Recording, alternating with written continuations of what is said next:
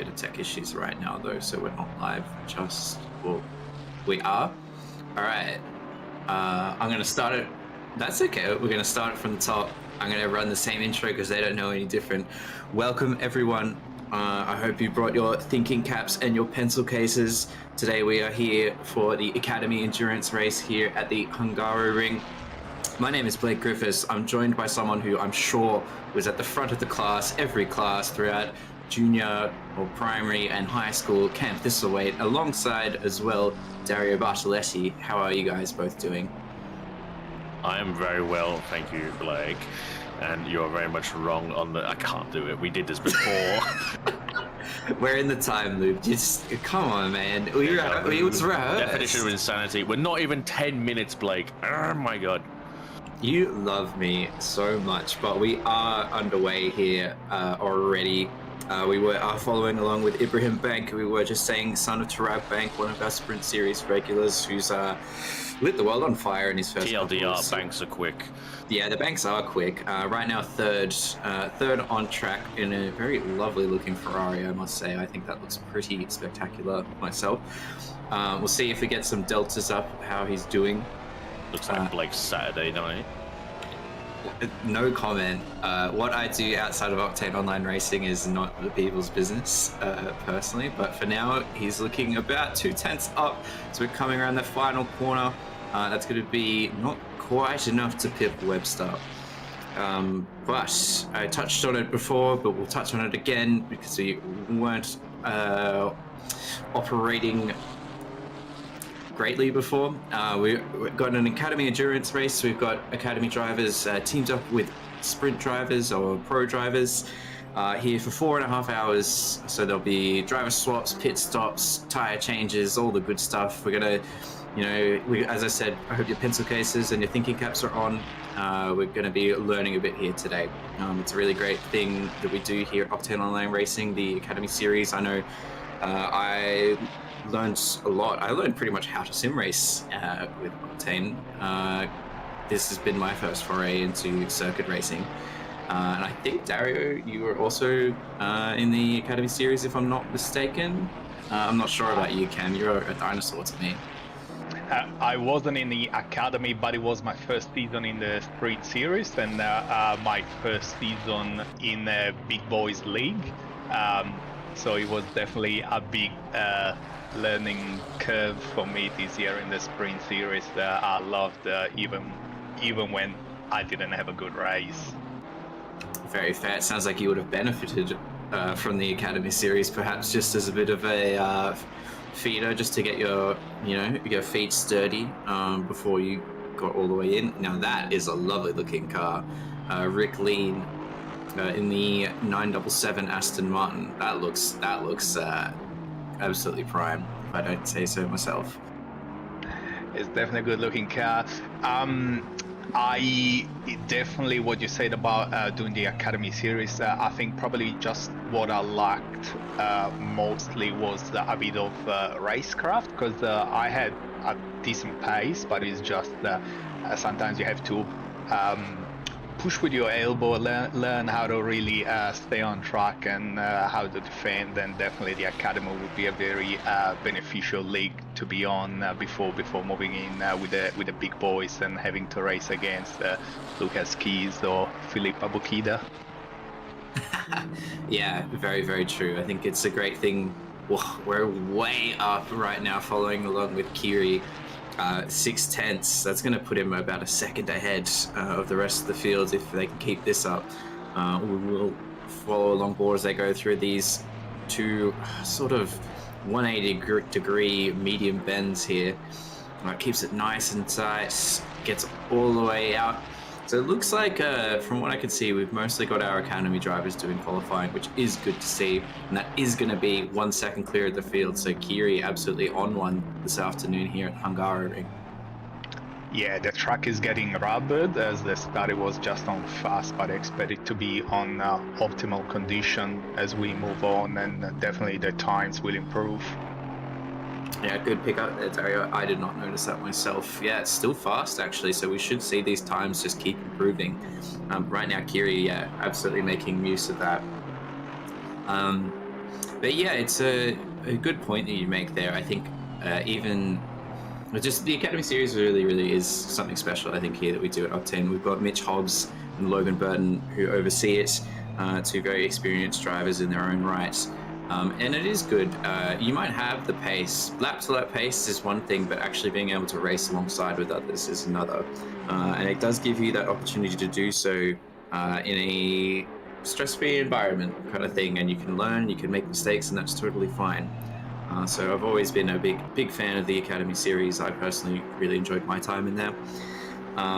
We will be speaking to Mitch Hobbs a little bit later today, I believe. We'll get, eyes or our fingers in the brain of how it operates from the top. I think we're also going to have a chat to one of our drivers as he races, which should be pretty fun too.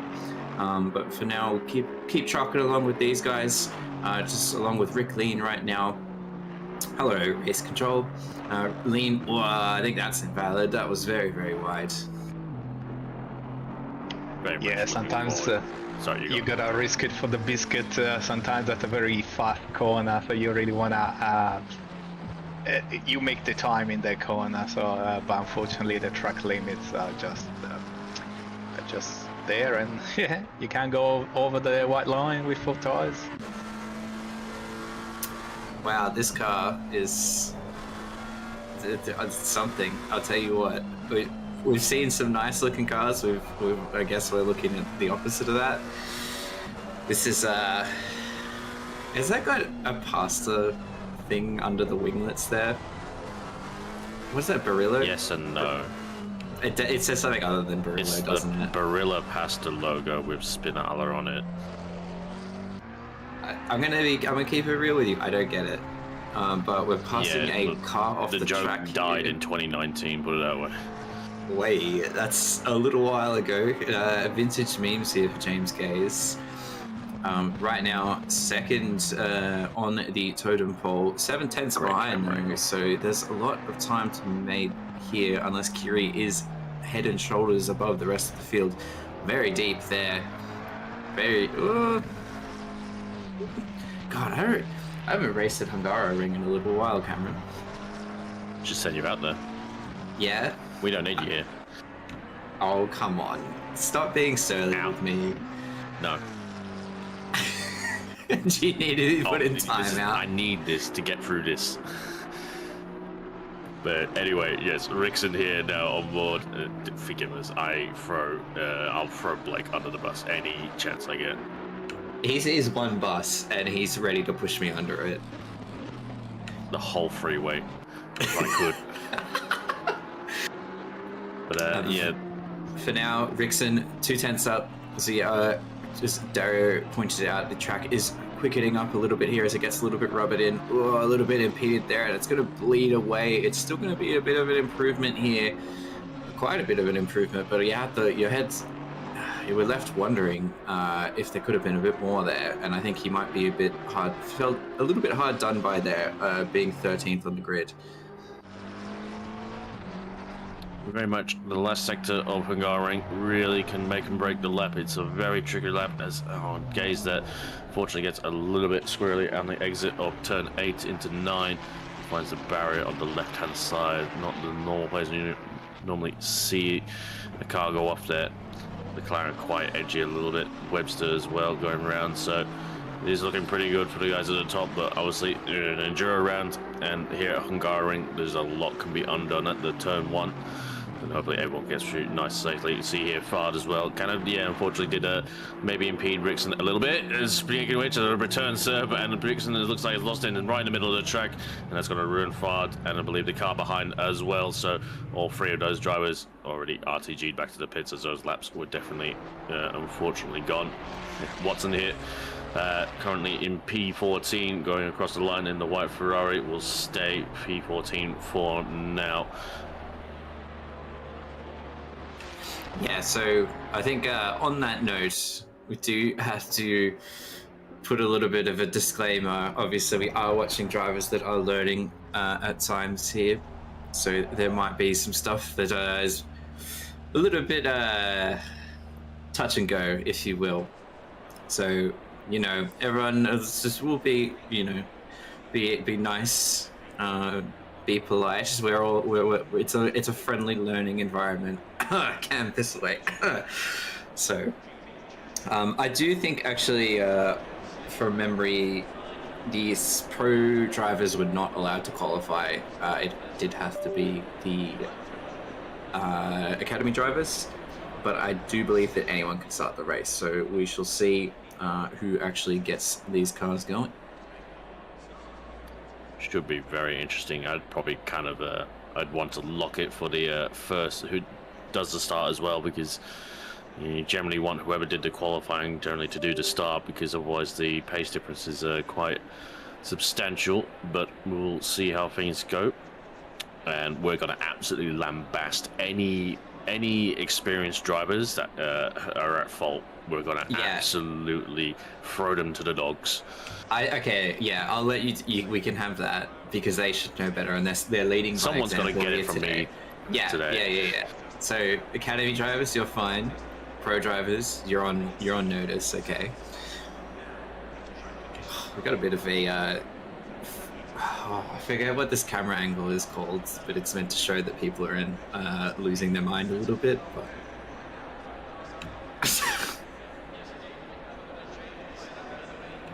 I like the time zone one. I did like the time zone one, to be honest. That's that a one. very, very handy livery to have. I should probably print that one and keep it on my rig or something, so I know what time my race is. That's alright. You just have to remember New South Wales and Victoria. The rest don't matter. Yeah, basically, yes. Yeah. I like the no texture Porsche. Very classic. Yep. I think was that 404 livery not found. Kovac's not found. Interesting. We got obviously the Pidgey car with the Action Kart sponsor. Shout out to Dave Stevenson. Got Vic Lean's very nice Aston Martin there on the left. We got a Bananas in Pajamas Ferrari on the right. That rocks. I love that. Glenn, you can't go past that. Yeah, look at that. That's great. Also a Pidgey car apparently.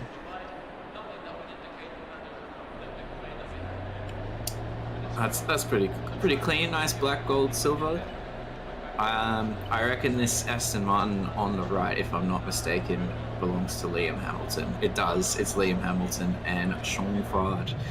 That is a very Liam Hamilton livery, if I had to say so myself. Got a plain white Ferrari. Who's this at the back? 99. It is A treat. The team name is John Ryan Gormley, apparently. Ay. But we are off for our formation lap. Yes, Glenn, this team is apparently called John Ryan Gormley. Yeah, okay, alright.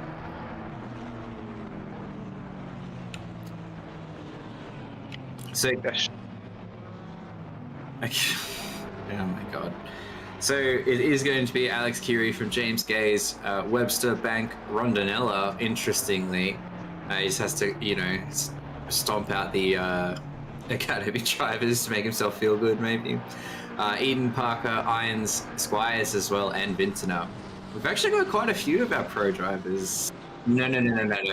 Actually, this is just who's driver number one. So we'll see how this plays out, because I was speaking to Liam Hamilton before the race. I know he's not starting, so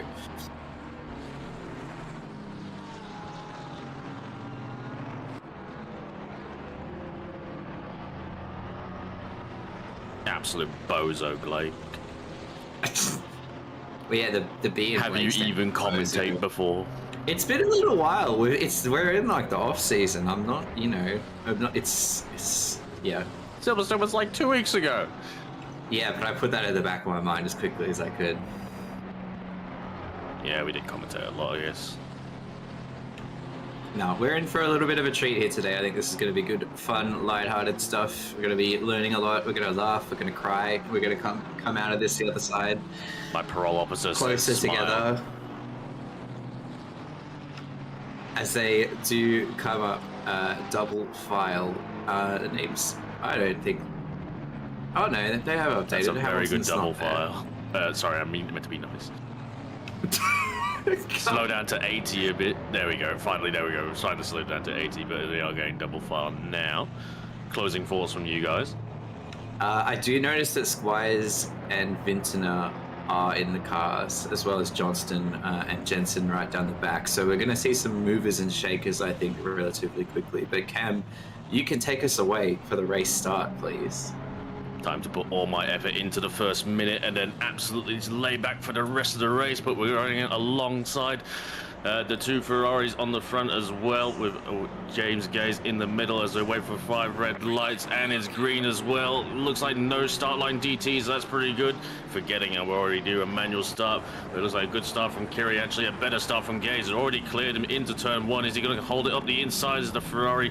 There's a slight overlap. He holds it on the exit, gives him space, does James Gaze, and definitely got the run now into turn 2 with the other Webster and Bank as well fighting for position.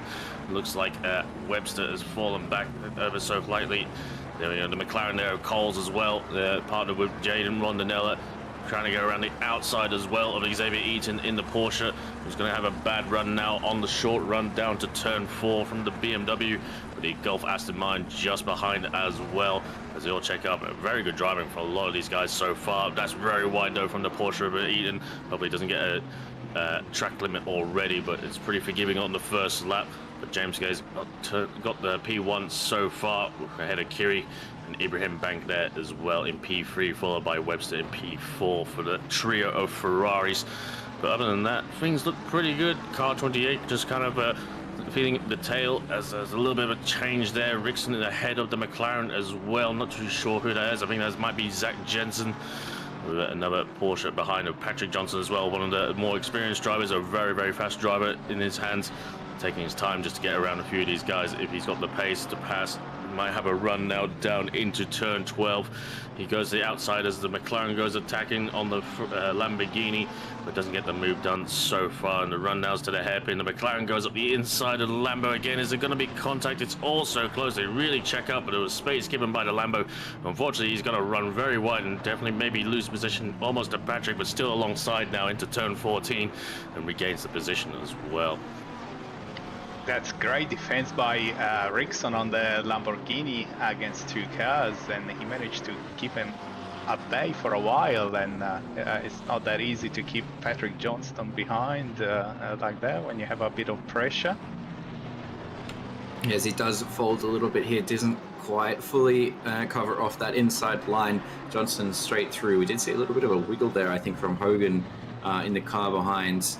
Yeah, we're going to be watching Jensen and Johnston, which is going to be easy to say and remember, get up through the field here, as these guys obviously have quite a bit of pace on the rest of the field. But we jump a bit further back up.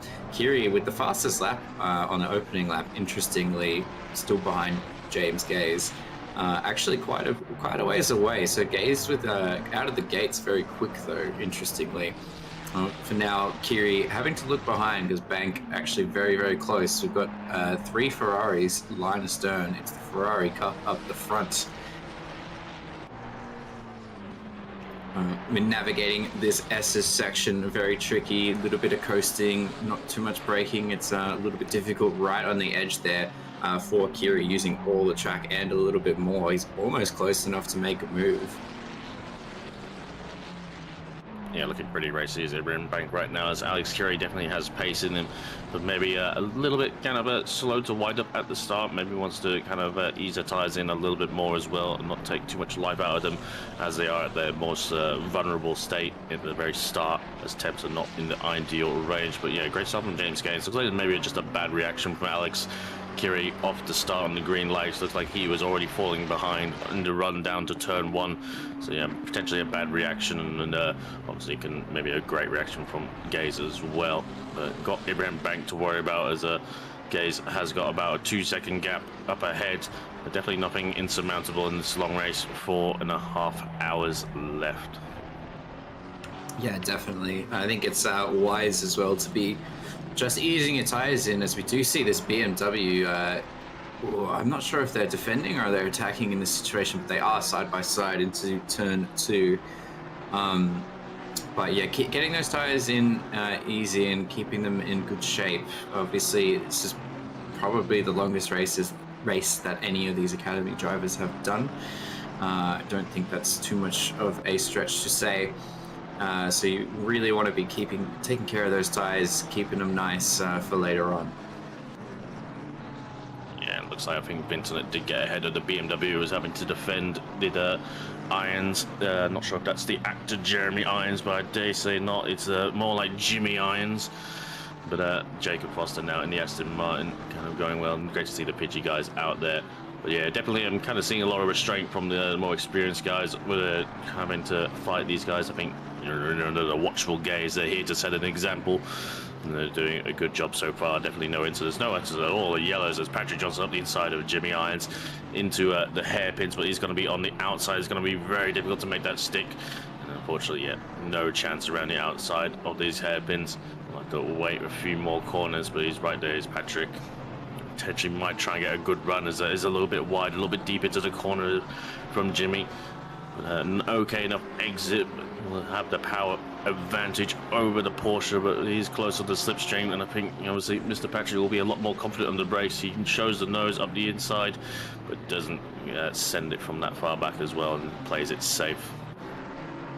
Yeah, great restraint, but everyone is great to see that no one's risking too much. There is lots to gain in the first few laps, but there's also everything to lose. So you don't want to stack it in the first 3 or 4 laps and compromise the race. So that's great to see that everyone's doing the right thing. Yeah, definitely. I think as well with the race, as long as it is, you don't need to be jeopardizing it this early on. And I think, you know, these pro drivers, they know that if they just keep the pressure on, I'm sure there's going to be a small mistake from some of our academy guys, and they can slip on through. They don't need to force the issue, and we don't want to see them ruining their race. We do have a yellow flag down the back. That is the Aston Martin of Fard paired with Hamilton. Right now we're watching Eaton just having to fend off the advances of Vintner, I believe that was. Fard getting up and running right now. We've got a little bit of a battle pack here. Squires does look down the inside of Eaton. I think Eaton's not going to try and fight that one too hard. That is going to become the outside if he doesn't get all the way ahead. Eaton's going to look to stay on the inside, and very, very close. Aiden having to take a wide line here. The outside is going to become the inside. He gets a much better exit. And actually, Eaton has lost out to this other Ferrari of Vintner. I believe it is indeed. So 2 of our pros just taking Eaton to school this time. Yeah, Ian been around a little bit as well, the academy driver, but he has had done a few races under his belt. Oh, so close to the back of the Ferrari as well. I'm not sure if there was a little bit of a touch, but got away with it. And now, obviously, Coles will have to worry about these 2 quick, experienced drivers behind him as well. I was a little bit worried for Aiden going into turn 12, and he frankly didn't overshoot and collect the McLaren. It was all good so far. So Ian going right now. Definitely got some, I think, a little bit more advantage pace over than some of these academy drivers right now, but just needs to keep it safe, and that's also wide as the exit of turn 4. Michael Cole now going a little bit wide, but I'll be surprised if the Aiden will send it from there. Not really a place to overtake into this chicane if you don't have a sizable enough overlap. So it'll just be line astern so far, unless there's a mistake from the McLaren. A little bit wide of the entry there onto turn 9, and now the run into turn is kind of compromises the line. It's going to be scrubbing a lot of speed off here, and then into turn 11, a good entry and a good line. And McLaren, a decent car, especially through those very fast sweeping corners. But doing enough so far as Aiden shows a nose up the inside as well, but doesn't send it. He doesn't have any overlap. Did force Michael to go wide a little bit, maybe a little bit distracted in the corner as everyone's starting to arrive on swing right now. Aiden around the outside in the Aston Martin, but finds quickly that doesn't really work out at all, but he's trying to get back on the exit again and gets also alongside. Michael goes wide. He was a little bit spooked by that one, and I think it's going to be Aiden well and truly up the inside and side by side now down to the straight between the Aston and the McLaren, but it's still a decent exit from Michael Cole with Ben Vinternet right behind as well, kind of boxed in, can't go anywhere. He's right on the gearbox of the McLaren, but Aiden up the inside as well. The BMW very late on the brakes there, very wide as well, with the Xavier going up the inside, and going to have the other Porsche there of Patrick Johnson up the inside as well as they go side by side, the two Porsches into turn 2 right now, and he's going to be around the outside there from Patrick Johnson. Holds it, and he should have the inside line now for turn 3, and definitely will have that move done as well with good avoidance there from that BMW. Well, action-packed. Awesome race, absolutely. And at the front, guys, he just got 1 second in the last lap to Kiri, who's under pressure by Ibrahim Bank. Yeah, we've not caught up with our leaders in a little bit here. We're about 10 minutes in. We do see our first penalty coming through. So maybe there was more to that story with the 67 Aston Martin. But for now, James Gay is very clear of Kiri and Bank. I think these two are costing each other a little bit of time in their squabbles and their fights. So we'll see how this plays out in the long term. And Webster just holding onto the back for the time being, but we do see Squires about 6 seconds down the road. I don't think that'll be 6 seconds or too much longer now that he's cleared Coles, as we just saw. Aiden doing a good job just putting the pressure on and then getting the move done. It's interesting some of the moves that you can make when there is a significant pace advantage. I don't think you'd see something like that normally in our sprint series, particularly if Aiden was racing alongside people of his own skill, but able to make it happen here with the pace advantage that he does have. That's absolutely action-packed start of this race. Blake, do we know what's the maximum stint? What's the maximum amount that one driver can race? So there's no stint timers today, I don't believe. However, the only thing that is hampering these guys, the only limitation is the pro drivers can only do 2 stints.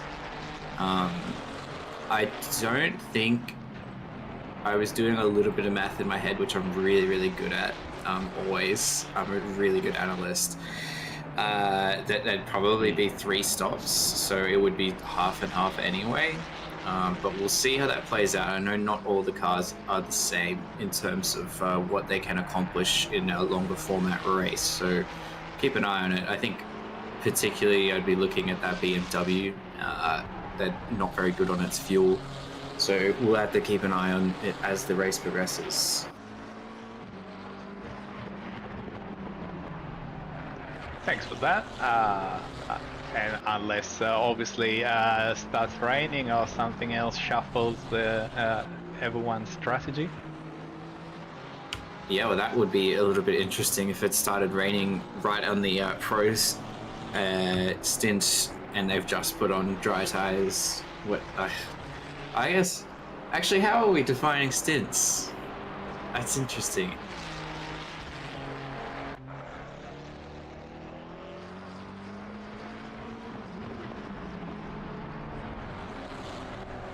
Okay, I'm hearing from race control that it is just per pit stop pretty much. So if that was to happen, pro driver wanted to stay in the car, they'd have to just keep going. So that would be very spicy. I'm not sure what weather we're in for today. It is looking pretty nice out there right now, 22 and 26 with no wind. So I dare say it's going to stay pretty dry throughout the day.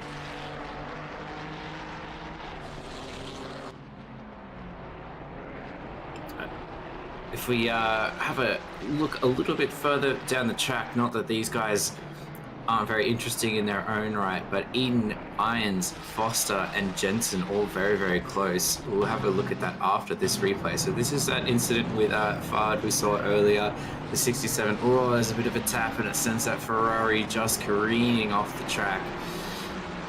That was the penalty that we saw earlier. So, I mean, it's one of those things. It was a pretty light tap. I think Just making sure Chris Cooley's car is at a, kind of nerfed a little bit before he gets in it. yeah, obviously. Yeah, that's fair he needs enough. it. Yeah. Be interesting to see Cooley. I think back in a 296, I was kind of expecting him to be with Fard in the Aston Martin. But unfortunately for Fard as well, and then he looks like he had that kind of, I'm guessing, spin on his own later in the last few laps, and kind of fallen down a little bit, but still not too far away, and definitely got time to make things up. It's all going to change anyway over time. Once we do the stops and driver changes, be interested to see how these guys tackle on driver changes. All these sort of fresher drivers, newer drivers. It is a little bit of an art to getting the pit stops right. It's hard enough when you're solo sometimes, when you're learning. And then obviously driver change definitely comes into it as well. Yeah, I think there's probably an added stressor to it as well. Being in a team, you don't want to let your teammate down. You really want to get that right, and it's pretty easy to not get it right. So we'll see what these guys can do. Hopefully they can just, get it in the box, get it up on the jacks, get the wheels off, driver in and out, nothing too crazy. For now, it looks like Kiri's actually building a little bit of a gap to Bank. We saw this as low as 2/10, but right now Kiri's stretching his legs 1 second ahead of the young Ibrahim Bank. Yeah, by now probably the tires might just start to lose the sharp edge, but the car also will get lighter with fuel, so it'll be interesting. But seems to have found his pace while Vintner and Squires are catching up on Webster. Doesn't look like they're fighting each other, but they're pretty close. Yeah, certainly. Interesting seeing Squires in the Aston Martin as well. I know he's a big Ford head. I've seen him, I think he drove the Porsche last Enduro. But yeah, we're seeing some of our sprint drivers in not their usual machinery. A little bit of a slide there from Coles. Puts him very much under pressure from Irons behind. And yeah, it looks like a better run there for Coles out of the last corner. We'll see if he can draw alongside. Now the gap relatively stable, but that slipstream is helping Irons. He does pull out. He's going to look to the inside, and I think Coles not quite on the defensive there. He might look to switch underneath, but I think Irons has done enough to get ahead and has done so. Coles needs to be careful here. There's a whole train behind that could eat him up if he's not got his head on a swivel. And we do see Jensen actually back there, who would be looking to move through this crowd as quickly as he can. That was a great move by Jimmy Irons on turn one. He came back from quite far behind, then got into the inside and stuck to it, held the line, and managed to do the corner and kept the position. Yeah, I think I was about to say Coles is not done yet with this one, but quite late on the brakes, does very well to swerve out of that one and avoid a collision. Has lost that position to Eaton, does slot back ahead of Foster. No! Oh no! Touch? Did he do it by himself? I think that might have been McLaren things. Does well to get that spun around on the grass, heading in the right. Oh no! Okay. Wow. Yeah, let him mow the lawn and come back to him after. Yeah. Look, yeah. That does feel like a little bit of McLaren things across the curving now. More like Blake things. Blake things? Come on, Cam. You're not even trying at this point. Commentator's cursory again. Yeah, look, to be truthfully honest with you, he spun it around and then my stream stopped for a second and I was like... Don't give us technicalities. Own it. Well, yeah, no, that was definitely a curse, but I couldn't see... From Michael Cole to you? Well, for now, we're looking at Squires fighting Vintner and Johnson, so we have a little bit of a pro pack coming through here. As I said, Squires in not his usual best. A huge slide. Like heading again.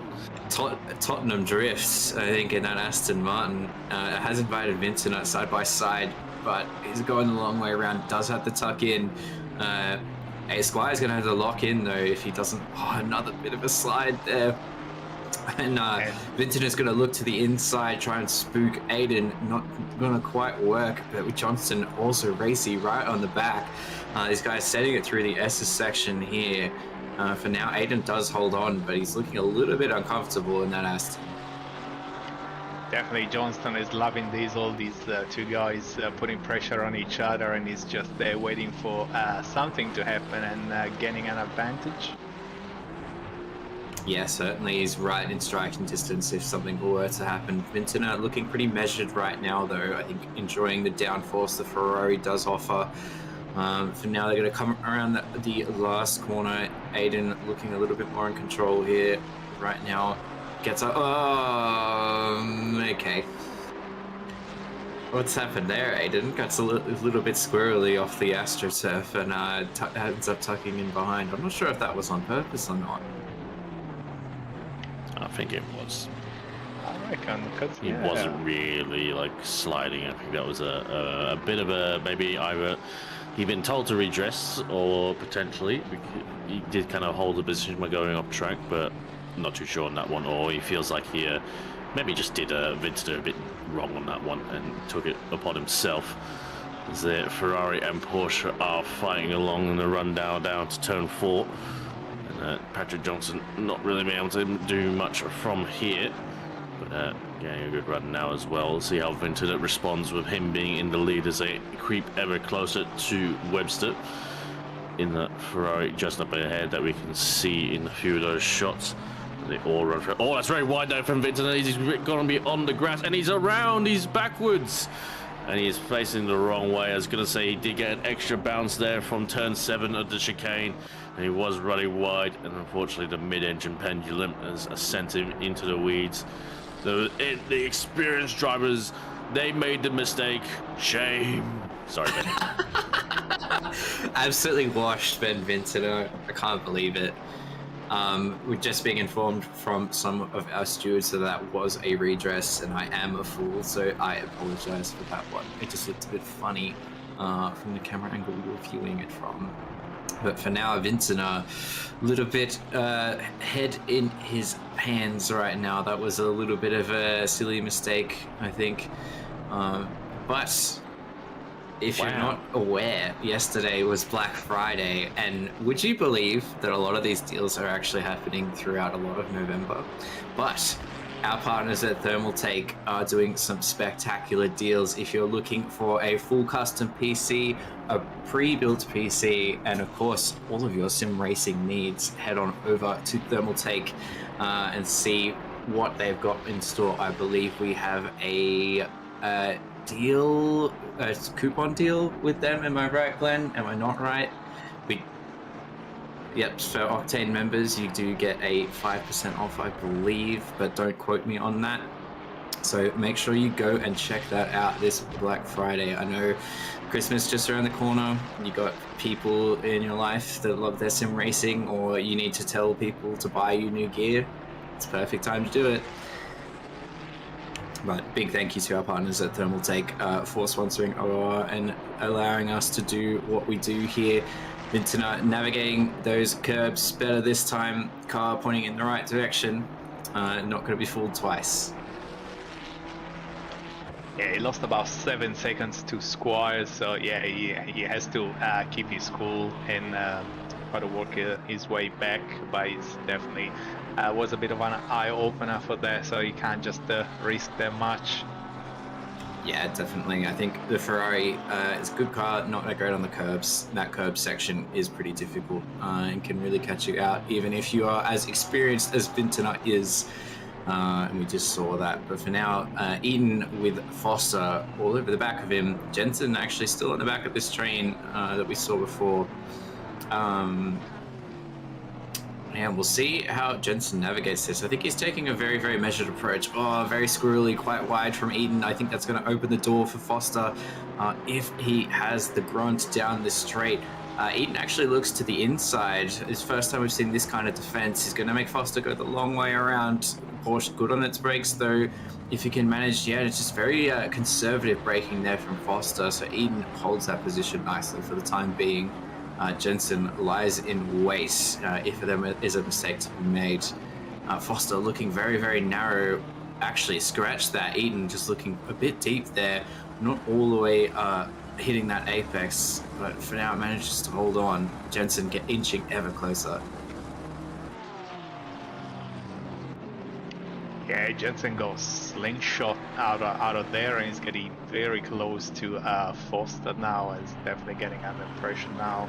I think probably Foster didn't want to rush the overtakes and try to build it up a bit better once he get a clean shot, but now he gets under pressure by Jensen on the McLaren. Yeah, Jensen just mounting that curb as well. You would have felt that one on your butt under the seat, right through. Ooh, a little bit wiggly there from Foster. Not sure if there was contact, but for now they're pointing in the right direction. And Jensen is through.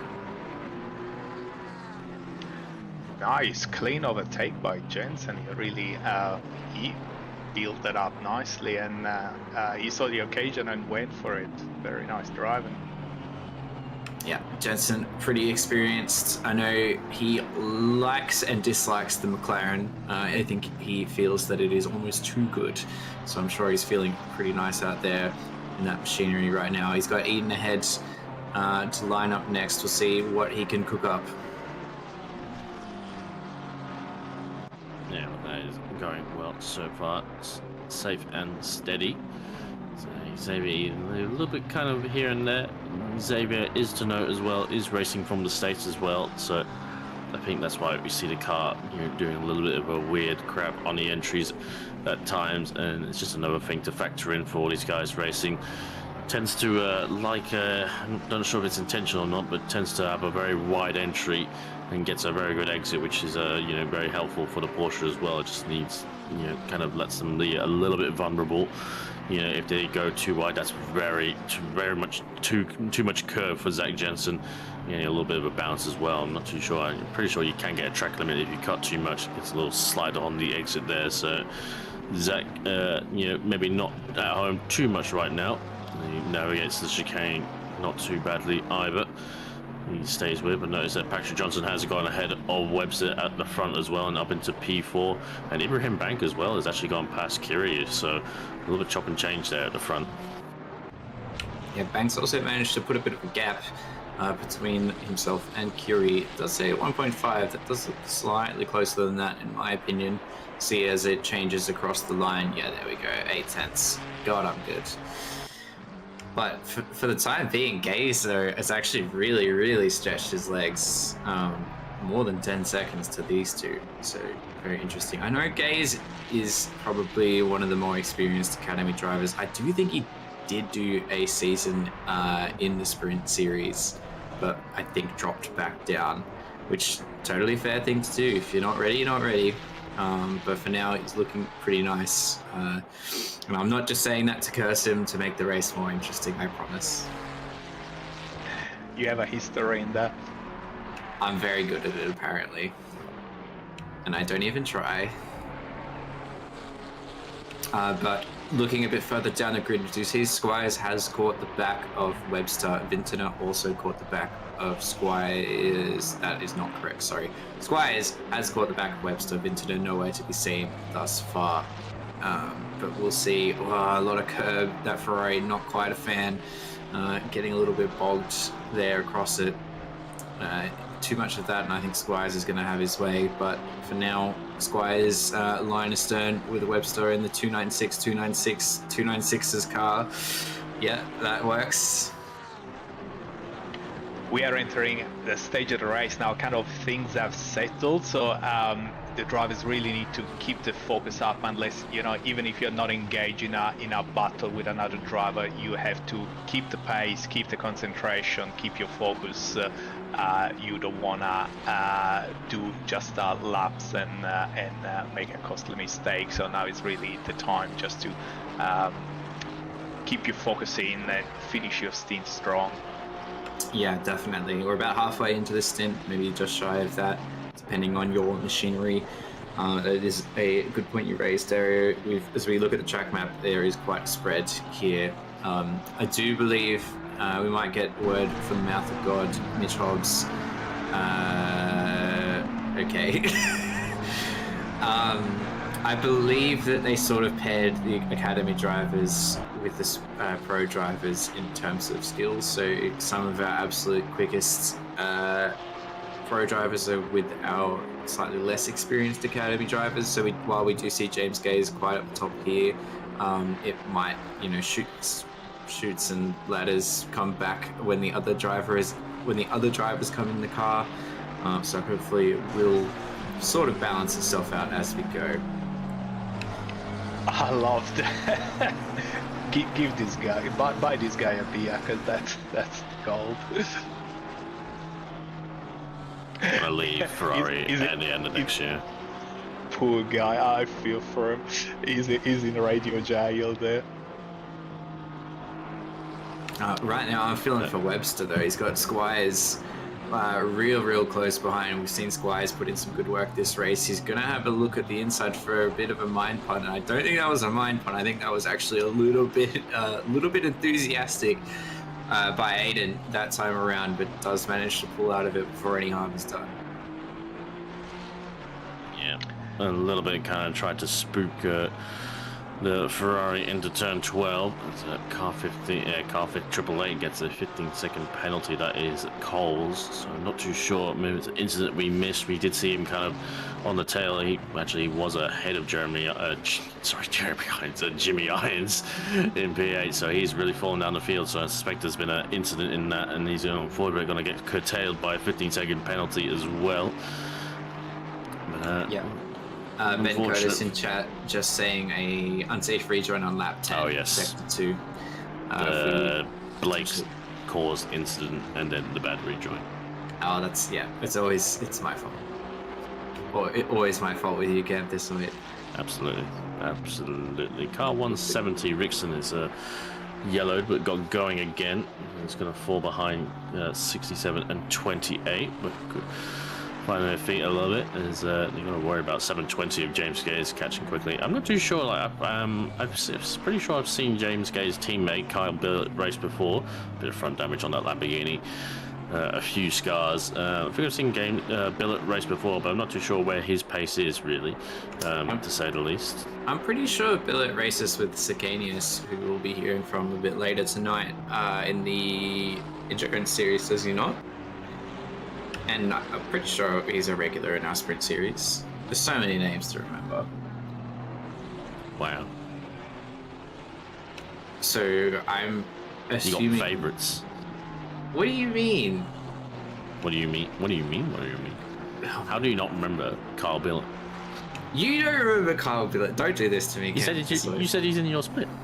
No, so you I said know properly. Sprints. Wow. Unbelievable. I'm just a commentator. Okay, well, for the time being, Webster he's gonna hold the racing line here. Squire's down the inside. I think this is pretty much going to be moved on if Aiden can just keep it nice and clean, which he does. It's actually a very conservative entry from Webster. Squires says, see you later. Yeah, great job by Webster. Like, he kept Squires behind for a very long time, and it saved the position, held him for a very long time, and didn't want to defend too hard against Squires. He's luckily has a bit of pace on him, so better let him go without fighting too hard.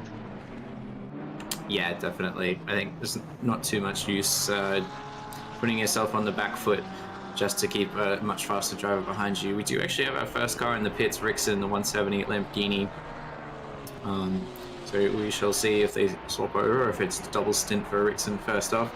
Rickson is with, if you bear with me for a moment. And they're gone. Was with Underwood, but apparently they're gone, which is interesting.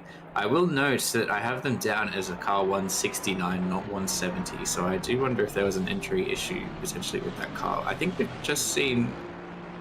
Wait, we've just seen a few cars drop out. What happened? We only have 14 on the track. There we go, one's back. 15. We've got Coles in the lane, the Triple A's. They still issue McLaren. That is Jaden Rondonella potentially going to be jumping in the car. Yes, just getting word in. I think that's Daryl Loom in the chat saying the 888 had disconnected. So we shall see if they choose to soldier on. But I do think we're down a car or two from the beginning, from memory. Why anyway. would you do that to Paul Glenn? Gave him a right old scare then. I thought we had 16 cars at the start, yeah. I've got 18. Yeah, so Lamborghini hasn't come back. Yeah.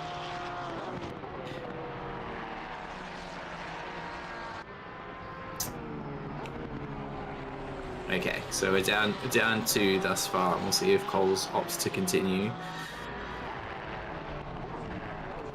For the time being, though, we are watching Kiri had to fend off the advance from Johnston. Johnston in his preferred machinery, that Porsche, be a nice car around here, apart from probably managing those curbs. Ferrari know better. As they navigate these S's coming through the last one here. Here is the one of the ultimate track cut spots on this track. They both get through nicely. Johnston very, very close to Kiri, but Kiri holding it together for the time being. Yep, to defend from Patrick Johnson. Very quick driver, as we know. Right up close as well. Unfortunately, it had to be had to play the bridesmaid to Lucas Keys and Philippa Bakita in the finals. Did a very good job considering the caliber of drivers, and all over the back now of Kiri onto the straight, and now Kiri going to the middle of the track. Looks like he actively wants to defend as well. We'll see how they come out to turn 1. Patrick up the inside, and Kiri jumps back to the racing line, trying to get the entry in a crisscross, but I don't think it's going to happen. As the Porsche he doesn't really park it, but he didn't get on the power as early as he probably could have. Just stifled the Ferrari's progress a little bit. It was a great job there from Patrick Johnson, and good racing from Kiri as well. Saw that the car was going up the inside, retook the racing line to improve his entry, but nowhere really to go, and then just pile drive into the Porsche as well. He did everything under his control as well, so it has to be commended. Yeah, I think great idea there from Kiri, just to get back on the racing line, try and get that up and under, but did not quite play out. I think Johnston too wise for that kind of move. For the time being, Johnston ahead is going to get down.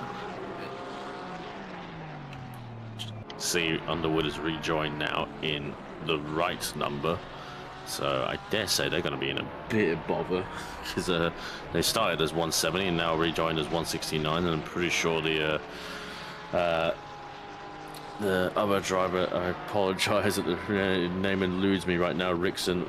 Actually, no, Rickson was driver 2 according to our stat sheet right now, so maybe Rickson had internet issues, that's why Rob Underwood has rejoined, as he is driver 1. I'm not too sure what to make of all that. Yeah, they are still in the pits. Wait and see. Time being, we do have Rondonella back on the track, allegedly. 3 it's laps all over. down there. Like as in they're done, or Rondonella's good? Plead the 5th. Boo, stand by your takes, Cam. I don't answer questions. But if we look just ahead of Kiri, Johnston, there we are. Johnston very, very close to the back of Bank. We'll see what one of our quicker academy drivers can do against the advances of one of our pros. For the time being, Johnston probably a better line through there. We'll see if he gets the better drive as they do come down to T4. Nice little bit of curb. Nice usage of the curb there from Bank. A little bit more conservative approach there from Johnston. Keeps it nice and tight, does Bank. Don't think this is going to be it just yet. This part of the track is probably the most difficult. Gets nice on the curb across these silent coppers. And for the time being, Johnston still going to be waiting in the wings to see if Bank does make a mistake.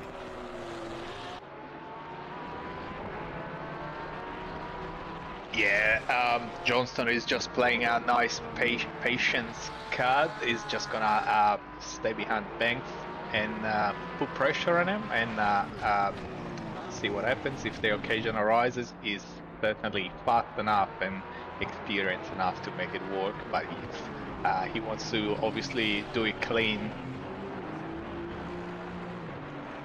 Yeah, definitely. I think we've seen Johnson's been quite good at navigating some of these slightly slower drivers from the academy. So he'll probably just keep this pressure on and see if he can get Ibrahim to commit to a mistake. But it is looking like this could be something on here if he does get that nice slipstream from that Ferrari.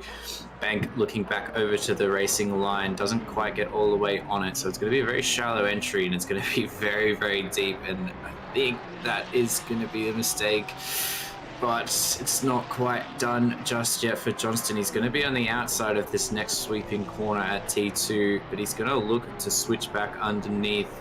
Bank does a good job of narrowing that exit, but it is really going to compromise T3. I think if Johnston is wise, he will be able to get up through, but does choose to tuck under the wing. So Bank does hold on for the time being. Yeah, it's defending fresh air a little bit right now. As we got Q&A, very topical as well right now. It's a bad run from the Ferrari, and also kind of not too clean from Patrick Johnson as he tried to capitalize. They both did get a little bit squirrely right now, but going also well into turn 10, right on the gearbox is Patrick Johnson. Going to unfortunately compromise the Ferrari's entry into turn 11, and now a run down to turn 12. He's going to try and get the inside, try to get any overlap. He's going to be very low on the brakes there from Patrick Johnson, and very decisive as well. He's always like coming through, you better give me the space. And I think he didn't have much overlap going into it, but I think he had enough definitely into the corner as well. It was very decisive there from Patrick Johnson, and so that's kind of what you need, unfortunately, around the Hungaroring. It is a notoriously difficult track to pass for them at the spot. Yeah, Good definitely. old authority, and he got it done. And now Kiri is on Bank's rear wing. Yeah, it's that squabbling between Johnston and Bank has invited Kiri back into this conversation. Yeah, Johnston doing a good job there, really forcing the side-by-side. I think it caught Bank a little bit off guard because he was slow to actually turn in and didn't bother trying to get through the corner side-by-side, perhaps on purpose. But for now, he's going to have to look behind as Kiri does want to try and get this spot back from Ibrahim Bank. I think, maybe, I don't know if Ibrahim will listen back to this, but for the most part he was doing the right things, but I think a few times he was defending fresh air a little bit, stuff that Patrick Johnson wasn't going to go for, and he was like kind of just compromising his run through the corners. That's all well and good as well, as long as you can keep basically hog the racing line. But a few of the runs that we saw, like as we see coming up to these twisty sections, he really compromised his line into a turn 11. And it was never somewhere that Patrick Johnson was really going to send it into that corner, and Patrick knew that, and he was just going to set him up for the run down to turn 12. So you see now, Ibrahim's right over to the left. He's in the normal spot, and I think that's also just a little bit of experience as Kiri here getting closer. He looks at the inside but doesn't send it. Kind of forces Ibrahim to maybe defend a little bit, but thankfully Ibrahim didn't completely commit to the inside. He saw that Kiri wasn't arriving on the scene. So you've got to keep your head, despite whoever it is behind. But it is, everything to play for these academy drivers. So some wonderful analysis there, Cameron. We do have Leon Rickson in the chat just saying that Rob and Leon did have a PC issue, and Rob did have to restart his game. So that would explain the 20 laps down situation that they find themselves in. Bit of a different line there for Kiri from Bank, and it almost invites the up and under, but for the time being Bank does hold on. Oh, it's a little bit deep there from Kiri. That's gonna really compromise that corner. But yeah, I think from memory, a little bit of a hop over that curb, not ideal, but Rob was having some issues with his ACC if I'm not mistaken, as this game does sort of really nearly get all the way in the coffin at this point. We do love it dearly, but it is showing some signs of old age. But for now, we do still enjoy a good bit of Assetto Corsa Competizione. Yep, So the question in chat as well, very topical right now, and yes, I kind of saw the issues. I knew it from day one, to be honest, with Project Motor Racing. I don't really care because the true racing game of the generation is potentially going to arrive. It's my winter car, not necessarily a racing game, more of a lifestyle game, but God, I'm so excited for that. As these two get also close to turn 12 right now, this is the camera angle where you can actually see something going on at turn 12, unlike the other one, thanks to, 10 years of one broken camera angle. Kudos. But the run now into 12 to 14 as well. It's always tricky to get a move done on a similarly quick competitor in the same machinery as well. In these Ferrari 296s, we see it a lot in the Sprint Series in the Academy. And we do see that Mr. Aiden Squires kind of slowly closing in. I'm not too sure what's happened really to Aiden. He kind of was behind Webster as well. He really seemed to have fallen off pace a little bit, as he was like holding pace with Johnson, and obviously we saw what happened to Vintner as well. I'm not too sure if I'm misremembering if Squires has had an incident somewhere. Perhaps just had a moment that's hampered his progress catching up to the back of these guys. Yeah, absolutely washed. Terrible.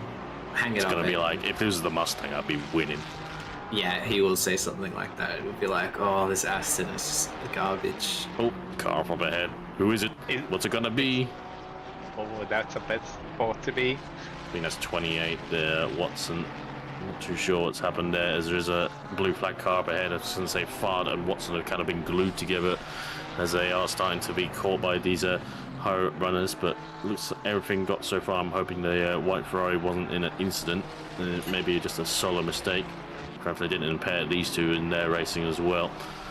As Patrick Johnson's ever so closing down on the 720. He's had an absolute clean run, as James Case can be very happy with his performance so far. Definitely not staying around the Academy for next year, that's for sure. Yeah.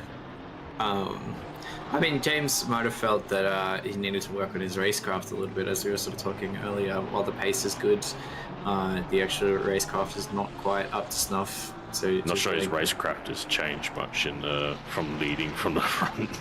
No, I don't think he's getting much of a workout in that regard, but in terms of running in the Academy series in general. Actually, McLaren up front by quite a lead. I think we should check the planks on that thing. But I have a funny story. So basically, my very first series with OOR was the Porsche Cup in GT4, because I just wanted to do something a bit different, and so I found myself driving a very unfamiliar car with a Porsche Cup, with all these amazing drivers, and I was like, oh my god, what have I put myself into, But yeah, it was fun though. Yeah, that would have been a bit of a difficult one to throw yourself into straight away. Obviously, as well, it was only two classes of cars. It wasn't really classes of drivers per se. We had quite a few very, very quick guys showing up for that one. So yeah, and the first time also in multi-class, because I found myself, being in the faster category, but driving against better drivers in a slower class car. So for me, it was even hard, just to lap drivers, just because I lacked the racecrafts, and sometimes even just the confidence of going for it. But yeah, it was, it's all part of the learning game. yeah, definitely. Right now, Kiri actually getting very, very close to bank. I don't think he's going to be defending much clear air anymore. It does stretch that gap out just slightly into this last corner, but Kiri is definitely finding his footing. We do pass the pits. We do see Watson in the number 28 Ferrari has pulled in, hopefully for a regulation stop, and we don't have another disconnect or anything, technical issue. So we need to see these guys out here not learning much if you're in the pits. Oh, it's looking pretty scuffed. I'd be worried about the wear across the entire race. Did they just use someone's tablecloth to wrap the diffusers? I think it looks like we've just had the paint bucket and filled the entire car with one texture. Yeah, had a spare bucket of paint or checkered wrap. So yeah, use it all. Just all the leftover bits of vinyl wrap. Yeah, just chuck it on the car. No problem at all. Guys, It's gonna look amazing. guys, he's just getting ready for Christmas. Yeah, are you feeling the Christmas spirit, Cameron? Can't say the words I want to say. Come on now, I know you love your carols. What was it? Grinch? It does say "Do you?" There's a message under all the stickers, but I don't think Gaze is aware that the stickers get put on because it kind of just says "Do you Jesus?" I think now.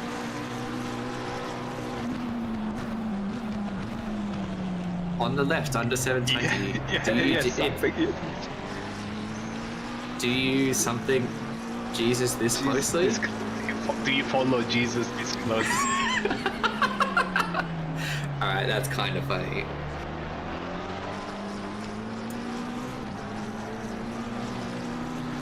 I think we might get in trouble if we show too much this car. I'm not sure what's actually on it.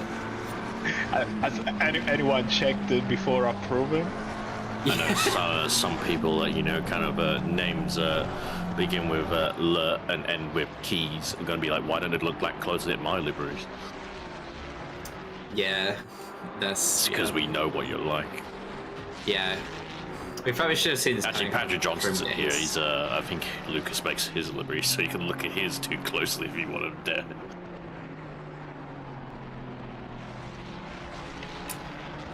We get onto it and yeah, really actually check him. Kiri, though, not actually able to get quite as close as he had been earlier to Bank. So Bank just stabilizing a little bit here, maintaining that last podium position as we do come to the sort of final end of the first stint. I would imagine probably another 20 minutes of running, potentially. Still building a gap over Aiden Squires, absolutely washed. Ah, he's so washed. Sprint race winner. Yeah, is it? Didn't he win two? Wasn't he a back-to-back sprint race winner? It makes it even worse. Yeah, it just makes him seem even more washed. Oh god, it's not a must, thank you. That's I think you can know who that is. Yeah, it's John's cousin, Ryan John. John's evil alter ego, Ryan John Gormley. Oh, Kiri. I think Kiri's got a bit more pace through this. That's a bit. Yeah, I think he just is coming in a little bit hot, but it looks like Kiri's a bit better through this sort of first section / last section of the track, because we do see them ebbing and flowing a little bit, whereas Bank, I think, a bit better through the mid part of the track. Extends that gap back out a little bit wide around the corner there for Bank. Might compromise this run down to T4. But for the time being, Kiri is still following. And Bank doing a relatively good job. It's a very, very shallow line there from Bank. I think he's feeling the pressure now. It's mounting as Kiri is putting together a portfolio of moves here to get something on Bank. Can he do it? It's a little bit wide from Kiri as well. It's very scrappy racing between these two at the time, for the time being. But no contact thus far, and I've definitely cursed it now. I don't think anyone here is going to understand the DTM reference going to make, but I'm probably sure Alex Kiri's race engineer is just, kind of screaming Schrebenhaus, and definitely wants to get in past the Ferrari up ahead. But unfortunately, not the case so far. In the sim, you can't really punt to pass very cleanly in like real life.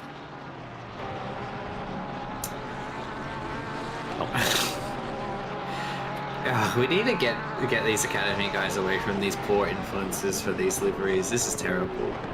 Why are we're blocking John again? It's because you never want to be on the receiving end of a John Gormley DM, put it that way. I've been on the receiving end of a John Gormley DM, and yes, I understand why. No, not to the degree that you have. Ask Tim Gove. I don't want to know what Tim and John get up to in their spare time. It's more so what. I'm not sure if all of the. Yeah, definitely, yeah, the ones at the bottom right. I'm not sure to some bottom left, I should say. Middle left is definitely him, and bottom left, I'm pretty sure. I think there might be some young. Not too sure. There's some on the right, I don't think there are. There could be a mix of Tim and John. Does it Tim? He Not doesn't too look dead to the world. Is it a young picture of Tim? Yeah, pretty wheelie. Aye. I think it's wise that Tim's hung up his road riding motorcycle career for the time being. Very quickly became Brokeback Tim. That's an interesting way of putting it, that's for sure. We do have Jaden Rondinella actually coming up to the back of these guys. So obviously a lap, well, it's 2 laps down actually. I love if we could just clip the experienced drivers out of context. You know, Underwood 21 laps down, washed. Hughley second last, washed. Rondinella penalty, absolute dismal. Yeah, totally washed. But it'll be interesting for Rondinella because he's going to need to get by these guys cleanly. And then make sure he gets past them, puts a good gap. Whoa. Very aggressive coming out of the slipstream for Curie. It's making the car really unstable just before the braking zone. I hope that doesn't come to tears a little bit later. But yes, good pointing out though, Cooley is in the car for the number 28 Big Donk racing entry. I believe that is Whoa. Yeah, also close, and maybe a small overlap. I'm not sure this is going to work in favor of Curie. As Ibrahim Bink takes the racing line, it was a little bit wide on the exit of turn 3. It absolutely compromises his run, and Curie is right there to try and capitalize. So much that Rondinella has caught up massively in these last few corners. These two really hampering their own progress. It's a wide entry as well, but unfortunately Curie too far back to really capitalize on any of these mistakes from Ibrahim Bank right now. Definitely getting towards just 5 minutes away from being the 1 hour, so fuel tanks are getting low as well as tires are suffering. Rondinella's got fresh tires as well, so he definitely wants to clear these guys, but he's right under the microscope right now if he causes the incident. He'll be called absolutely washed if he makes contact with any of these drivers. He does have a bit of a look at the inside, but wisely chooses not to follow through with that course of action. I think the fresh tires is definitely a big factor here too. For now, Kiri doing a good job to keep him behind. Obviously, Jaden has to make this really clean if he does want to get by these guys. Kiri, I think, just falling back from bank, having to try and keep Rondinella behind. I mean, I'd be tempted to just let him go so I don't have him in my mirrors. Let's turn the mirror off. Well, some drivers actually do that, and it's like I do drive in the mirror a lot, so it is actually a valid strategy from a lot of drivers. Yeah, I think in the last couple of GS races I've done, we've had the mirror glitch out and just not had one. And it did make me see the appeal of not driving with the mirror, but it can. You do know how to fix that bug. That's a long-standing bug. Yeah, but I don't know. No, I don't. If you do a driver change, you cycle through the cameras to get the virtual mirror back. Right, okay. Have you played this game before? I have, but, I don't know. I just do my own thing, I don't need the mirror. Commentate like you drive. Really well. Yes. Oh.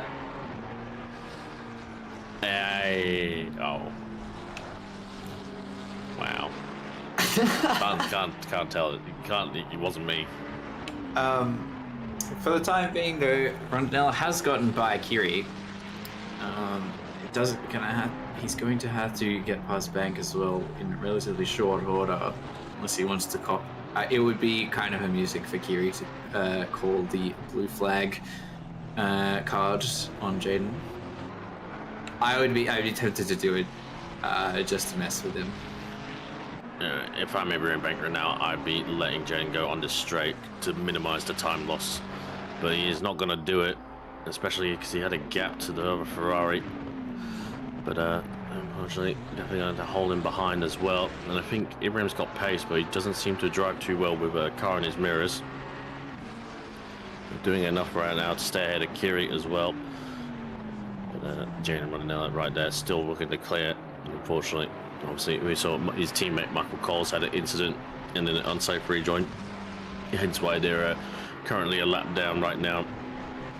But definitely have a fuel tank advantage.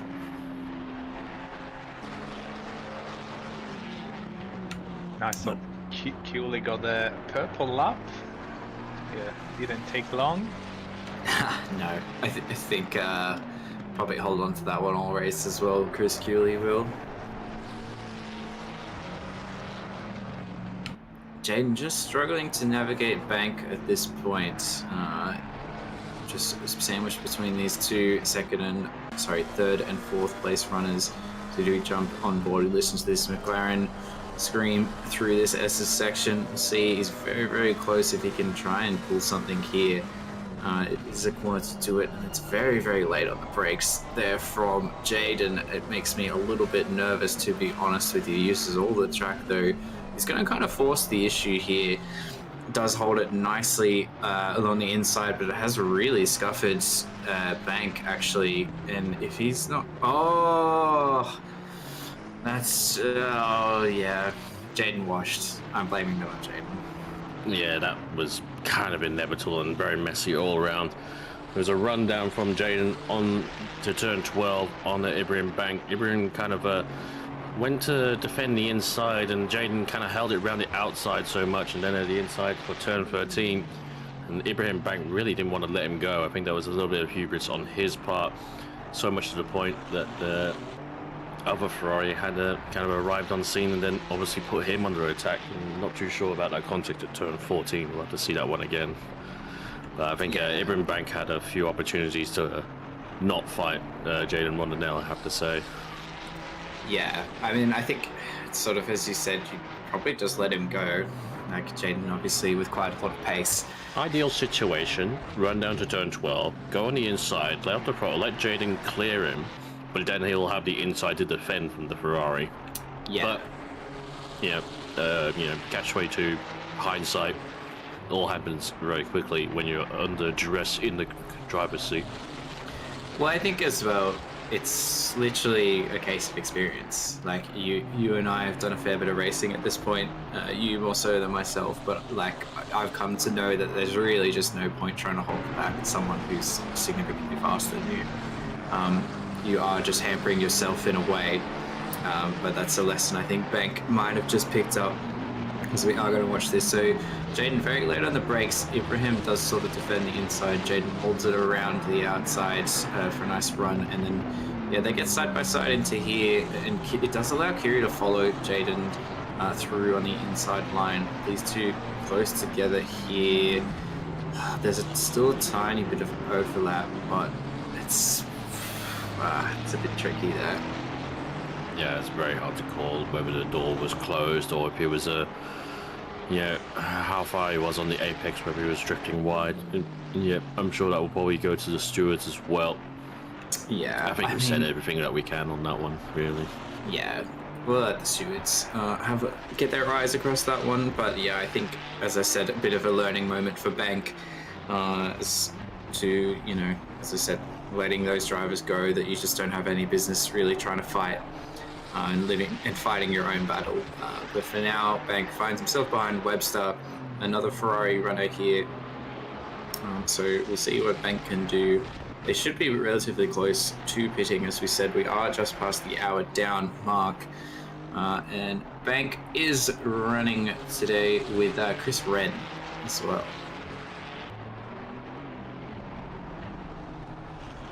Yeah, absolutely good call, Blake. Bank and Rondinella are not on the same race. Sometimes it's just worth letting the guy go through. I know that you're racing and it's an blue flag, but yeah, there was really nothing to gain by holding from the new lap all day long. Bank is doing an amazing ride, so yeah, he can let him go and keep his position, and yeah, hopefully he's gonna learn something for the next race. So interestingly, Kiri has gotten a 5-second penalty for causing a collision. So Stewart's with a light tap on the wrist for that one. So they deemed that he kind of didn't leave Bank enough space on the inside and gave him a bit of a chop. Yeah, like Antonelli and Piastri at Brazil. It's yeah. I think we refrained from. Except for we got the penalty right.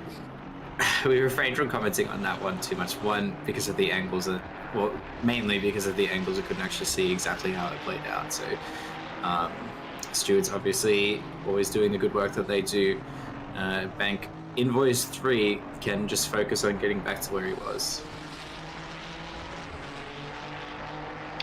Yep, that's why the stewards get paid lots of money. They do? Where's my check? Well, talk to your union rep. Very fair. Oh, very late on the brakes there from Bank. Has to pull out of that one. Webster almost on the receiving end from a love tap from behind. Oh, this is You get paid in exposure. Like. Quite deep. Yeah, exposure to you. Quite deep. That's from a Bank blessing. as well. And maybe a little bit out of sorts after all that kerfuffle that was going on just before. I think Bank needs to cool the jets a little bit and get back on track, figuratively and literally.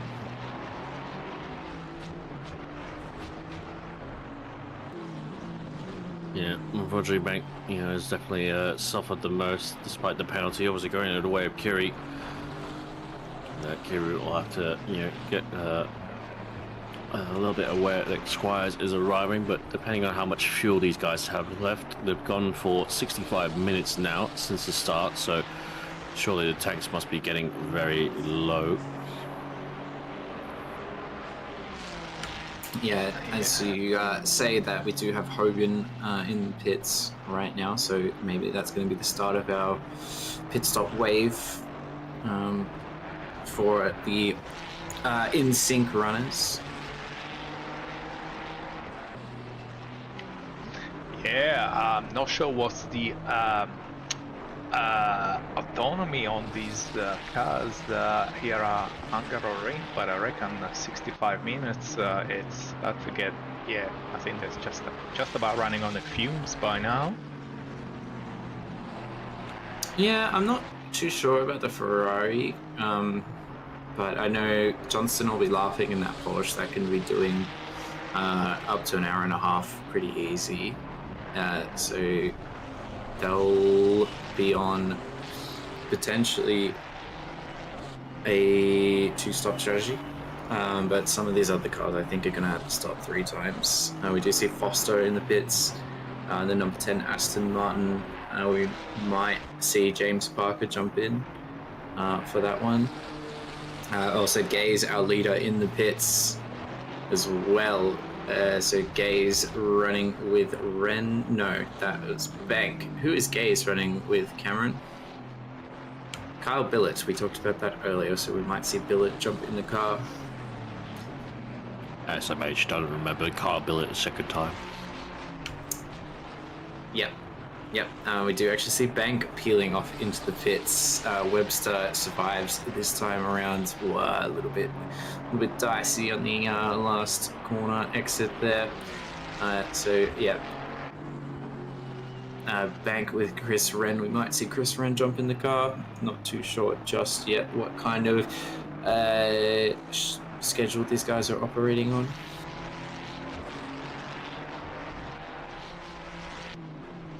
Everything going well so far. Temperatures have been creeping up a bit, but still 23 ambient right now. And Webster still going strong. The Ferrari's still pretty decent when it comes to fuel consumption, but who knows how the Porsche is right now. Probably just turning on its reserve tank, right, as it is. And Squire's still there, only about 2 seconds away from Kiri as well. So I'm expecting Curie to fall behind Squires in the pit stops at the very, very least. Probably might be still ahead of this car, the 296. Doing also well. So yeah, not much has really changed. Obviously, like we've kind of got a little bit of a split in the field, and most of the cars are kind of on one side, and the rest are all on the other. So definitely not going to be lonely out there unless you are the lead cars, to say the least. Going well so far. So yeah, not much to comment on right now. Well timed as it is, we do have... They got immediately better. Wow. We do have Mitchell Hobbs joining us in the booth. If you're not familiar with Mitchell Hobbs, I don't know why I'm calling him by his full name, like he's in trouble or something, but Mitch does run the Academy Series alongside Logan Burton. So it's very nice to have you here for this event. Mitch, how are you doing? Oh, look, I'm good. I'm enjoying watching the stream and watching the guys have a good time in the race. It's been a cracking one so far. You watching the same stream? You know. I mean, you must have it muted. That's it. How washed is Jaden? Oh, look, we don't talk about Loopty. He's just having a bad one. The problematic childs. But we're not here to talk about our pro drivers. We're here to talk about the Academy and the Academy drivers that we have here today. So, can you talk me through the Academy? What's the aims of the Academy? How do we go about it? I believe there's a summer series happening right now as well, if people are looking to get into sim racing over the Christmas period. Is that correct? Yes, that's right. So the Academy series, Blake, really is about helping drivers learn how to race, how to sim race essentially, and with that end goal being within OOR obviously to move up to sprint series. Now that's not always the case. In some cases, some people will stay in Academy for a long time because they don't have the confidence to move up, and again, that's fine, but we're here to teach them and help them learn about racing and sim racing, and you know, all the various things from how to have a clean lap, what's a racing line, how to race near each other, safety cars. Basically every aspect that you see in sprint series is what's happening in the Academy, but we're having to essentially guide them on their journey in sim racing and in ACC. Yeah. It's a really great thing that you guys are doing. I hope you're proud of the job that you guys have been doing. We've been seeing some great racing here tonight between the Academy drivers, less so from the sprint drivers, which you believe has been a bit scrappy from those guys. Perhaps they need a little bit of re-education. Just on board with Irons, we did see Irons have a couple of good moves. Billet in the car behind. So I have been curious, and I'm teeing you up with a difficult question here, Mitch. What's the future looking like for the Academy series? Obviously, as ACC is winding down, I was talking to Glenn a little bit earlier in the week, and we both felt that ACC is still a very good tool for teaching how to race. What's your thoughts sort of going forward for the Academy series? Well, I can't speak too much because obviously we'll essentially within the Academy series be following wherever OOR heads. Now, obviously, I don't have an answer for you on that because that's not my department. I'm not an OOR admin.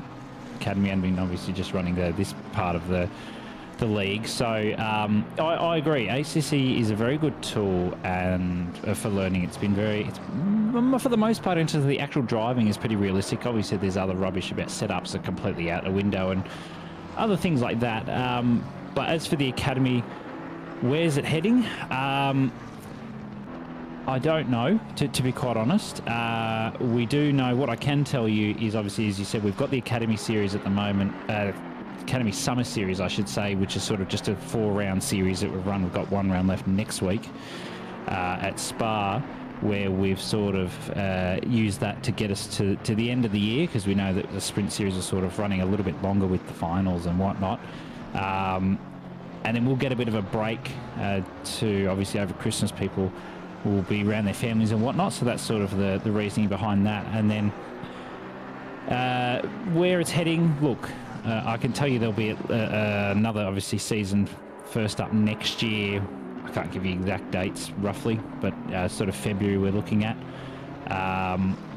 Where do we go from there? Look, I don't know. I don't really know what an exact heading is. There is, obviously, we've got, between myself and Logan, we've got some planning going on in terms of, you know, pre-planning what may happen. Obviously, we can't plan for everything, but we know with the Academy Series, we've sort of got a plan ahead, make sure we've got things in place to, you know, be able to help them, you know, the Academy drivers excel in you know, in their learning. So you can see Billet there just getting past Irons nicely, and Irons respecting that. Billet being a sprint driver who's actually moved up from Academy, so it's good to see him actually passing his learning ons. But yeah, you're right. It's a tough question, and I can't say a whole lot. Obviously, there's some things I do know, but I can't. I'm not going to say them, obviously. But yeah, ACC for the minute is a good learning tool, but obviously that will, as we know, within the current sim racing community and games and whatnot, that will look to probably change at some point. Yeah, Looking I think forward to the Le Mans Ultimate Hypercar Academy Series. Nice entry-level car for them. that'll be a little bit spicy, I think. So, what's some of the major teaching points you've had? So, because you've been running the Academy Series 2 seasons now? Question mark, is that correct? Wow, I'm almost at 12 months in the Academy Series myself. Really? Yeah. So, it's been it's gone past really quick. Well, I apologize for shortchanging there. So that would be about 4 seasons. It would be however many we've had, 3 or 4 now this year. Obviously, we've had my offsiders have obviously switched. We had Josh Holmes in the start of the year, but obviously due to work commitments, he was unable to continue on. But he helped me on early on in the year, and we've had Logan come on board since then. Yeah, Academy's been great. You know, it's been probably a big learning curve for me as well. Obviously, as long as learning how to teach others. You know, I'm one that's on the side, you know, just offered, you know, the odd piece of advice for a couple of people and whatever that have wanted the assistance. But, you know, we've had to sort of develop it further, you know, this year, and I was sort of trying to take it back to, and this may not necessarily mean a lot to some that haven't been in OR for quite some time, but take it back a little bit to where it all sort of started. It's just about that learning phase, and you know, it's not about being competitive, it's not about trying to push for massive lap times. I know we saw in the qualifying, oh, that's a shove, that's a bit rude. No, Dad, no.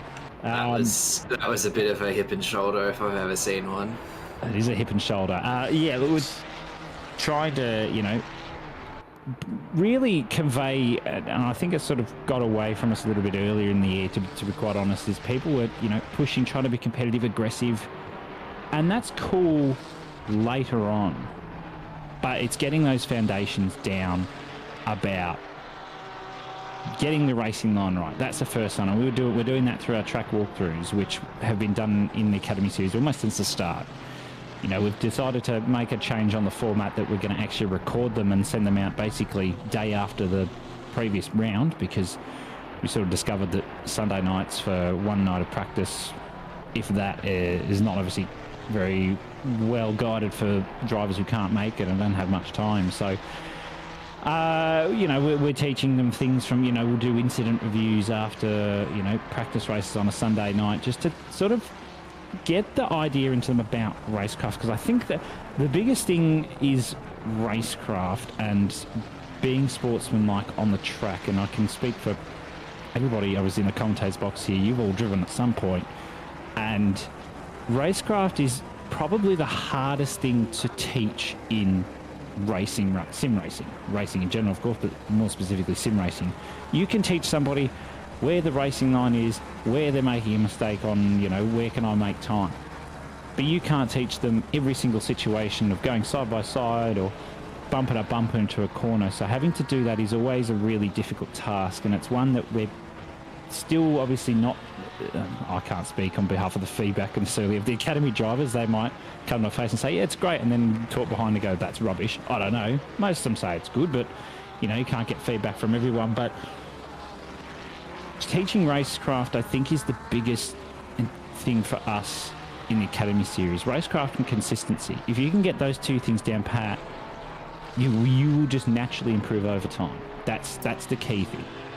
Yeah, certainly. I think that's a really interesting point that you make. I think it's something as well, it's hard to artificially teach that. It's something that kind of happens organically, like particularly as it pertains to how we teach at Octane. Like, you can't really set up situations, like you just have to race to learn that, but you're doing everything you can by reviewing that footage. I think that's a really fantastic thing you're doing.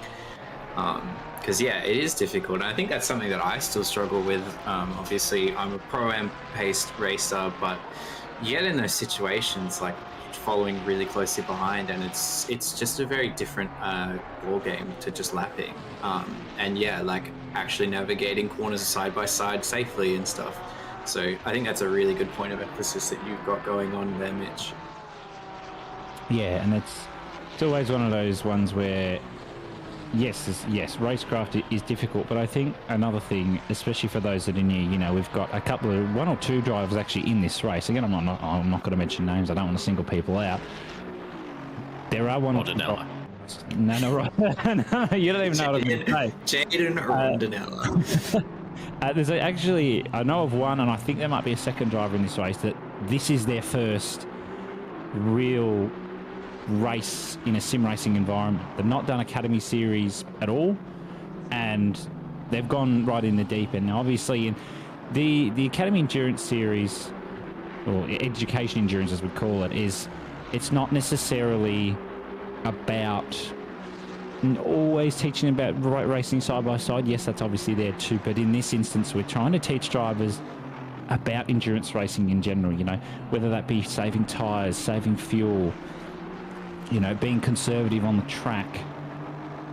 That's what it's about. What's the strategy? Obviously, we don't have any weather. We didn't want to bring that into the factor in this one. This is our second one. We didn't stream the first one. We just wanted to let them do their thing. But it's one of those ones where endurance racing is a whole different ballgame. Everyone goes, oh yeah, sprint racing, let's go full chat for 60 minutes. Don't have to worry about, tyres and fuel as much, or racing side by side because I get a little bump. Yeah, whatever, it's only 10 minutes left in the race. We've got 4.5 hours here. Now, that was another strategic ploy, being 4.5, because we want a strategy to actually come into this one. Unlike the last one, it didn't really come in that instance, but that's what we're here to learn. Because I did see, a couple people asking questions like, oh, why we've got some really fast drivers at the top. That's exactly right, and we do, and we're going to see them in Sprint Series next season, because if we don't, I will personally slap them. That's not a threat yet. But they're here to learn about endurance racing. Pace is irrelevant here. Sure, there's going to be a winner at the end of the day, and we're all going to be happy with all podiums, but we're here to learn, and it's invaluable for somebody of the academy experience on an endurance level to team up with a pro level or pro level knowledge driver. It doesn't have to be even pro level pace, but pro level knowledge driver. It's invaluable to them, and to put something like this together it means everything to them. It's something that's been talked about in various formats for a very long time in OR, but it was never really done because we didn't have, the time or, actual people to organise it, because obviously academy admins weren't necessarily officially a thing until the start of the year. But to have this now, this means everything to them. And I know, and I can probably speak on everybody in here, if this is something that you guys had coming into OOR, you would probably be in a different spot in endurance to where you are now, or be further along than you are now, per se. Yeah, definitely. I mean, I haven't even touched endurance racing yet personally. And when I was in academy, Chris Taylor was organising it mainly. He was our race director, and it was pretty much just show up and race. And yeah, well, that's Chris. He's dodgy. That's just Chris. I'm not, no comment whatsoever. I think Chris did a very good job, and you could chat to him about it and stuff. But they would just it wasn't quite as organized at that point. So I think it's very, like, what you guys are doing is really, really fantastic. And I think if I was starting again, I would feel very lucky to have like all the tools at my disposal that you guys are giving them to get that leg up into racing. Yeah, and that's what we're here to do. We're not, there's no judgment. If there's, incidents, there's incidents. We are here to learn, and drivers have to understand that. They're all there to learn.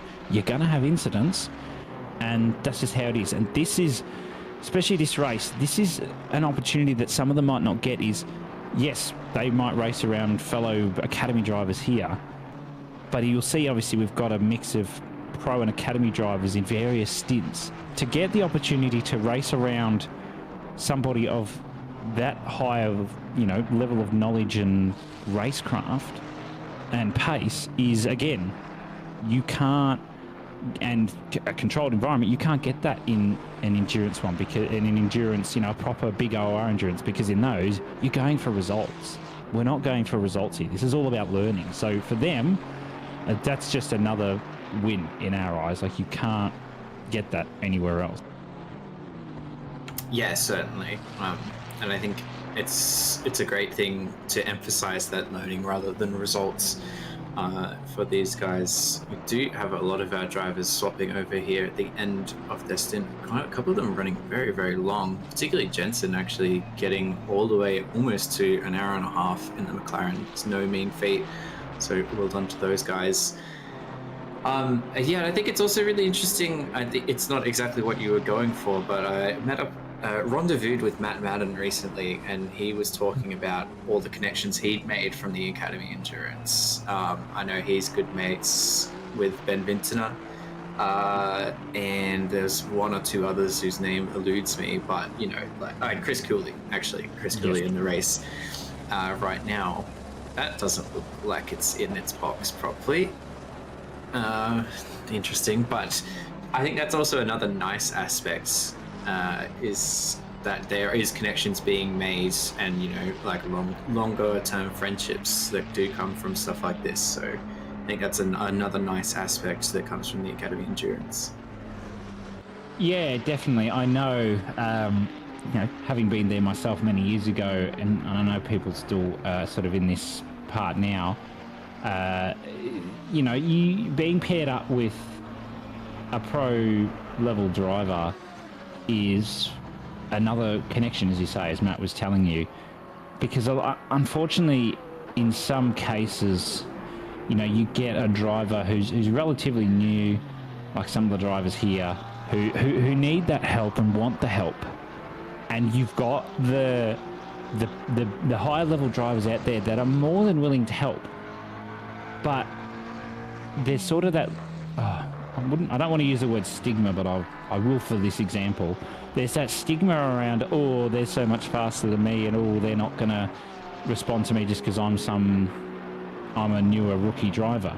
That's not how it is, and that's something I think that the Academy Series has really helped sort of break over the last few years. I know when I started in OR, you had the likes of Bokita and Houlihan and Madison and Koze and all them at the top, and I'd just go, I need help, but I'm not, I'm not gonna just magically DM them out of nowhere and ask for help. But they're there to help. They're more than willing to help, and I think people just need to just be like, yeah, okay, I know I need help, and there's people out there to help me. And that's close. Don't rejoin like that. But that's what the community's about. Even there'll be sprint drivers asking other sprint drivers for help. So that's what we want from academy drivers, is to be asking for help. And for sure, that's exactly what they're doing, which is it's great. We want to see them asking for help. We have questions after when we had our live track walkthroughs and all that sort of stuff. We've got our questions after races, and we'll bring in sprint drivers. We did a Q&A night earlier in the year, and that was really good. We got some people along asking questions about racing in general, Academy Series, Sprint Series, Enduros, everything. And that's what it's all about in the Academy Series, and that's how we want it to be. Yeah, certainly, and I think it sets up a situation where there's no need to worry about like feeling anxious or awkward or how people might react, because everyone who's here has signed up for it, you know, like they're ready and eager to help. You don't have to be too worried about that. So that is, again, another really nice aspect that you guys are plugging into. Just getting the last of our pit stops through, we do see Porsche obviously doing Porsche things, running for about an hour and a half. I will say Zach Jensen washed, handing it over to his academy driver with the DT for a pit entry. That is rough going. Still not the worst. I think, you know, we have glazed all the experienced drivers. Just so you know, Mitch, we have to balance it out. Any experienced driver that makes a mistake gets absolutely hazed in the booth. Speaking of which, biggest mistake is Aiden Squire starting on pad 1. That's an error. That's a big error. Yeah, that's not ideal. But a learning experience, I guess, for both of them. Who knew that an experienced driver? Mitch Hobbs here, absolutely saying he's like, you know, the hooligan and the thing. You were up there. I remember that season. Not until a little bit later though. Let's be real. Was absolutely up there. First season, that cream and green Bentley you had. That was season 7. I started in season 3. Let's get that right. That's right. Yeah. It was my first season. Yeah, probably your first season. Both died at Kailami. Turn 1, we had to go from the back. We did that. Died again. Because 40 cars around Kailami. Pre-academy days. No. But, it was I can't remember. Yeah. Started season 5 of Sprint Series, or season 4, somewhere around there. Very different. I should have started. Very different to what it is now. Maybe, yeah. Very different to what it is now, and yeah, very much looking forward to seeing how it goes, how we sort of evolve it into 2026. It's going to be very interesting, because I know there'll be probably a transition elsewhere at some point. I know we're all expecting it, and I'm sure there'll be something, you know, told to us later next year, but we've still got a couple of things, of course, coming up. But glad to see this event finally happen. I know it's something that Logan's actually discussed with me for a while, that he's wanted to do a second one, and I said to him, yep, okay, if you want to do a second one, you do that. You tell me what you want to do and we'll do it. So pretty much all of this in terms of the organisation for getting, you know, details together and whatnot, wouldn't be done without Logan. He picked the track. Don't blame me, people, if you don't like Hungary. And he knows, he's probably disappointed that I said that, but I thought I'd just throw him under the bus there, because he did pick it. But yeah, no, he's... Sorry, we've mentioned it right at the start of the stream. I thought so. They were actually very well behaved onto the whole first lap, to be honest. I saw that. I was very, very happy with that. So he's done a fabulous job getting it all organised before his final exams, which are now over for him, and I know he's now enjoying the life. So I told him, go away, have a rest now that that's all over. So that's why all the academy drivers are stuck with me at the moment. He's young. Having his little break. No, I wouldn't do that to him. Next year, though, maybe. It's. I'm very glad to see this finally come through, and the first one was a great success. We've got a couple of less numbers in terms of teams this one, just due to a couple of drivers pulling out and availability and whatnot. So I do understand that, but it's good to still see we've got 16 teams out there having a bit of a ball. So no, very glad to see it all come through in the end. Yeah, I think you can be very, very proud of it.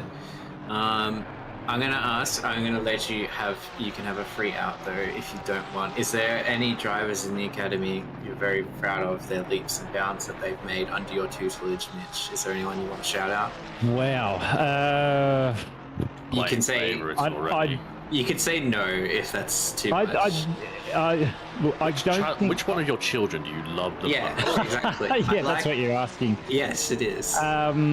It's not it's not that. No, is there anyone who's really put their head in the books and has really impressed you with their commitment to learning? Let's say, is there anyone that's a good example?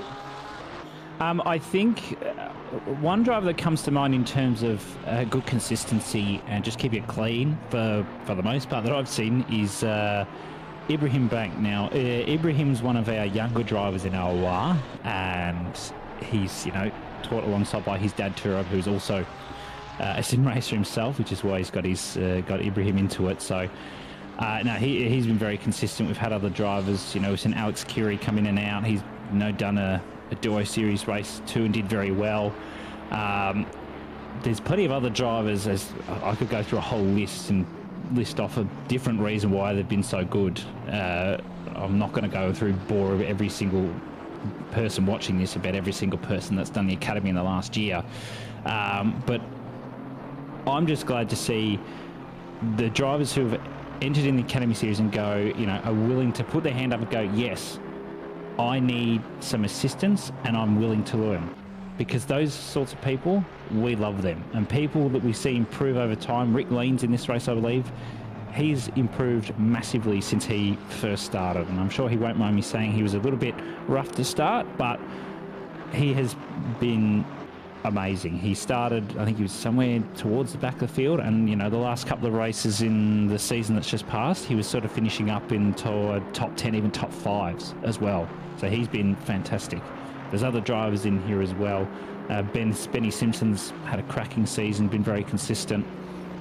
Xavier Eaton hasn't done many academy races due to time zones, but he did really well in the last Enduro as well. It's just amazing seeing all the different drivers. I'm racking through all the names in my head because somehow I managed to remember all their names and their racing numbers. I'm just really awful like that I know all these things, but they've just been so fantastic, and you really couldn't ask for, a better bunch of drivers. We've had our ups and downs, and unfortunately some of the drivers have been on the end of both myself and Logan's upset speeches. We've had some tough races as, various incidents and whatnot. We had some, there's one week we had 60 plus incidents between 2 30-minute races. But it's one of those ones when they respond to that sort of stuff, it takes time for sure. And that's just how it is in the Academy Series. Sure, it can get frustrating at times, and they get frustrated along with us. That's all part of learning. You've got to have those frustrations and those lows before you really hit those highs and go, wow, that was a really good race. And that's the rewarding part. It might start off slow and incident filled, but once you get to the end, it's amazing. I cannot describe the feeling. It's fantastic. Yeah, certainly. I remember being in academy, just being like, one day I'm going to be in the sprint series. They're going to show me on camera. They're going to be like, there goes Blake. She's doing so good. And they've done that like once because I'm not that good. Yeah, and I think that's why we sort of undenied about streaming the first intro we had back in June, July, just because we didn't know what how drivers would respond if it was streamed, if they were going to drive like it was their lives at stake because it was being streamed. So we sort of undenied on that and decided not to. But the second one we went, yeah, okay. The first one went well. It wasn't too incident filled. The drivers were respectful, and they deserve the spotlight as much as the sprint drivers, because they're the ones out there willing to go, yep, I'm not as experienced in sim racing, whether that be an enduro environment, and pace isn't everything. As I say, it's that consistency, keeping it clean, and we want to highlight that, and we want to show that off, that we're trying to push that in OOR, because I don't know many other places elsewhere that do something like the Academy Series. So it's really refreshing to see something like this actually get out there and show that even the OOR community what they might be missing out on.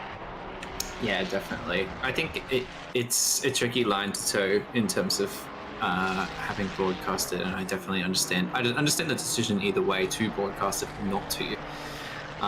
As you said, people might get in their heads, they want to be a star on the screen and then not race how they should, or in a biased manner. But I think it's gone very well this time around. I think a lot of the incidents we've seen probably been honestly more sprint driver incidents than academy driver incidents. I'm not too surprised by that.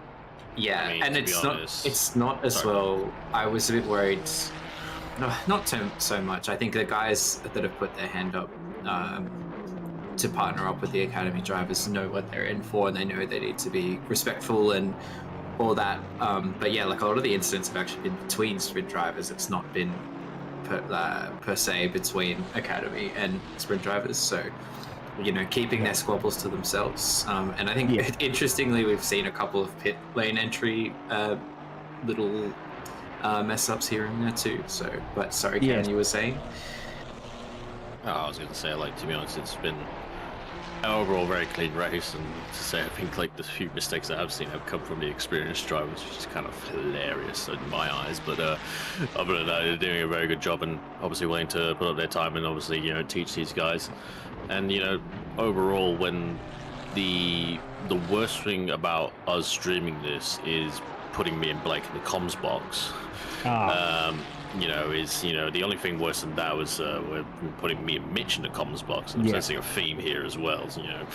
But I think that's a testament to how good the racing and how clean the racing has been. I think I only really recall one incident between actually two academy drivers.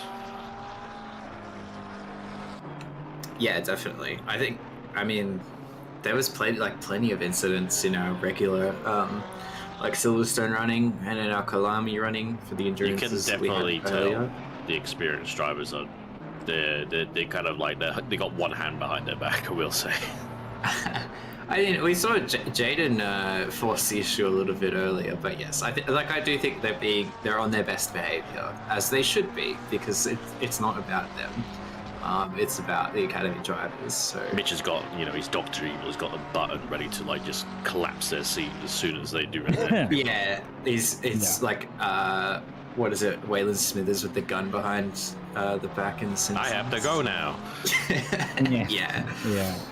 Yeah. No, there was some rules laid out. I say rules, guidelines that we sort of asked the sprint drivers to try and give guidelines. Yeah, guidelines. We asked the sprint drivers academy that they give pro level drivers, what do you want to call them, experienced drivers, as we like to call them. Well endowed. Yes, we asked them to try and give their academy driver more of the driving time. Now, there are a couple of teams, you'll probably see who they are because they'll probably end up higher in the rankings later, most likely, that aren't able to do that due to various timings. I had a driver message me to go, I've got to get somewhere before a certain time. So there'll be, small little things like that. But yeah, we gave them guidelines. You saw only the academy driver where possible was qualifying. If you couldn't, that team started from the back, because again, we're not here for results, and it's not the end of the world that you say that academy driver had to come through the field a little bit if necessary. So just small little guidelines like that can just make all the difference for some drivers that need that little bit of, that learning curve to go, oh, this is actually what it's like to, go through the field. Because, we can see drivers in academy that have all the pace in the world that could be, pro-am, even silver level in a sprint series. We see that in academy occasionally you get those drivers that are that pace level, but then they get to a group of cars and then they just go, holy crap, what am I meant to do here? So that's what we're here for. You can have all the pace in the world, and then, there'll be a point where we go, okay, you do actually need to move up. For sure, we've had that, where the racecraft will develop. We prefer it develop, obviously, around the academy drivers, but we want to make sure that we're, again, having the racing be fair. We don't need somebody flying off and blue flagging through others and whatever constantly, and that's where we have to make that call as admins, of course. And that is I can't lie, that's a tough call, because we do feel bad going, we know that, you're not as comfortable racing around others, but the pace is unbelievable, which is great. That fills them with that confidence to go, yeah, I've got that pace to be on par with some drivers. And I think the biggest thing that the Academy Series will show when those drivers move up to Sprint Series is not necessarily, and I'm not singling out drivers here, this is more so a generalisation, is that I personally believe, and anyone coming into sim racing at a rookie level may not have the confidence in themselves. They do good times when they go, but I'm not that confident, or I don't think I belong here, or whatever. We're trying to give them that confidence, and I think for the most part we've done a pretty good job at that. Of course, you have the odd situation or two where you try and give them all the confidence in the world, but they prefer to stay in academy, and thankfully I don't think we've had that for a little while, which is fantastic. So yeah, I think it's good to see how far the drivers have come, and you can see Billet's just letting, I think it must be a faster car go past. It might be Cooley. He's letting past. Yeah, of course it is. Let Cooley past. Yeah, no, it's... I don't know how else I can pump up the Academy series. I'm not trying to pump myself up. I'm just trying to pump up the series because it's just amazing. You know, it'd still be amazing regardless of if I was running it or not. So there's no bias on my side just because I'm running it that I'm pumping it up. I'd still be saying the same things if it was run by someone else. No, I think that's very fair. I mean, that's what we're here to do as well. We're championing the Academy series. As I've said, and I'll say it again, I think it is a really fantastic thing. And like you said, there isn't really a lot of other places that do anything like that. With especially with the amount of resources that you guys are giving them to learn. It's just, I don't think that's really out there. So it's something that anyone who does participate is very lucky to have, and I hope they realize that. But for the time being, unless you have any closing thoughts you wanted to share, Mitch, we'll let you go. Thank you. Well, that is backwards car, but thank you very much for joining us and taking the time to chat about the Academy series. So you said there's one more race happening this year, and then there's going to be a little bit of a break. That was correct? Yes, so I'll finish myself off and then disappear. But yes, no, one more Summer Series race happening Tuesday at Spa, so jump in for that. You can sign up. Sign-up's of course still open because it's just on a basis where you turn up, you know, sign yourself in if you can turn up, of course. So yeah, feel free to jump for that last one, and then we won't be back till around February next year. I don't have the exact dates yet, so I can't quite tell you, but between myself and Logan, we are in the process of planning next season. We've already got some a couple of things up our sleeves for planning, some more resources coming, hopefully. From our end, we've got to plan some stuff for that. Regarding incidents, more specifically, in terms of incident points and whatnot, they'll be coming. So if any Academy drivers listening, get a sneak peek of what's coming. So we will have incident points. So hopefully some other resources coming if we can get some time down for that, because obviously, you know, we do have lives.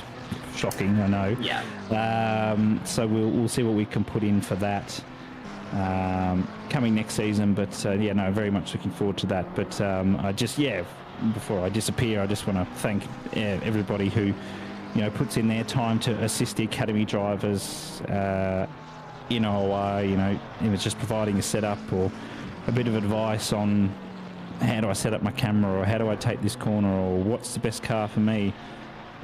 You make all the difference in OR. That's what we're here for. That's what the OR community is about. It's about helping others achieve their, you know, their goals and make them happy about sim racing. That's what we're here for. And of course, goes without saying, we have probably the best admins out there. We've got Paul, Glenn and Matt, who put their heart and souls into OR with the support of Mull, who we know is still going strong, Mull, and still making the decisions, being the owner. So yes, a big thank you to everybody for your support.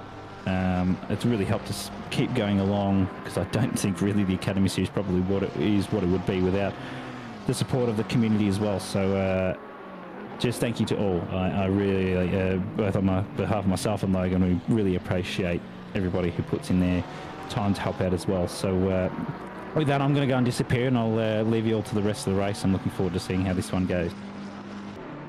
Yeah, thanks again, Mitch. Thank you very much. And thank you for your efforts.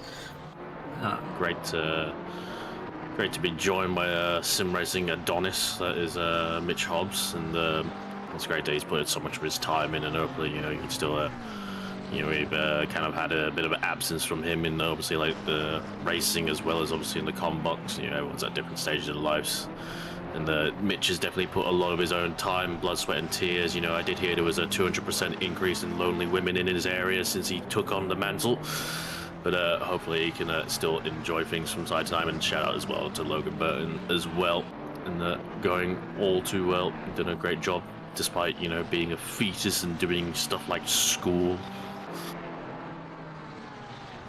There was some interesting comments you made in that little speech, but the sentiment is there. Yes, thank you, Mitch and Logan, for the time that you guys put in. You see, Greatly Mitch? appreciate it. If I was, I'd be straight in there. We're gonna move on from that. I don't know where to go from that.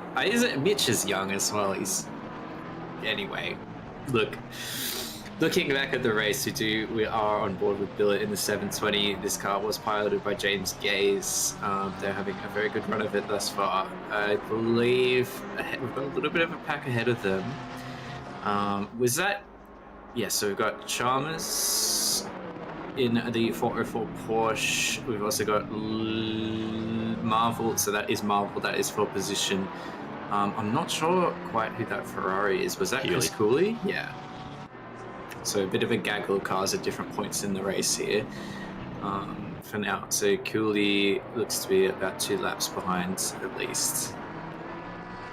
Yeah, Cooley had a few moments of his teammate did have a few moments in the early part of the race.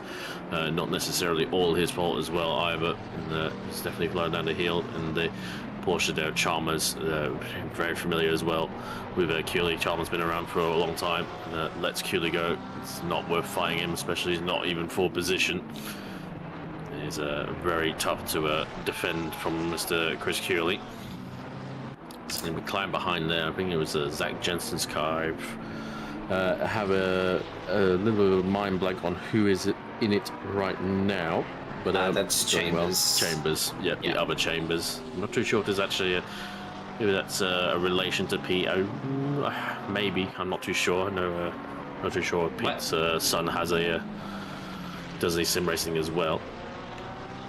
Cam, they have different names. What are you talking about? Yeah. Look, reading is not my strong suit. Don't worry. I see the CHA and then ERS. Yeah, and yeah. No, I mean, I get you. Apologies to S. Chambers and to Pete as well. Samuel Chambers. See, they sound the same. Chalmers. Whatever. Look, I get you, but I don't want to go ascribing any fatherhood. Don't actually me. I'll actually, whatever I like. God, Mitch is really keeping us from each other's throats. We did also have to say goodbye to Dario. He was having a bit of internet issues, but thank you very much, Dario, for his time in the booth. Yeah, did a great job. Yeah, definitely. Dario, relative newcomer to the booth, so still getting the ropes, but we're happy to have him on board when he can. We are going to speak to Liam Hamilton shortly. I'm going to pluck him from the car and put him in this chat. So if you have anything you've been wanting to ask him, Cameron, about racing, I know you love to get off topic, that we can do that in just a moment. We might get him to run through a lap or something for us. I don't know. The world's our oyster. Shaking my head. Thank you for annotating your life. I appreciate it very much. We do have Jaden Rondinella in the pits, going to serve that 15-second penalty. I know those guys are quite off sequence, as they did have a disconnect. Jaden's done a pretty good job to try and get themselves back into this fight. But for the moment, it is going to be damage limitation, but that is part of the game with endurance racing. It doesn't always go to plan. In fact, I'd say it almost never goes to plan. What is plan? Yeah, should we just say where everyone is right now? Let's see, Chalmers in 8. It's kind of everyone's a little bit spread out, and there's kind of lap cars here, there, and everywhere. There's Chalmers does let. I think that's potentially the leader is actually going through. So the 720 car. Keep forgetting. I didn't recognize the car because I feel like we haven't looked at it actually for such a long amount of time. Wait until we get Liam Hamilton in here as well. So Carl Billet doing a decent job in retaining the lead, and obviously the 99 Porsche was closing them down in the hands of Patrick Johnson. And now we switch over to McDougall as well, Jack McDougall. Currently in P5, maybe not having the red hot pace of obviously Mr. Patrick Johnson, but that's understandable. few scuffs on that car as well, so potentially some trials and tribulations for that one. But still in the running, still going strong. Roy Aitken ahead of Leo Bell and Chris Wren as well to make up P2 to P4. So all kind of going on. I'm not too sure if Roy Aitken is. I know he's been around for a while now, but I don't recall him too much here and there. I wonder if he's somewhat of a recent academy graduate as well, earlier in the year. He has been definitely around a few enduros and sprints of late. Yeah, I think so. Yeah, Roy is with Alex Curie. Roy being the experienced driver, as Mitch Hobbs puts it. He's been doing, I think he's done every endurance race this season with Rob Brickley, because they race Rob Roy Racing. Might be getting my Robs mixed up. Don't put my head on a pike for it, but I know Roy, yeah, it's a relatively newer face, I would say, but yeah, still been around the block a few times. Jaden getting himself a DT for a pit entry again, just absolutely washed. Oh dear, oh dear, oh dear. Jaden, you're not setting a very good precedent for your poor academy driver.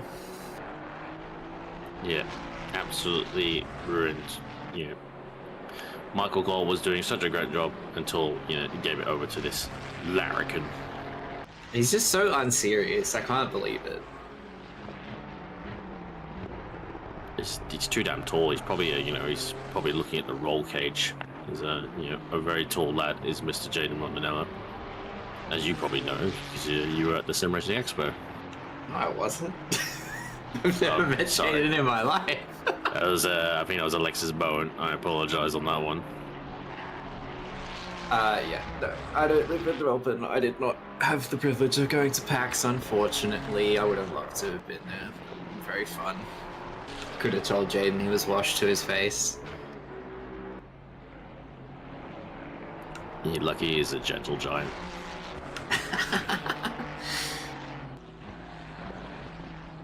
Going along so far, we appreciate it. Looped you with SG30s. Well, are you serious?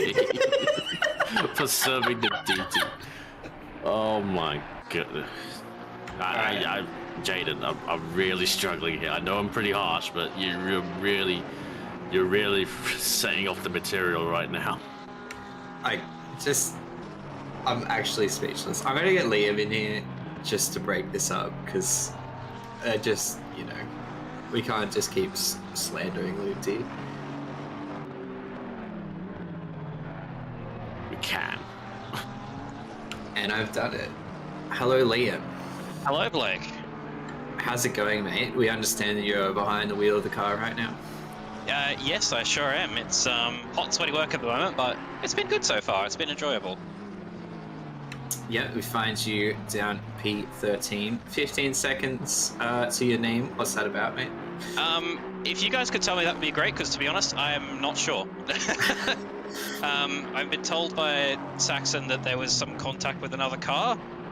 The only thing I can think of is lag, because there was no contact on my screen, but I've got Sean looking at that at the moment, so we'll see what's going on with that one. No, I think it's one from earlier, mate. I think you're okay. How's the car feeling? I think you're carrying a little bit of damage, though. We ended up fixing the damage in the pit stop. There was about 13 seconds of damage. I think most of it would have been side damage, but Sean's tyres were had it by that point as well. So ended up repairing the damage. I think my fastest lap here is like 400ths off of what Cooley was able to do, so close to the purple lap, but not quite. But no, she's feeling pretty good, feeling pretty hooked up at the moment. Yep, okay, very, very good. How have you been finding working with the academy drivers? It's really good, honestly. Like, I started myself in what was the rookie series at the time, in the academy series back in 2021, I'm pretty sure it was. So I've been in the same boat, and it's been nice to see their improvement as they come through. I think so. This is Sean's pretty much his first race in OOR, and basically first sim race full stop. He did the summer series on Tuesday night. And this is basically his first race, so he's really thrown himself in the deep end. But to watch him improve, he's like 4 or 5 seconds off of his lap time, with a bit of help from me. So to see that and to see him improve is actually really rewarding feeling. Yeah, definitely. It's quite interesting to throw yourself all the way into an academy endurance race. Yeah. And Mitch was touching on that a few people had done that, and I thought that was Yes. pretty interesting. Oh, we do see Jaden actually manage to go into the pits and not get himself a pit lane entry penalty. What is Ludy doing? Like, I see his number pop up all the time. I'm like, man, I know you were making fun of him before, but I feel like some of it's a little bit deserved now, right? Oh, absolutely. He's terribly washed. He's god awful. He literally got like back-to-back pit lane entry. I better watch what I'm saying, because I'm supposed to be doing the next duos race with him next weekend, so I better not be too mean. Oh no! As Cameron said, he's a gentle giant. I think you can say what you want. Definitely. Within reason. Keep it PG on the stream, please, Liam. Of course. But yeah, that's awesome. I'm glad. Are you having fun sharing a little bit of your knowledge? Yeah, definitely. I think it's good to part down a bit of wisdom to these less experienced drivers. I mean, I remember that time when you were looking at the sprint drivers going, how are they so fast? So to actually have someone say, hey, this is how we do this, and to sort of just show the ropes a little bit, go through some Motec data, look at some replays, things like that. I think it's invaluable for a lot of these lesser experienced drivers. Yeah, definitely. Well, I'm going to put you on the spot. Can you give us a lap guide of Hungaroring right now as you go through? Can we get on board, please, Glenn? Yeah, certainly. So as we come up here out of the last corner, getting past this blue flag car, is a little bit slow on the exit. Accelerating down to turn 1. We're looking for the 100-meter board, somewhere between 100-meter board and where the rubber starts on the road. Keeping it in 5th gear, spotting our marker all the way down to 1st gear. A bit of a later apex, as that blue flag car goes wide. Spotting the apex, not too much over that curve, because that curve's quite a race. You'll get a lot of wheel spin. As we come down, keep it to the right-hand side, braking just after the curve. This corner's a little bit tricky because it's kind of a double apex, but you don't really hit either apex. So you just run it out, and then you keep it out because you're trying to get the power, but you've also got to get back to the left-hand side of the road again to take this turn 3 flat. Just watching that inside curve just a little bit and running it back out. As we come down to turn 4, we want to take a lot of the inside curve here, but not too much or it will send you around. So braking just to the curb, back on the power, washing a little bit wide back to the left. Into this tricky turn 5 hairpin, just a little bit wider than I would have liked. Back on the power, watching the wheel spin, using all the road on the exit. Into the chicane here, this is about 50-50 on the curve, so will it bounce or will I get it nice? We'll find out. That one's pretty good. That one's pretty good. Back out to the right-hand side. That's the wrong gear. Down to these fast S's here. This one, keep it tight, keep it tight, keep it tight. Getting on the power, try and reuse all the road on the left, but it's a tricky corner. A little bit of a flat kink here in 3rd gear. Coming out into this corner. Getting on the power as early as we can onto this little straight here as we come down to turn 9, I want to say it is, or turn 10, just before the curb, this on the Aston, all the way up over here into the last 2 hairpins now. The Aston not loving these hairpins at all. Coming down to 1st gear, keep it in tight, watch the wheel spin as we come out using all of the track on the right hand side, a little bit of the pit lane as well, and into the final corner. This one, tricky braking zone, turning while braking, spotting the signs on the left hand side, getting back on the power, running it all the way out and across the line, and I'm out of breath now, Blake. That was fantastic. I put you on the spot so bad, asking you like the second to last corner, hey, do a lap guide. You did really, really well. Nicely done. That was good. Was Liam talking that time? I think his mic was broken. He needs to do it again. I don't know about that one. I think he needs to catch that was exemplary stuff. I can't even do it while sitting down here, not driving. That was a very good job by you, Liam, on that one. Thank you. And dare say, I mean, you got to keep yourself entertained when you've got to catch Chris Cooley. Yeah, I don't know what I can really do about that. I could try. The tyres are starting to fall off a little bit now, but yeah, we'll see how we go. Like I said, still 2.5 hours left in this race. Sean will be getting back in the car in the next, what have we got, 45 minutes left in the stint here. And we'll see what he can do. He's got a lot of pace for a less experienced driver, who are basically a brand new driver. He's got a lot of pace in him, he's got a lot of car control. I've been quite impressed with how he's actually able to drive the car. It's just the usual sort of rookie mistake that we would, expect to see. He did have an unfortunate moment with Cooley's teammate lap 1 going 3 wide, just backed out of the corner, but then just broke a little bit too late. Unfortunately, tapped him. And then turn 4 a few laps later, just took too much inside curb and had a bit of a spin. So a little bit of a rocky start into his first Enduro foray. But apart from that, he just got stuck behind that Ferrari there a little bit. It cost us a bit of time, but he's sort of experienced firsthand how difficult it actually can be to pass here at Hungaroring. On the plus side of that, we did manage to save a lot of fuel, so he went the best part of 90 minutes into his stint. So tyres are definitely not happy at the end of it, but I was not expecting him to last quite that long out on track in his first stint. Yeah, definitely. I mean, it all comes with it, and that's stuff that happens to experienced drivers at times as well. Absolutely, absolutely. And it's challenges that you have to navigate throughout a race. You know, it's just like a bit of a microcosm. So it's cool that he's getting to experience that. We did get word in. Apparently, Loopty's having problems with his wheel, and it is causing these repeated penalty infringements. I guess maybe the pit limit is not engaging properly or something like that. But I also just think he's washed. And That sounds like excuses to me, Blake. yeah, exactly. And Rob Underwood jumping in chat just saying that they had to retire the car as they're having some significant tech issues, which is really unfortunate for both him and his academy driver. But thanks you for trying anyway, Rob. Well, Liam, is there anything else you'd like to share as you fling it around through this chicane, or shall we let you focus on what you're doing? Just wishing luck to all the academy drivers out here. I know it's a bit of a daunting task, 4.5 hours, especially at the Hungaroring. Not the easiest track at the best of times. Not my favorite track either, but it's a long slog. It'll definitely feel like it if you haven't done any of this sort of racing before. But just hang it in there, guys, and one day if you keep practicing, you should be able to get up into sprints and play it with the big boys. Yeah, definitely. And I mean, it's kind of the goal, but I think everyone has their own sort of goal regardless. But yes, it is. It's a very full-on track. It's quite unrelenting. I mean, there's barely a back straight, and the pit straight isn't that long. You're just kind of constantly, and it's quite technical. So it is quite a challenge that Logan has cooked up.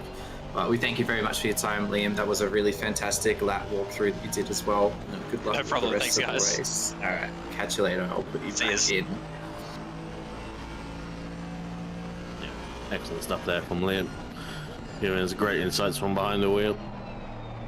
Unfortunately, as I said, kind of in a little bit of his no man's land right now. In the P13 with Curly up ahead, and dare say I think Curly might have a bit of pace over Liam as well. And I think the car ahead of Liam as well, ahead of Curly, is even further ahead as well. So they're just kind of trying to recoup as much as they can. So I think we're just getting very close to a crossover point. Luke Marvel now in the BMW. Ben Simpson just behind him as well in the 455. Doing a very good job. Seems to be showing some pace despite the damage from that Ferrari. Yeah, I think in regards to Liam's car, though, as we sort of touched on both with Liam and with Mitch Hobbs, it's not so much about the result.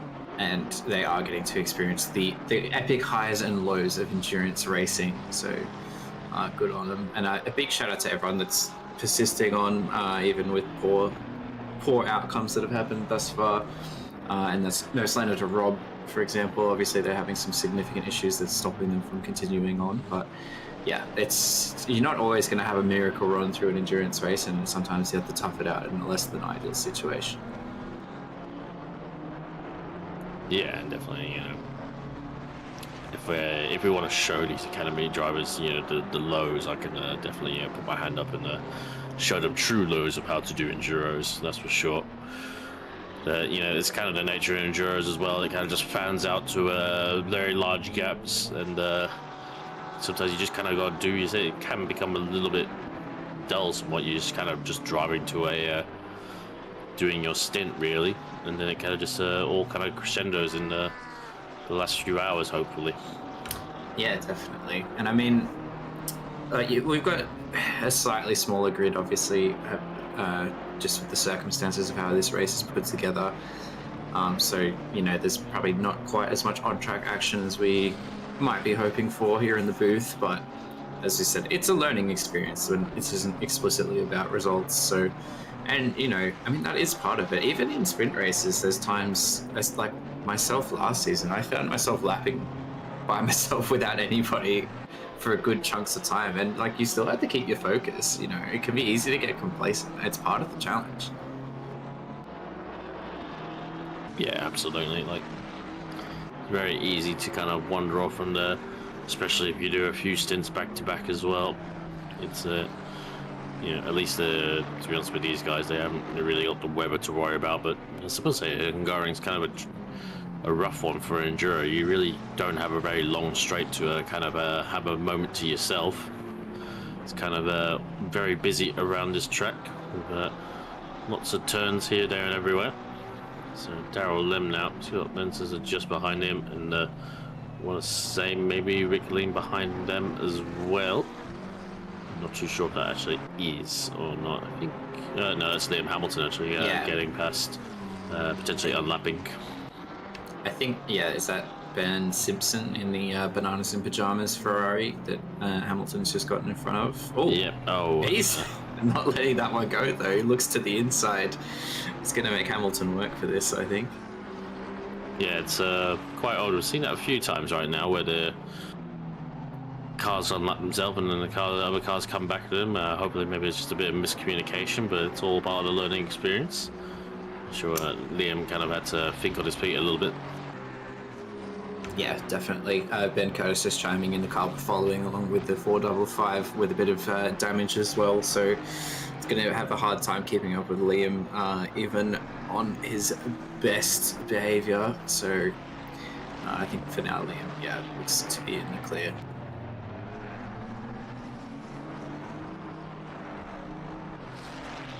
It's a fun livery. I like it. Do you watch Bananas in Pajamas? When I was very young, yes. Well, I don't expect you to have been watching it recently, mate. Wow. I don't know. It was I watched it a couple of times, but a very, very long time ago, back when it was very early days, to say the least. Wasn't my favourite, but I liked it. It was alright. It's a song you don't forget, that's for sure. Yeah, it's kind of playing in my mind right now. And hopefully in the minds of all the viewers.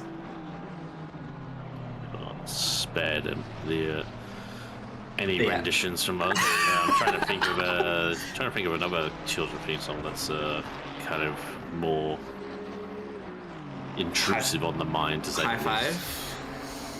No, I didn't watch it. I don't know what it was. High Five was very good. Glenn, Bob the Builders. Bob the Builder's got a great theme song as well. Can we get the big timing totem back up, Glenn, if you can see some if there's any battles potentially happening? Make it dance. Nathan Monk's just jumping in the chat, presumably memeing, but just saying, gee, I hope Triple Eight is having a good race. They're not. Just the long and short of it is that they're not, and it's all Jaden's fault. Wheel issue. Experienced driver. Yeah, imagine not having your gear sorted before the race as an experienced driver. I mean, what's that team name again? Yeah, look, it's on the tin. He's not pretending, I guess, to be any kind of good.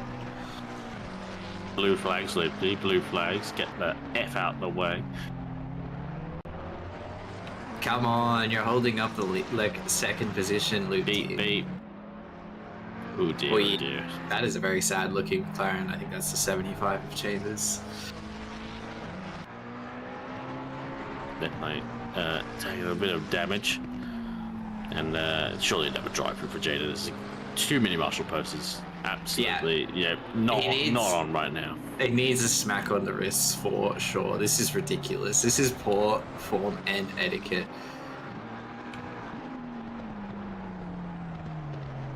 I love where he is. We're just focusing on him.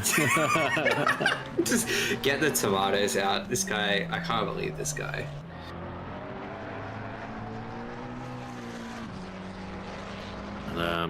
It's called a motor race, okay? Ay. Oh, they're still waving at him. Luke, get out of the way. Schrebenhaus, Ryan Schrebenhaus. Come on, Roy. You gotta call your number. This is ridiculous. Luke's just taking the P now. Thing is that Roy is actually keeping very good pace with Luke, so he really does need to get out of the way. all that dirt. Yeah, he's generating. I know, he's really... Yeah, he's going to be killing Roy's tyres as well. It's just selfish, you know? I would say Okay, it's like if we focus so much on him, but there's nothing else really going on right now. No. McDougall's close to Marvel. Let's watch some actual Academy racing instead of just slandering Luke for fun. Please, Mr. Glenn Germain. So do you see it? So Hamilton in the middle of this battle, actually. Another experienced driver not wearing blue flags again. Yeah, just ridiculous. Purely boxes. I say Lim is going to be under fire right now. I wonder if he is going to be aware. It's always good to have your teammate, and yeah, he's letting off on the straight, so he's going to let Liam Hamilton go. Fight McDougall, and yeah, unfortunately, obviously not got the same pace as his teammate as Patrick Johnson, but that's not too surprising. But it looks like he's still kind of circulating out there and soaking up all the experience. Is what we the aim of everything that we're doing today. It's an endurance race, and it's it's so one thing to lap, but it's also another thing to actually like kind of negotiate around all the other cars, whether they're lap down or for position. Yeah, Very I think easy. It's an interesting phenomenon that is happening in this race and doesn't happen too much outside of a situation like this, where you have cars that are blue flagged that have a significant pace advantage. Obviously, if you have a really rough run of it in an endurance race, you might see that happening to some of the faster teams. But yeah, like in here, it's a situation that's happening a little bit more often. For the time being, though, I do think Lim is probably going to keep clear of McDougall, but we might see Lim catch to the back of Marvel as it progresses. It's 3 seconds as it stands. You can see that BMW a little bit down the road. See if Lim can make a little bit of hay while the sun is shining.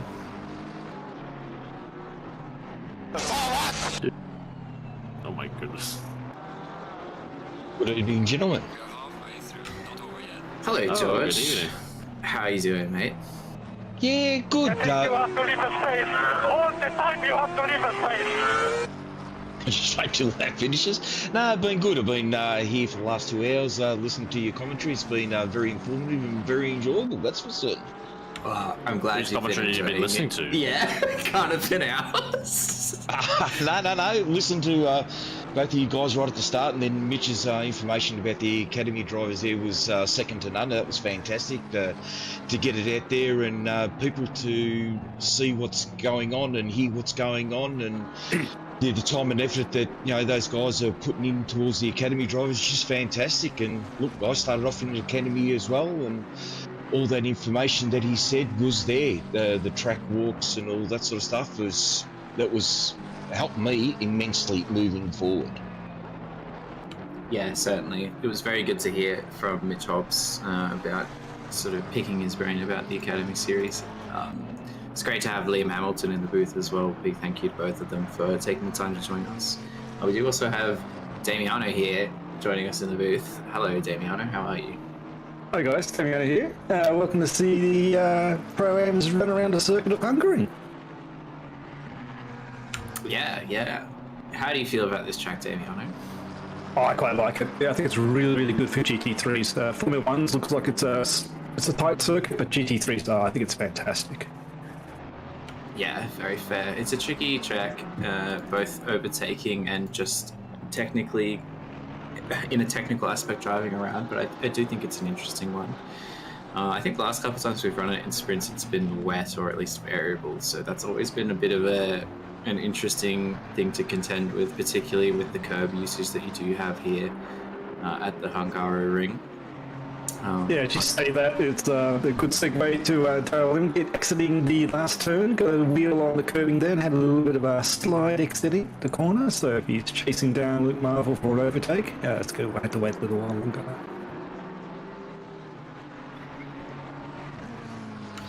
Yeah, definitely. So you, have you been watching along, Damiano, or are you just joining us for the first time?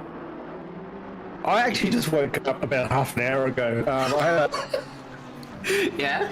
Doing a bit of a Camp Thistleweight, are you? Yeah. So I had a prior commitment which I was attending to, and so I woke up, I got my snacks, I got my drinks, I'm ready to roll. I've got the driver list which you kindly provided, so thank you very much. And just getting my head around. What was the breakdown of the starting lineup? Was it like a mix of pros and AMs, or was it mainly pros or mainly AMs? I'd say it was probably about 70% AMs starting, with a handful of pros. So I think we started with 16. There's probably about 5 pro drivers. Okay, cool. Yeah, it was a pretty clean start actually, and throughout the race I think it's been relatively clean.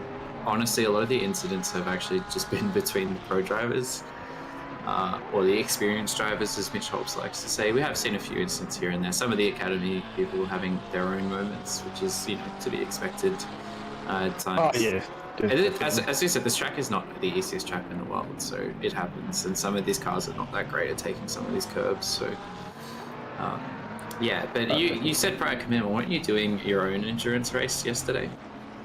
I'll talk about that. I was the LNU Le Mans 24-hour driver test, which didn't go well for us with server issues. But we're here now. We're going to focus on my attention on these excellent pro-am drivers that we could go around.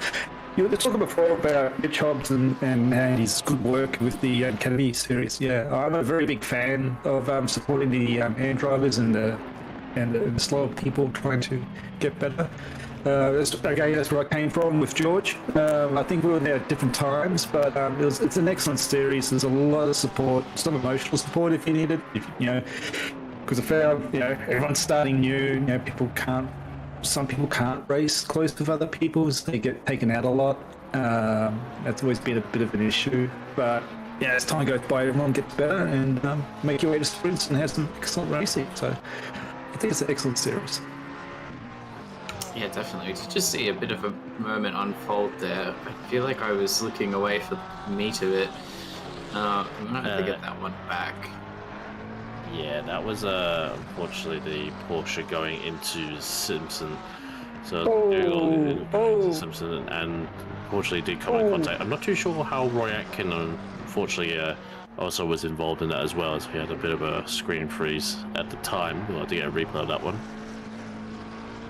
Yeah. Oh, a little bit rough. Yeah, that sequence of corners does draw a lot of attention for some contact. There's a couple of different lines there in different cars, definitely different speeds through here. Like most circuits, all the different cars have different characteristics, and I think those particular corners really show those out between the cars. So some people will naturally be faster because they're in a different car. Yeah, definitely. I think as well, sometimes out of the first corner, if you're getting a good run, it can invite you to be side by side. And then if you're not confident on where you're braking or being side by side into the second corner, it does sometimes result in a bit of an incident. Zach Jensen in chat just saying 75 gave it a crack. I believe that is code for they've kicked up their feet and retired for this one, because I think we're missing another car, which fair enough. I think we saw them have a few different moments. Unfortunate though, but thank you, Zach, for giving it your best shot and your teammate. Yes, as with most things, you only get better by doing it, so job well done. Yeah, it's good to show up, and show your intent, which is excellent. Yeah, but for the time being, Cam and I will relinquish the reins to you two. It'll take us over the line. Thank you very much for that. And thanks for joining me, Cam. As much as I know you pretend not to like it, we had a good time.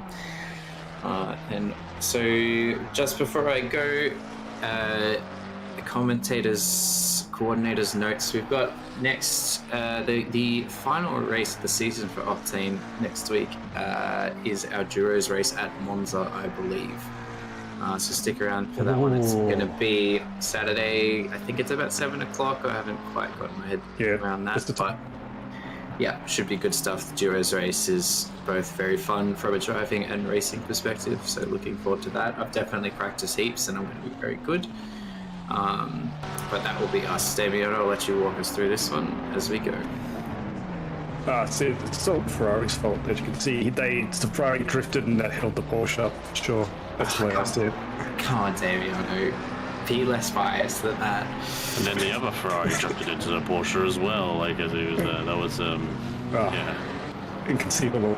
As we see here, it's like Blake was saying, a bit of a move in turn one. Porsche gets an excellent drive out. They're heavy under brakes. The Porsche very strong through here and just outbraked for the Ferrari. So pretty strong corner for the Porsche for braking, not so much for the Ferrari. So unfortunately, driver behind has the majority of the They're going to get a big stick because in the middle of all that, they took out the leader as well, the Royak. Come on, Well, they'll come back with hold your brakes in the spin. Mind you, I think their artwork has improved. Yes. I am. Oh.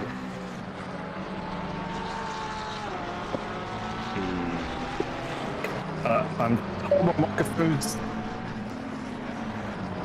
I'm putting it down to he just woke up, and unfortunately he's a little bit slow at the moment.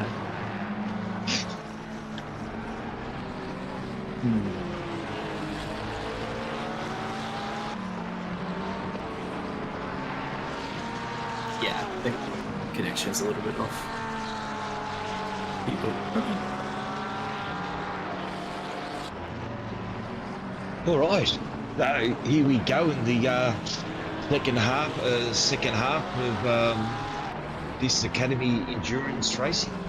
So far it's been very interesting. There's been a lot of some close battles going on there, and most of the top guys and even the Academy drivers, I think they've commended themselves very, very well actually. Not too many incidents from there. They're allowing people through. They're doing all the pit stops. We've got a bit of a pit stop going on here.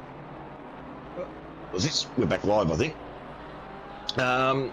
Look, it's been very, very good because I've been watching right from the start, and there hasn't been too many incidents to worry about. I think it's just a couple of guys there just been a little bit, I will say, more from the sprint drivers more than the Academy drivers. I think the Academy drivers have been driving very, very well actually, all the way around.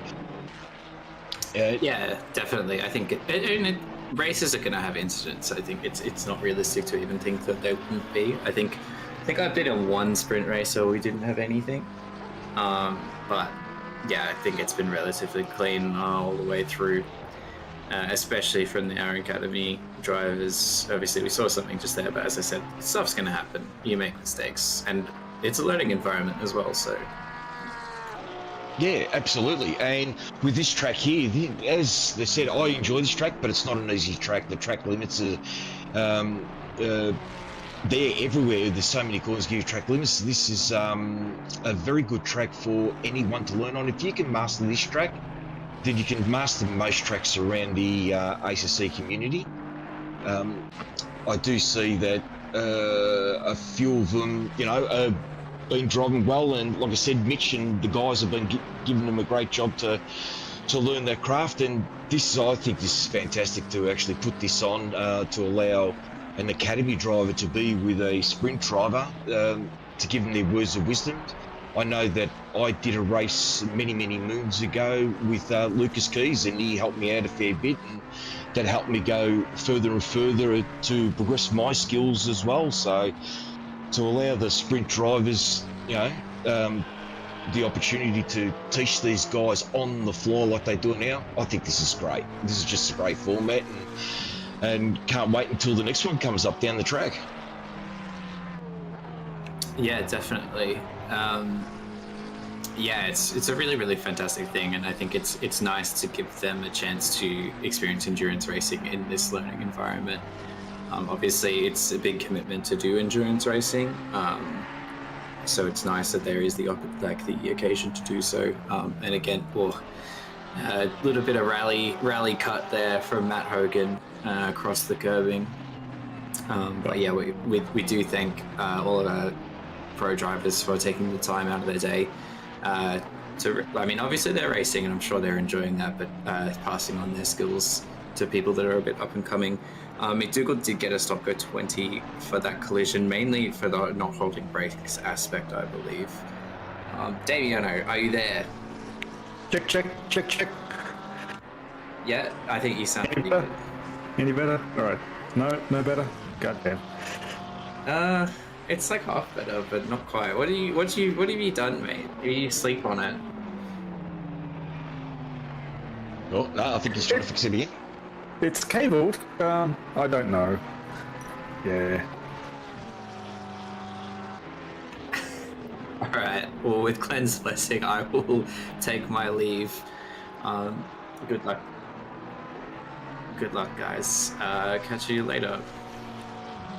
See you, Blake. Okay, so here we go again, and obviously this track I actually found out a little bit of a fact. It wasn't for GT3s, but this track was the first track to host a Formula One race behind the Iron Curtain. Did you know that, Damiano? I did. 1986, I think it was. I wasn't there, but I remember it was a big deal at the time. Yeah, it was a big deal. Like I said, with this track, I think it's a great track. With most of the guys that are driving around, they're doing a fantastic job. I mean, everybody's doing a fantastic job. As I said, I do struggle occasionally on this track with track limits, and I know a few of them will be right on the cuff. I know one bloke that's very on the cuff. If I'm not mistaken, Gaze and Kyle, they're on the cuff there of being slapped with the naughty stick if they go over the line a little bit more. Well, he's trying to fix that mic. It's just you and me, Glenn, at the moment. So Hogan's going down the front straight there. He's going to try to find his braking point there, which is basically when you're in the car right there with the dark patch where the rubber lays down from under the braking zone. You go into turn one, you go through your gears. You've got to stay off the curb because that will kick your car, especially with the McLaren. It tends to have a bit of oversteer on it. Once you get into, say, turn 3, turn 4 is a double apex. You've got to try to keep it tight. You can go a little bit wide on it, and then it's just flat through this corner all the way down. Try not to take too much curve. This next corner up here, you've got to take it pretty quick. Take a little bit of curve, not too much, because it will hurt you a fair bit if you take too much and go wide. And this is a corner notorious for track limits. The S's up here, as I said before, you've got to be able to take them 50-50. Not trying to take too much on the first one, because if it does, it spits you off into the second one. Just clipping it across nice and wide, staying off that ripple strip, which can give you a bit of oversteer again. And then through here is just maintaining just a constant speed without going too much. Heading into the right-hander here that gives you just another straight with 2 corners to go before you get into the main straight again. Should get the is there track names of this? I should get the track names up.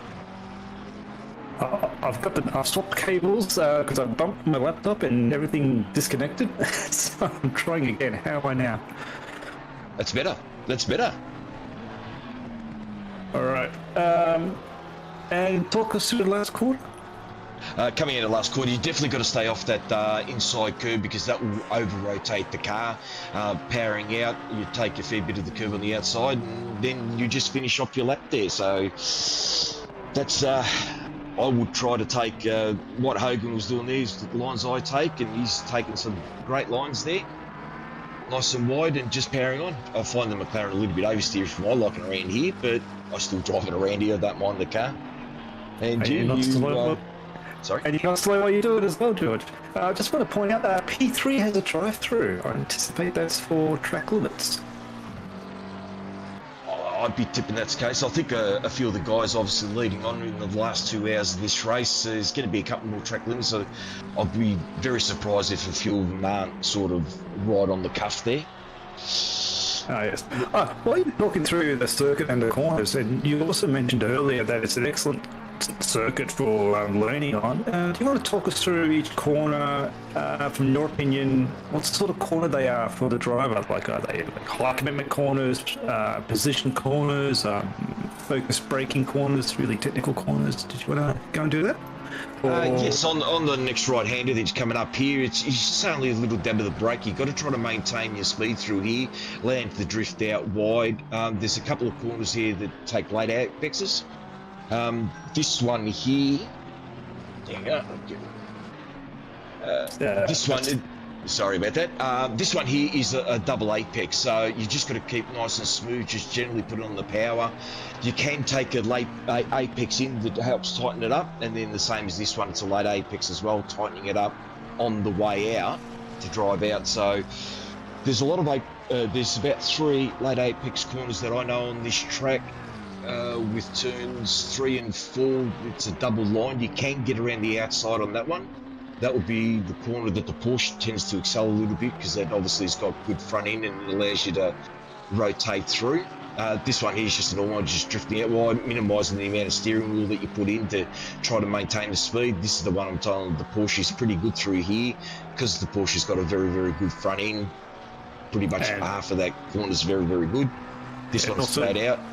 I was just going to say the rotation. Yeah, keep going. This one here, again, you just take your normal line, but you've got to take a little bit of curb, obviously, to take it as quick as you can, because it is a very, very good corner. It's pretty much a gear shift down, and this one here is just a corner that you've got to be very, very patient on. Drifting it out wide, putting too much speed on, too much power onto that. If you're happy with the loud pedal, can get you in a bit of trouble. Yeah, we're on board now, it makes it a little bit easier. This one here is just sometimes people just dab, sometimes you don't dab the brake there to get the rotation in it. Trail braking, as they call that, a lot of the guys, especially in the sprint and some of the academy drivers, I do see that they tend to trail brake a fair bit. I struggle a little bit with trail braking, and what trail braking does, for the people who don't know, it just helps rotate the back end a little bit more. It allows the front end to get a little bit more bite and just tighten it up. This one here, you can use the curb to spin it around, just coming out nice and wide, do the pit entry there, and then just cutting across, and again, take the late apex, cut it in tight, make sure you don't take too much of that inside curb, and then you're just powering on straight down the straight. You can go a little bit wider than that, as long as you don't go over that white line or touch that white line on the other side of the dash drifter. You won't get a track limits, and you'll gain a lot of time though. The wider you make the corners, the better it is. Oh, absolutely. Increasing that radii, so it's less, was it centripetal force? Is that a thing? I always get confused. Is one of them is not a real force, one's a feeling. Excellent descriptor there, George. Yeah, it's look, this corner's very technical. I find this section here, you need to it's a little bit technical. You got to go through this lift up here, absolutely blind. So you got to find a marker to aim for while you go for the corner, and just like I find it's a really high commitment corner. A lot of belief in your ability to turn in. As we're coming through, we're looking on the track map. Turn 5. Yeah, it's a fun one. I like getting out wide there. The chicane through here. You can. Previous Hogan took those chicane really well. This section here, I find it you got to slow. You could, like you said before, you could be really patient. Being slower is actually faster through here, I found, because you can position the car better for this next corner, which I think was 9. That was 8. Then coming 9 and 10 and 11 is my favourite sequence. We're exiting 11 now, so if you get the previous corner really hooked up, you get potentially an overtaking position opportunity here. Then it's just a matter of finding a braking point with no references for this corner. I could never find anything, so it's just like it's a feeling. And the dreaded last corner, the number of times I've clipped that in a curve and it spun the car, really hooked it around. Yeah, I've lost a lot of positions through this corner. Yeah, that concrete, I hate it forever. And hoping crosses the line again. P9 doing well. His lap time's 1:44.9. 47.6. Good. You have the pro driver Hamilton behind, 15 seconds. So be a battle for position, but I still think everyone's got another pit stop to come. So Hamilton needs to serve that 15 seconds in the pit lane. So to maintain the position, he's got to get break away by 15 seconds. Yeah, I've got a question for you, a little bit of trivia for you. Oh, it's not trivia, a little bit of a question. Where is turn 12A? There's an A? There is a turn 12A. I'm looking at it right now. Hamilton's having a look on the outside. What turn is this? This is 1, 2, 3, 4, 5. That's turn 5. That was he's coming into turn 6 and 7 now. 7. Yeah, that's it. Look, already outside. Oh, I think he's got it. Yeah, he's got it. Oh, I was just waiting for it to kick up from the curb in that corner. Excellent driving there. Classic pro on and move. 12A, you say, huh? Well, that's after this little section. That's the downhill part, isn't it? You're thinking here, George. It's coming up. Yeah, this is It's coming up. This is called turn 12. Now, where is turn 12A? Turn 12A is right there. That's turn 1 Kylie. That's. You can straight line that. Kylie, you can't. That's not a turn. You can straight line that, man. I thought I'd bring that up and see if you knew where that was. Come on. I'm looking at the circuit and going, that looks pretty straight, man. We're gonna do that second turn. So I thought it might have been like a double radii corner. You know what I mean? So the corner slide starts wider than tightens up. So I'm really looking on the apex for 12, and no, I couldn't see it. Oh, well done. I learned something new. There you go. I thought I'd throw that in because I knew Yellen just woke up, and I thought, just get the blood boiling a bit, to give you a bit of adrenaline rush there. Why am I so angry? No, you're good. All right, so obviously Hamilton's got past, but he has got that 15-second penalty. So yeah, as long as Hogan stays with him, he'll always get that position back. Sometimes it's not worth fighting, especially if someone's a little bit quicker and it's got a bit of a penalty. Just let him go and try to maintain that and catch him at the end of it. And also now with an hour 50 to go, it really plays down to what strategy, fuel strategy got. We know that the Porsche was just phenomenal around here. I saw Patrick Johnson at the start. He did an hour and 30 minutes. He did something like 50 odd laps before he had to come in. So good on him. Yeah, you can see that obviously his lap times were super quick, but he is doing a lot of fuel saving and protecting the tyres, which allowed him to go deeper into the stint. And some of these guys, like the McLaren, look, I know from personal experience, the McLaren is a reasonably thirsty car, so there's no doubt that some of these guys are going to be doing a bit of fuel saving, and this is again another aspect of enduro racing, doing a bit of strategy out there. Strategy plays a big part. It's not just a flat out sprint race, it is a endurance race, and you want to try to make it to the end with little pens and as minimal pit stops as possible. As you know yourself with driving that. Saved it. Saved it. That was the Patrick Johnson's car. Who's in that at the moment? That's we are checking. McDougall. Yes. In a 99 Porsche. Yeah. He's done a pretty good job out there. The paint scheme, the car looks like it's got a couple of bumps and bruises on it. I'm tipping it's the paint scheme, isn't it? No, it's got a steak bonnet, that one. Not quite a chicken, but there's a bit of a gap for a steak there. Oh, maybe a chicken wing. You can get a chicken wing in there? Chicken wing. Oh, I love it. Get a chicken wing in it. Absolutely can fit a chicken wing in there. As Hamilton's pushing up on Rick Lean here, and it's Aston on Aston action. Guys are going well. Lean, what's these lap times? 48. Oh, it's going to be pretty. Oh, good defending. Protect the inside line, not too hard. We got Hamilton going around the outside having a look, and he pulled it off. Good work around the outside. No, he didn't. I got my collar schemes mixed up. Rippling defended excellently into turn 12A13. Yes, let's see if he can get a good run. Again, late apex, get a nice drive out of here. Who gets the better drive coming out of the last corner, going down the front straight? It's gone a little bit wide to maximise the corner speed, which it looks like he has. He's gone on the inside here. He should get it done under brakings, depending on how good the braking is here. Is he going to go around the outside? Can he outbrake? No. Let's keep it on the apex. He's trying to do the overcut. Over under? He wasn't able to do it. No, but it's good racing there. It's good side-by-side racing, and like I said, it's trying to maximise your corner speeds. Most of these corners on this track is a fairly fast corner. You've got to take it pretty quick. There's not too many first gear corners on this track. for most of these guys. I think you're right, all yeah. will be in second. Yeah, it's only really, obviously, turn 1 to hairpin. That's the slowest corner.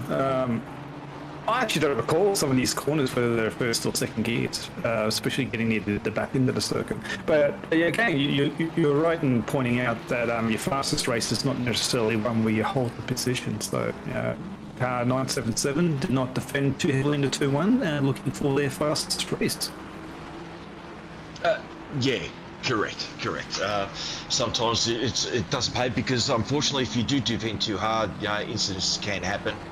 I tend to let people through, as you found out in the last race. There wasn't point trying to hold you up. In the last race there at Silverstone, just let them go, catch them up down the back end of the race. That's where it all is at the end. And there's a good technique with that as well. If there's a car that's probably, let's say, slightly faster than you, you let them through, and hopefully you can follow them through as they churn through the traffic, and you'll be able to snaffle a couple of positions because they're making a move.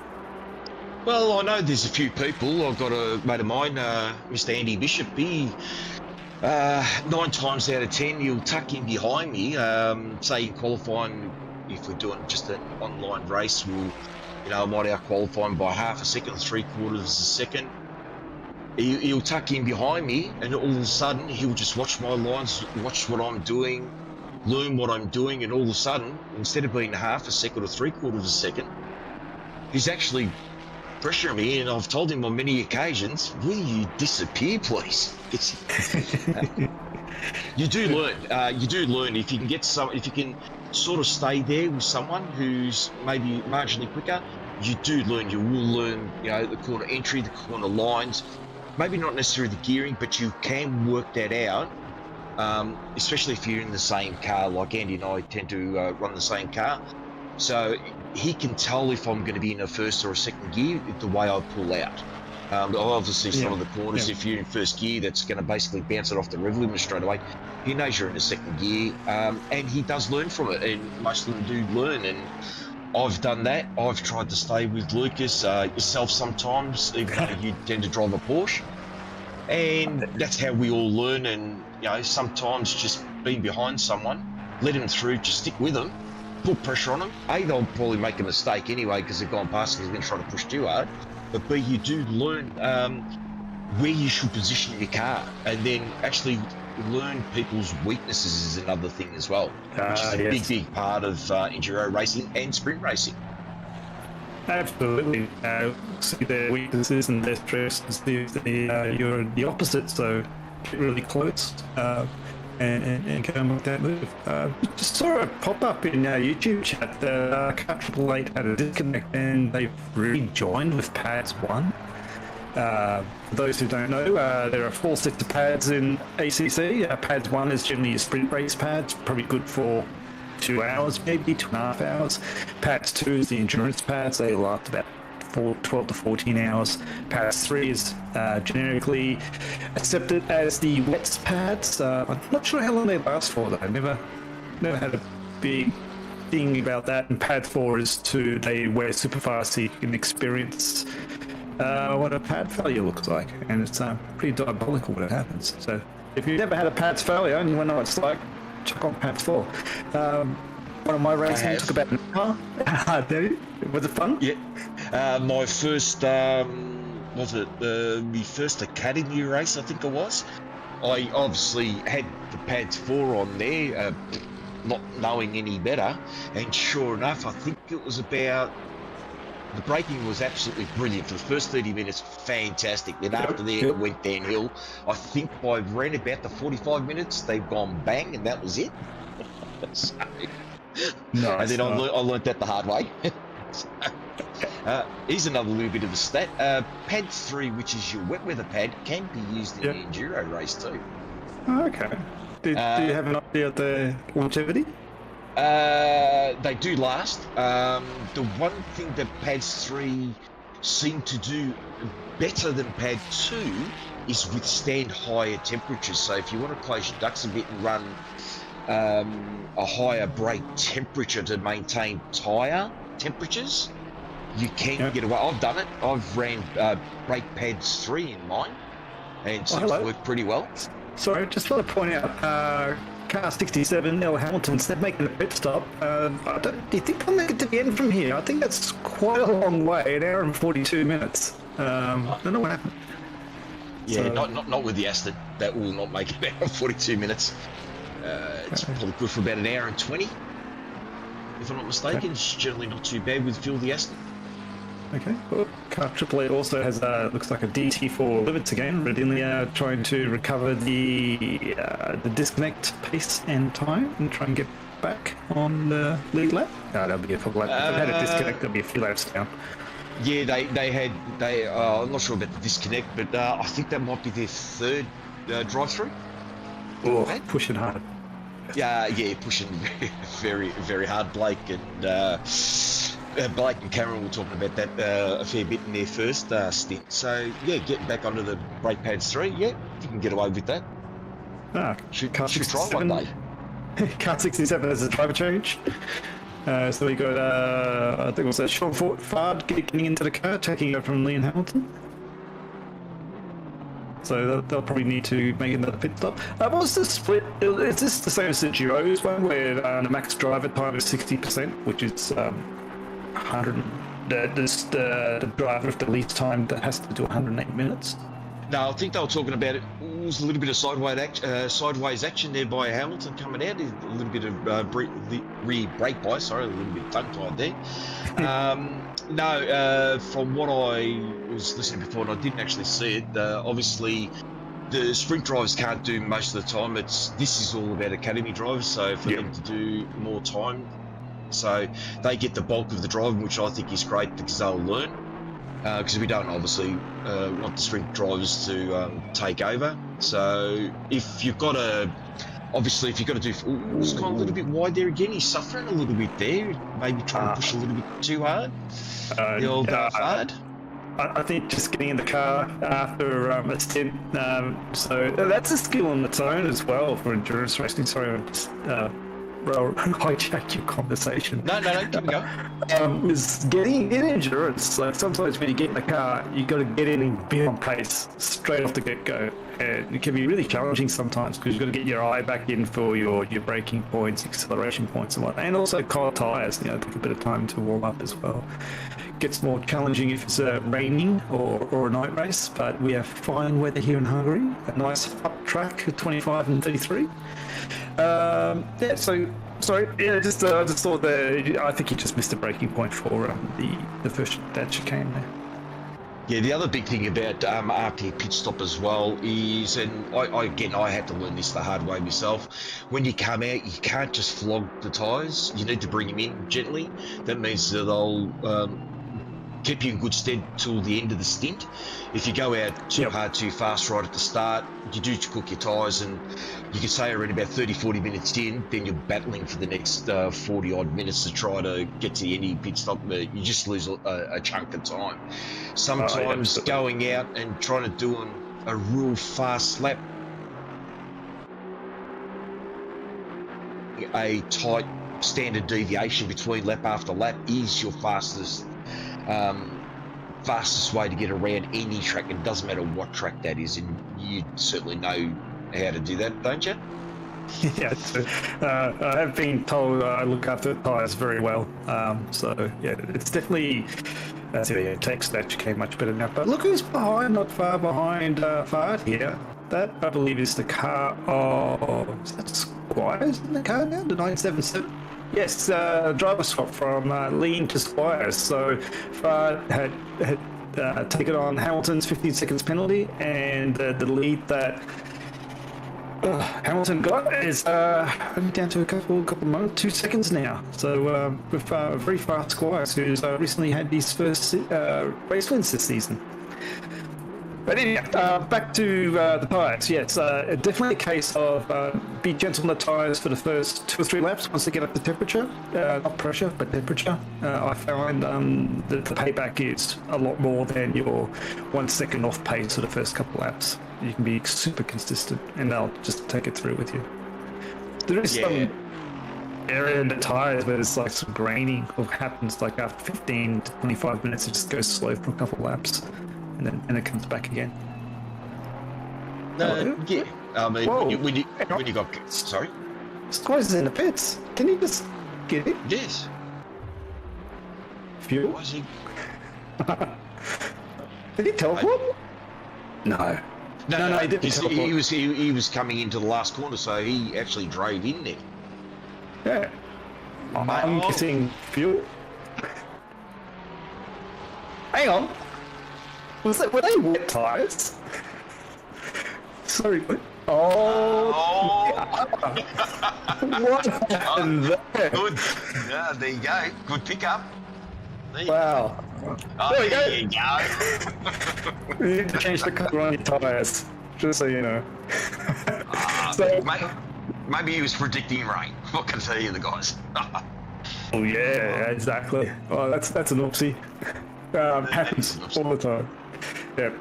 For those who don't know, the dry tyres have the yellow sidewalls, and the wet weather tyres have no colour on the sidewalls.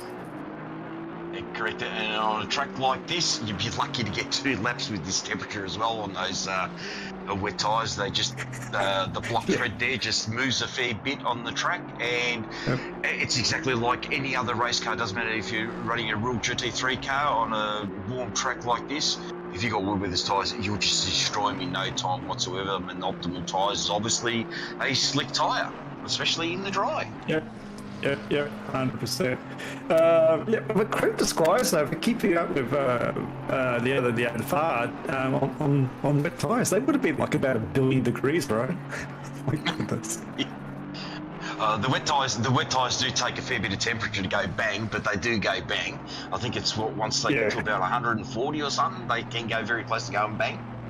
There's 2 parts to it. One is you got temperature and pressure, and also wear. I think they go bang on the wear, and as your temperature goes up, your wear increases.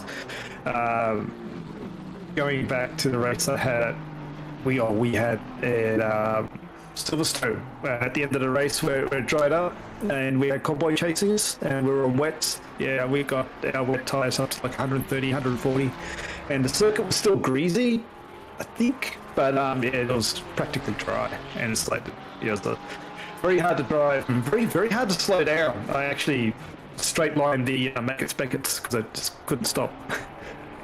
So we're looking at Porsche driver Ibrahim Bank in a Ferrari. You're dead to me, mate. Where's Porsche? You're a Porsche driver. Nice livery though. That's a really good livery. I like that. Yeah, there's a couple of good liveries there. Blake and that pointed out Gaze's livery at the end. That was quite funny as well. He's got a few photos and all that. But look, obviously, we'll go back and we'll just talk a bit about the academy drivers here, which is a few of them that's in the race here. Gaze, one of them. Yes, he did start off at sprints, but yeah, he dropped back down. Needed just it was just a little bit much for him up there, but he's actually not a bad driver. I've spoken to him a few times and obviously driven with him a few times in some public servers. Got a pretty good start right at the start, and yeah, there it is. Have a look at the livery there. It's got photos and pictures and everything. There is the blue's good. Sorry? The blue's good. Yeah, well, there is a comment there about Jesus on there. On the back, that's a funny comment there. Some people might not like it, but I thought it was quite good. It's a fair bit of time and effort. Most of these guys, it doesn't matter if it's an academy driver or a sprint driver, a lot of these guys put a lot of time and effort in their liveries. They take pride in it. There you go. Have a look at that one. So who's Jesus? I think that was fantastic. So, as getting back to it with the liveries, a lot of these guys put a lot of time and effort into liveries, and it just astounds me the different liveries that they bring out for the endurance races, especially the sprint races. There you go. Poor Leclerc, man. He's very sad. Very sad. This looks like driving for Ferrari any given year. Yeah. So, like I said. Some of the guys out, some of the creators out there for these liveries are just fantastic, brilliant. It always makes me laugh, and some of them look absolutely fantastic. And there's been the odd one that even you've turned around and gone, not for my liking. There's been a couple of there's a couple of Nissans out there that have over the time just the time that I've gone not really. So I'm gonna name names. So true. That's why I never load the liveries up, right? I just get the base. That's not true. I always load the liveries up. I think it's a credit and respect to the creators, right? Yeah, it's like I may not agree with the artistic interpretation of the liveries, but I'll never discredit someone's effort for and their creativity to get something happening. That's all right. It's all right. It is. I think Welcome that's to Split Red. Here we go. Objects in mirror close enough here. Oh, okay. That's on the front of the car. Okay. It's a good dog back. Dog face. The nose is really well positioned. I like that very much. That's really good. I like the dog face. Plus 10 for the dog face. Yes. So you've got a few of these guys here that obviously Gaze is doing a fantastic job out there. He's been super consistent. And again, you know, learning. Kyle Billow's in there with him as well. Between the two of them, they've been talking a fair bit, I know, during the week to bring him up and help him out a little bit more. So hopefully next season he should go straight back into Sprint Series next season because obviously you always learn. Look at me. I'm still learning. I've been in Sprint Series for at least a year and a bit now, and I'm still learning. I've got a very good mate of mine that's given me a few tips that hopefully I'm putting to use and getting a little bit quicker, if I'm not mistaken, Mr. Damiano. Ah, no worries. Happy to help. Yeah, everyone told what not now. Why doesn't mine look like that? What time zones? Time zones. Alright, don't get started on time zones. The amount of stuff I've missed because I calculated it wrong. I don't want to talk about that anymore. Well, you're lucky you got me in this one, right? I'm telling you. It's like, so what time do I have to start again? I think I had to get 3 people to tell me what time I had to be on. I wasn't sure. When you told me that you only just woke up, I thought, not fall asleep on me. I hope not. Well, yeah, I had like 2.5 hours sleep last night. Did my bit, and then I went back to bed for about another 3 hours. So, oh yeah, there you go, guys. If I'm not mistaken, Bank, he's another academy driver, doing very well. He's keeping some pretty good times there. There's a few of them. We know Chalmers is definitely in sprints. Banks, again, this is the livery that you liked before. I thought that was very cool. If we get even though it's not the Ferrari, but that's okay. Yeah, it does look very good. Like I said, a lot of time and effort goes into a lot of these cars that present them really well. No difference to a real GT3 car, and obviously, there you go, nice close up there. I like that. Okay, 2 parts to this. So when you create a livery, you can either use a software like Photoshop or GIMP, which is just a 2D, and you have your template, which is the car laid out, splayed out, and all the pieces are all over the place. They don't match. So there's one way of doing it, and you got to line up pixel to pixel and get it going. Another one is, I was thinking about it, I forgot already. Someone will help me in chat or yourself. The other one that you use has already got the 3D model, and you paint on the 3D model. I don't think that would go very well because the 3D model you've got to project onto it to get everything lined up. But all of those lines line up so well. That is such a sweet livery. That really is. If you look at the doors, you look at M, and you've got the purple bit, and you see the door frame, the door line where it joins on the purple bit on the right, and notice how the little curves that went up practically perfectly. Whoever the creator was, that's a really sweet job. Yes, and not easy too because it's got the wavy lines in it with the different colours to get it spot on. It's not just a straight colour. Whoever did that one done a fantastic job.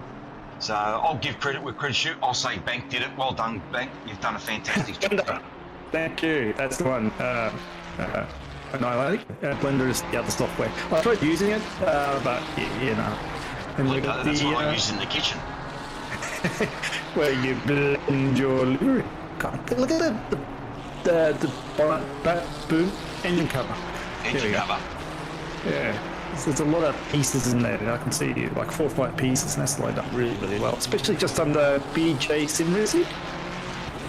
Yeah, they've got the prancing horse in there as well. They put the prancing horse in there. There it is. It's Ferrari. Yeah, it's right in the middle. where the bees. Yeah, no, that's a very good livery. Well presented. Tyres matches, everything matches. It looks good.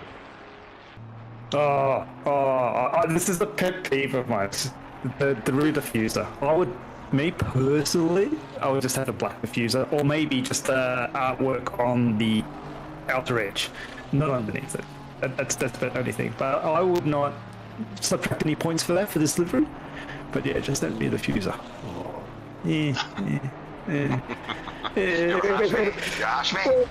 Everything else is really spot on. It's so good. So it's just my thing. Even the headlights on that, when you look at the headlights, especially with the colour scheme in the front, it almost looks like eyes. If you I look do at it, like that. Yeah. It looks like it's got, it does look pretty good, actually. Can we, Glenn, if you can indulge me, can we have a look at the BMW? The BMW, I think, has got the greatest set of headlights that look like eyes when they're like on the semi-endurance race, because there's, they look like cat eyes. So we'll see, because we do have one in the field, car number 77. Yeah, this is Irons is driving. This is another Academy driver. Yeah, that looks like a stock livery, but the headlights really look like eyes when you start hooking it all up. Oh, he took that, they do. that corner really well. Took turn 11 really, really nicely. Well driven. I do like that car, but I've always had a soft spot for that BMW. Fusion, the bob got to it and slowed it down too much for my liking. That's the only problem.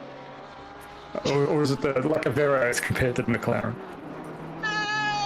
No, look, when the BMW first came in, it was definitely OP, needed to be nerfed a bit, but I think they've done a couple of other minor changes over the time since then, and mind you, that BMW's been out for a while. Has slowed it down a little bit more. It's still a very nice car. I don't mind driving it. A few people... Well, here we go. Pigeon. That's pretty good. It's a nice livery, well known, so that makes it much easier. So that's another thing for livery. It's nice when people don't chop and change the livery, so you can actually call the cars without seeing the driver banner on the bottom right. You can actually call to the screen. But yeah, it's been pointed out, the P3, P4 battle is pretty hot. We have Porsche or Ferrari trying to get past the Porsche, only 0.2 seconds behind. So we got the here we go. Affectionately known wide-ass Chalmers defensive manoeuvring happening. Yeah, he is a hard man to pass, I'll say. If you can drive past Chalmers when he doesn't make a mistake, well given to you. Right, since you're the Porsche driver here, where's the positives and negatives on this track for the Porsche? Is there any positives and negatives, or is it just a balanced car right around? Well, it's going to be positives, negatives. Through here, the Porsche, depending on how you set it up, you can actually eat their curbs, as you can see here. A little bit too much on the inside, like not too bad. You've got to be patient through here. The car can get a lot of rotation. Not sure how fast Webster is behind, but it's looking pretty good for Chalmers. Going through turn 9. This is critical here. To get through here, you've got to line this one up, and you can actually get some really free rotation through the Porsche here. Going down to turn 12, you can go heavy on the brakes. As you can see the car dip. Clip that curve, go through 12, 12A. This is tricky. Try and make this one corner as you can with the double apex. The rear tyres die here in the Porsche. And it's come to the pits. So tyres are dead. Time for a swap-a-rooney. As we can see with this livery, the checker flag, really tricky to line up, so it's good livery, but yeah, it's we're about 90% there with the lining up of the hatches. That was a tough game. Did he cut the chicane? Oops. Yes, that chicane's really tricky. You've got to keep, obviously, both tyres on the inside, on the track side of the white line, but that's the limit. And if you can cut that corner a lot, which is the skill in itself, you don't cut the first one, you cut the second one in the Porsche. And you try and even though you're pointing the wrong way, you try and point the car straight on the exit to get the better drive out, and then you turn. So you drive there. So in the Porsche, and here you cut this one, the most, the second part, but you aim off the circuit and then you turn. So again, it's a confidence component, but it's very fast and all of it back at Chalmers. I'm not sure if the tyres were completely dead. And so we have a new driver, Xavier beat Ethan in the Porsches. We got passed by, was that John Foster getting through? It was too. So very busy pit exit there. Very, very big. It just got a little bit wide. Again, cold tyres coming out of the out of the pits there. Especially if you haven't driven for a while, you tend to miss some of those braking points. It's very, very important to make sure that when you come out of the pits, you don't overdo it, as I said before. Not just for the tyres, but obviously, if any mistakes happen, generally it always happens on your outlap, where you'll overcook a corner or go wide or run it off. Now let's see how he goes through here. He's taking it easy. He's gone through there nice and smooth, just to keep it down, get everything just settled, get himself settled. Trying to keep it safe.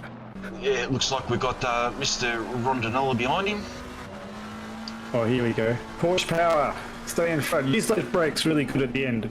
We'll see how Rondinella... The Ferrari's actually pretty amazing under its brakes, I've found sometimes. Like, we'll see how it close up on the corner. Not too much. Good clip at the curb. Bit slidey there from Lukey there, so pushing super hard, getting sliding late X. That's good. Yeah, there's your late apex, as I was saying before, and then just cutting it in nice and tight, just power out.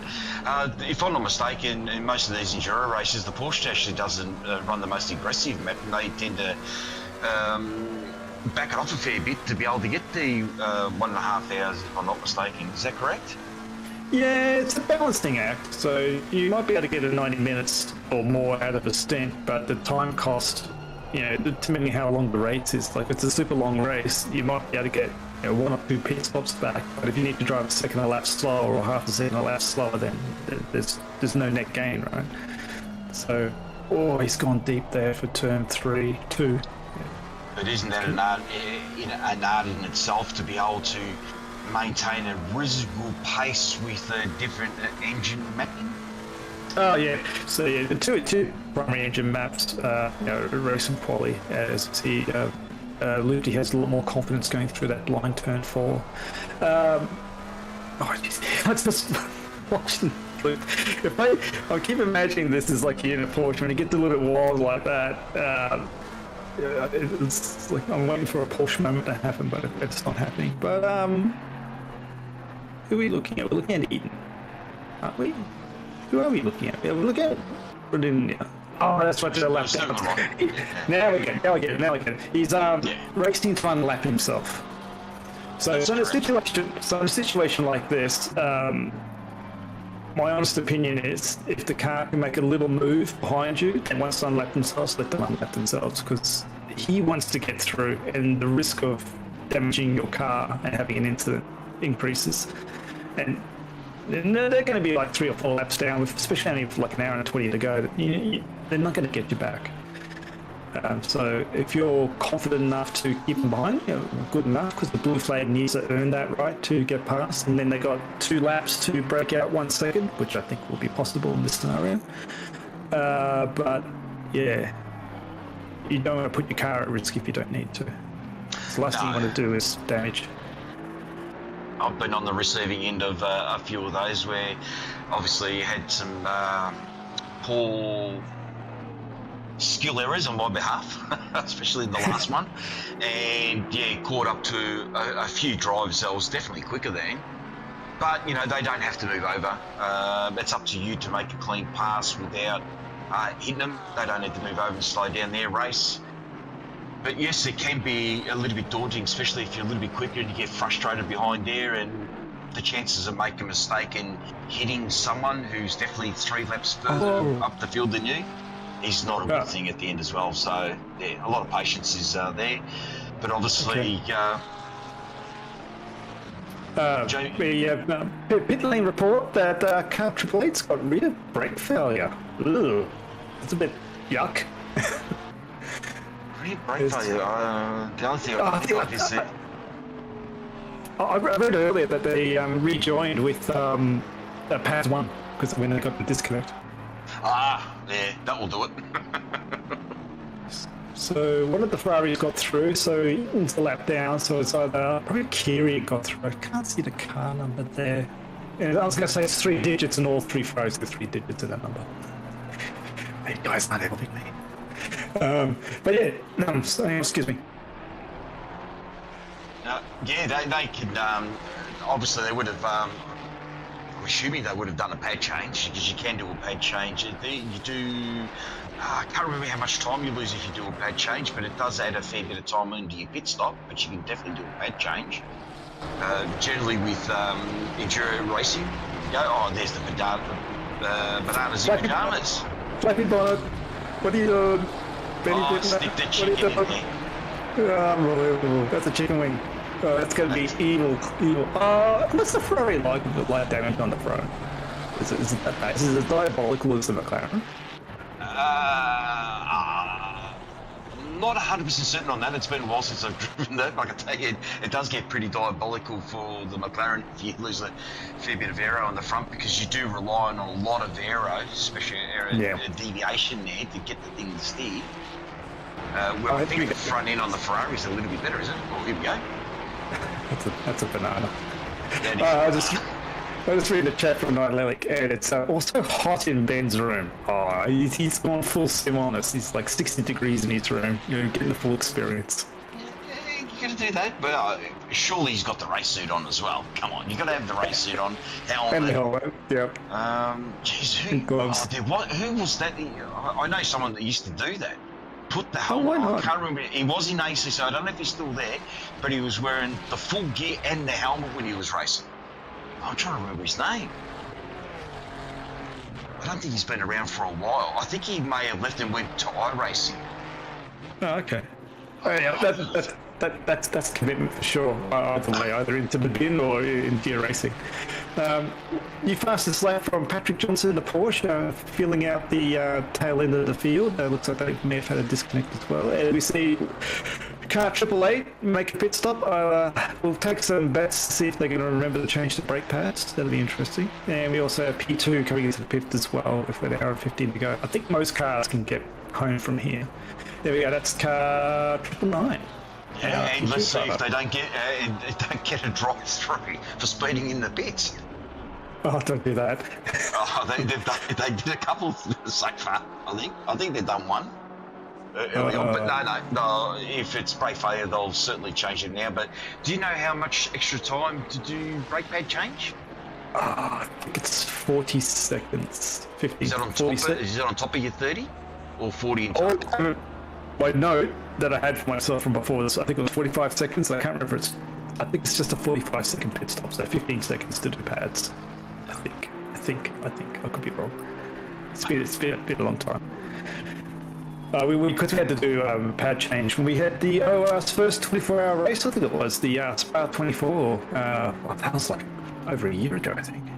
Yeah, there was much discussion on when to change pads for the brakes. Do the brake pads to last 24 hours?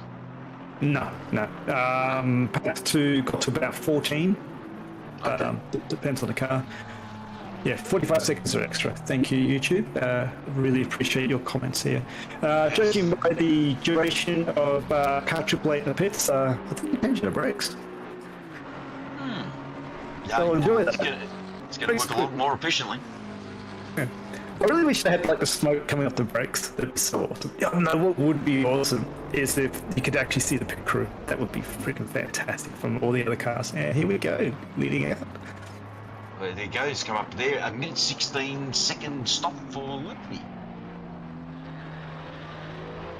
Yeah, easy. Got a bit of work to do. An extra lap down on P13. Well, you got to get it to work. As we Patrick Johnson, super fast Porsche. He's got the pedal lap. It's a 44.1 for Patrick Johnson.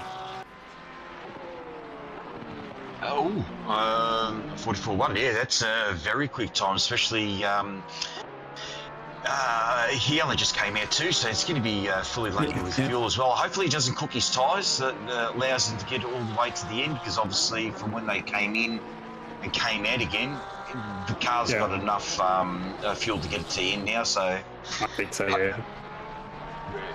Some of the other guys will probably be in the next 30 to 40 minutes, because there's going to be a couple of them that's going to need this special sliding through there. I know. I was curious to see if there was a track cut for that second part of the chicane, though. That looked pretty tight. Because it's really weird on these track cuts. ACC is awesome. Sometimes you're going to have 2 tyres past the line or on the inside and you're safe. Sometimes it's 1. Oh, that's going to be close. That's definitely... I'm not sure it's a +1, but it's definitely a cut. Did he lift so he doesn't get the dreaded number up? We'll see what happens. Ooh. Well, obviously, if it's a +1, it's not +4 at the moment, which is your pen. And still a flappy bonnet as well, so maybe an artifact, I'd say. We'll see speed across the line. It's coming up soon. What are we going to get? It's 44.6, half a second down. I reckon that could be an artifact of, I think the car's fully fixed. Oh, you're talking about the flappy bonnet? Yeah, the damaged car, I think it's fixed. It's just an artifact that hasn't been clicked over again. It's depending how much damage she's done, and maybe they're trying to save a little bit of time in the pits, and there we go, a close-up there. Well, is this the images of one of the drivers? Yeah, have a look. It's the horse driving. Oh, yeah. Who is that? I remember reading all that. Let's go. You guys are weird. Oh, we'll find out from Johnston later. Is that Johnston maybe on his sim rig driving around? Oh, no, is that Gormley? Was it Gormley? Oh, I can't remember. Will Tim go? It's Tim? Oh, one of them. Yeah, okay. YouTube comments, yeah, the car's fully fixed. It's just a visual artifact. Okay. A bit misleading. Unlike, what was it? We had a wet race, and all the cars were on slicks, but that was misrepresented, and they're actually on wets. So, yeah, so the cars on slicks in the wet, right? They're having a bad day, and we're catching them, and it was just a case of our driver was better in the wet than their driver, but we're trying to work out did they have a really good driver but driving on slicks or not. So that changes your attitude to how you attack the car, because if they're on slicks, you just put a bit of pressure on them, they're going to slide out a little bit, right? But no, not the case. So yeah, wish they fixed some of that stuff up, but no more development in this one. Yeah. Here we go. Sorry, comments from YouTube. Sorry to cut you off there, George. I've got John Ryan Gormley. So that would be is that one person, John Ryan Gormley? Is that one person's name? Oh, I probably should know this. I say I'm old and tired, so I'm going to say it's probably one person. I think there's the person's face on the roof as well, too. But yeah, the horse that's going to be hot. For sure on that.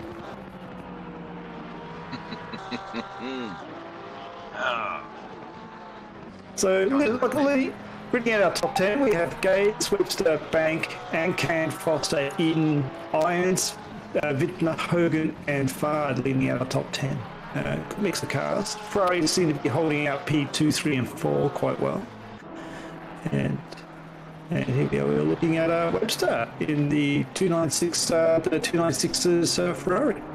Doing some good laps. And a little bit behind Gaze. I think the best part about the series is the mixture of AMs and Pro-Ams, and especially if you're not familiar with everyone's names, you really don't know what you're going to get when it comes up. Okay. So for Patrick Johnson, their team name and livery is inspired by Gormley. Oh, yes. Excellent. You need inspiration somewhere. And speaking of inspiration, this is another clean livery. The Ferrari? Yes, it is very clean. Yeah, the blue and gold Ferrari. Yeah. It does look good. It does look good. I think you got a little bit of a soft spot for gold, because wasn't it a McLaren that has some gold? Oh, hang on. Hit on. They're back. Okay. They're back. It's Irons just overcooked the corner, went a little bit wide there. But he did get back, so he didn't stack it, he didn't spin it, so no foul. Just needs to get just get back on it again, take a deep breath, a couple of corners there to clean a little bit of the rubber. You do get affected by a little bit of rubber if you go a bit wide here, and it does take very much so.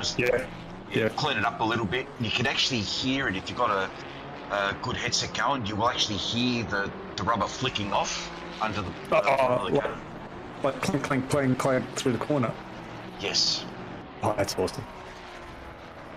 And some of these guys, they were talking early on today. It's a couple of guys here, a couple of the academy drivers too. This is actually their first race, you know, especially in the enduro ones. So some of them might be getting a little bit tired, but you know, a great experience. The more basically seat time you get, it's like real racing. The more seat time you get in there, the better it is.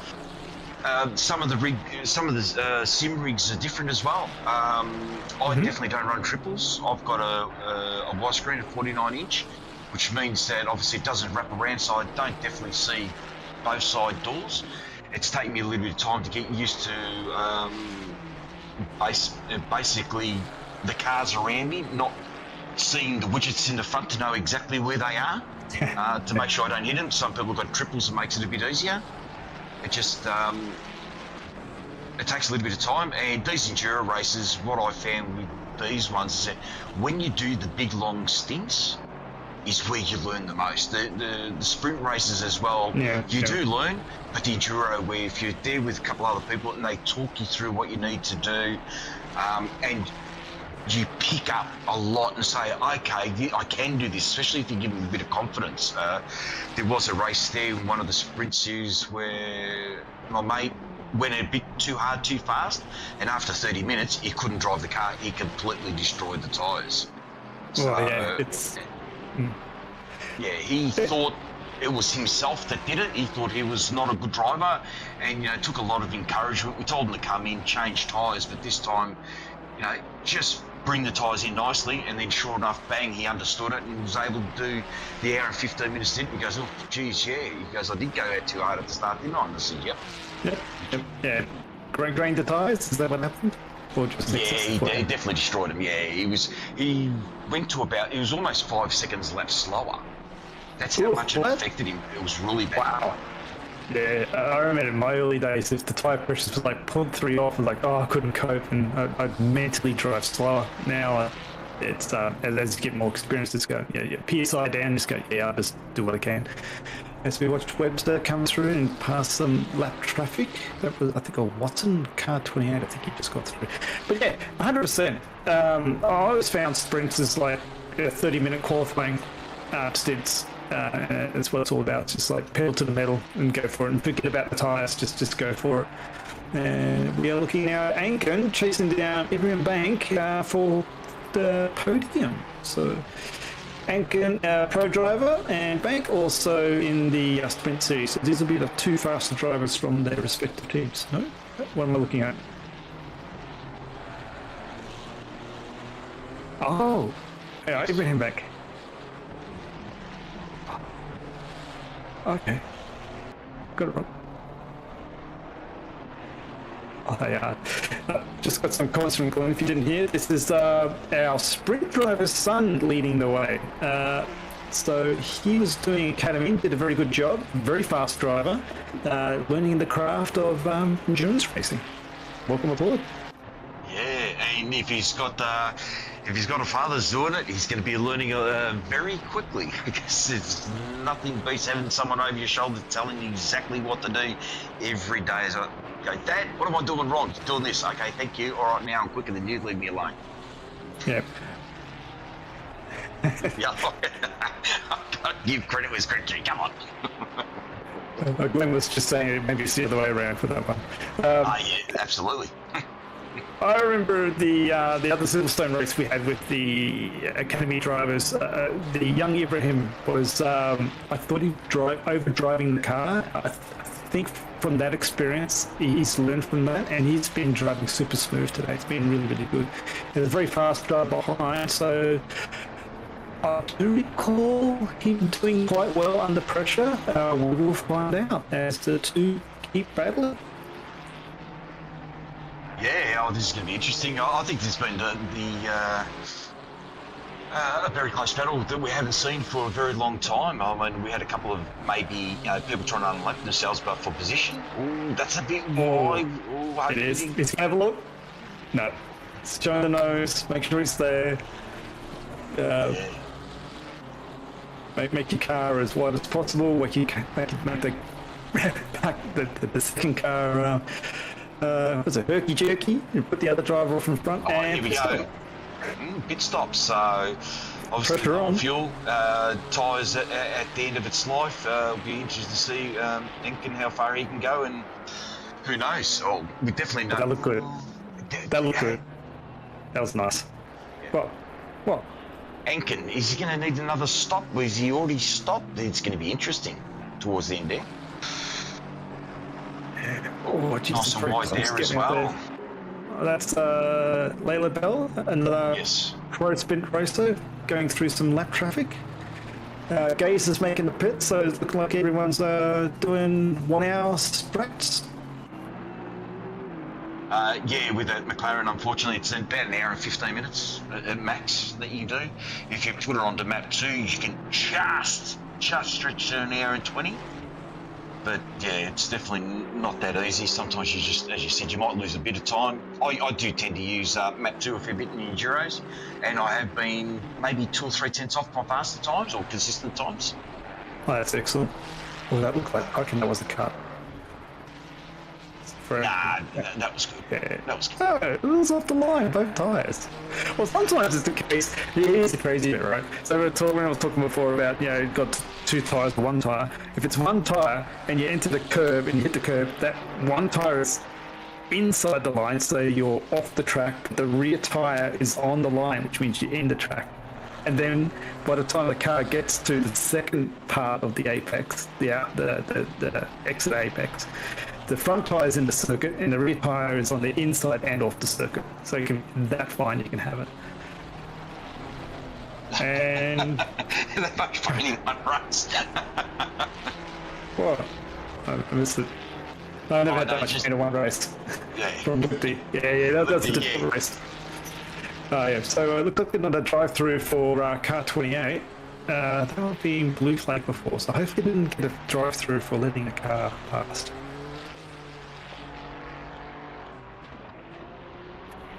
There'll be traffic for sure. So we're looking at Webster going through the pits. Nice clean white livery. It looks like a Giacomin special there. Jay Irons in the BMW in the pits making the final stops. Most of those guys will be on their final stops now. Yeah.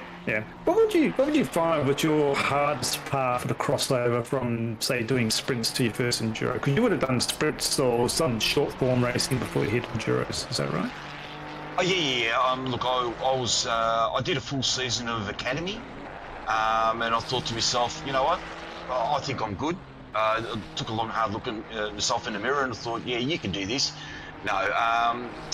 The one thing was the sheer amount of numbers in there. There's a lot more cars to race against, but it was more importantly the skill and the pace of a lot of the guys up in the sprint series, which made it a little bit harder because they've got a lot more talent and a lot more skill. They can really drive very close to you. Not saying they're pushing off the track, but door-to-door racing, which we've seen week in, week out, especially in Split Red when we commentated this year. Yeah. And from someone who's gone from Academy, it's not too bad. And again, we're learning to, somewhere you've got these guys that can sit, less than half a card length behind, just put pressure on you, going, oh my God, what am I doing? I'm definitely out of my depth here. But the key is not to fight it. If you get overtaken, don't get disheartened. Do what I said before. If you can stay with it and learn, that's the only way to learn. Door-to-door racing is the only way to learn to go fast, especially in sprint, as is in real racing.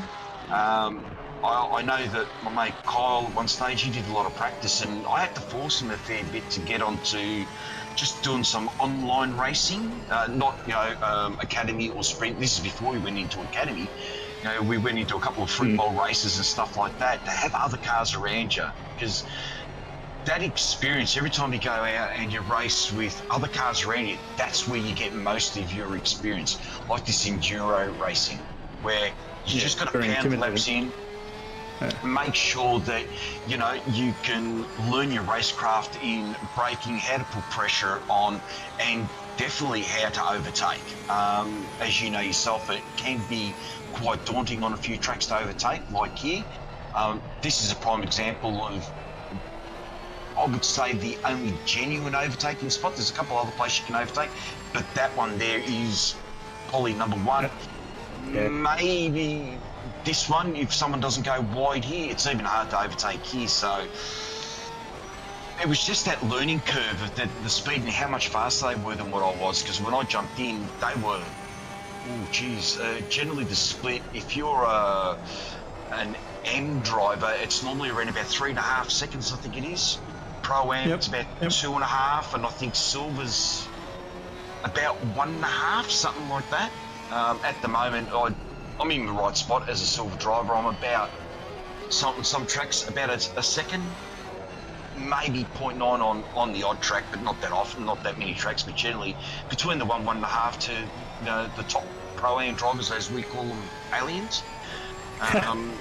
There's some of them, there's the odd one or two, but we're talking about the majority of the pro drivers. I'm about a second and a half. So being out there and racing against those guys, and as it happens, something clicks as you go, and the more you persist with it without getting frustrated, just don't get frustrated. Some of these races, especially when it comes to the sprint series and the rookie series,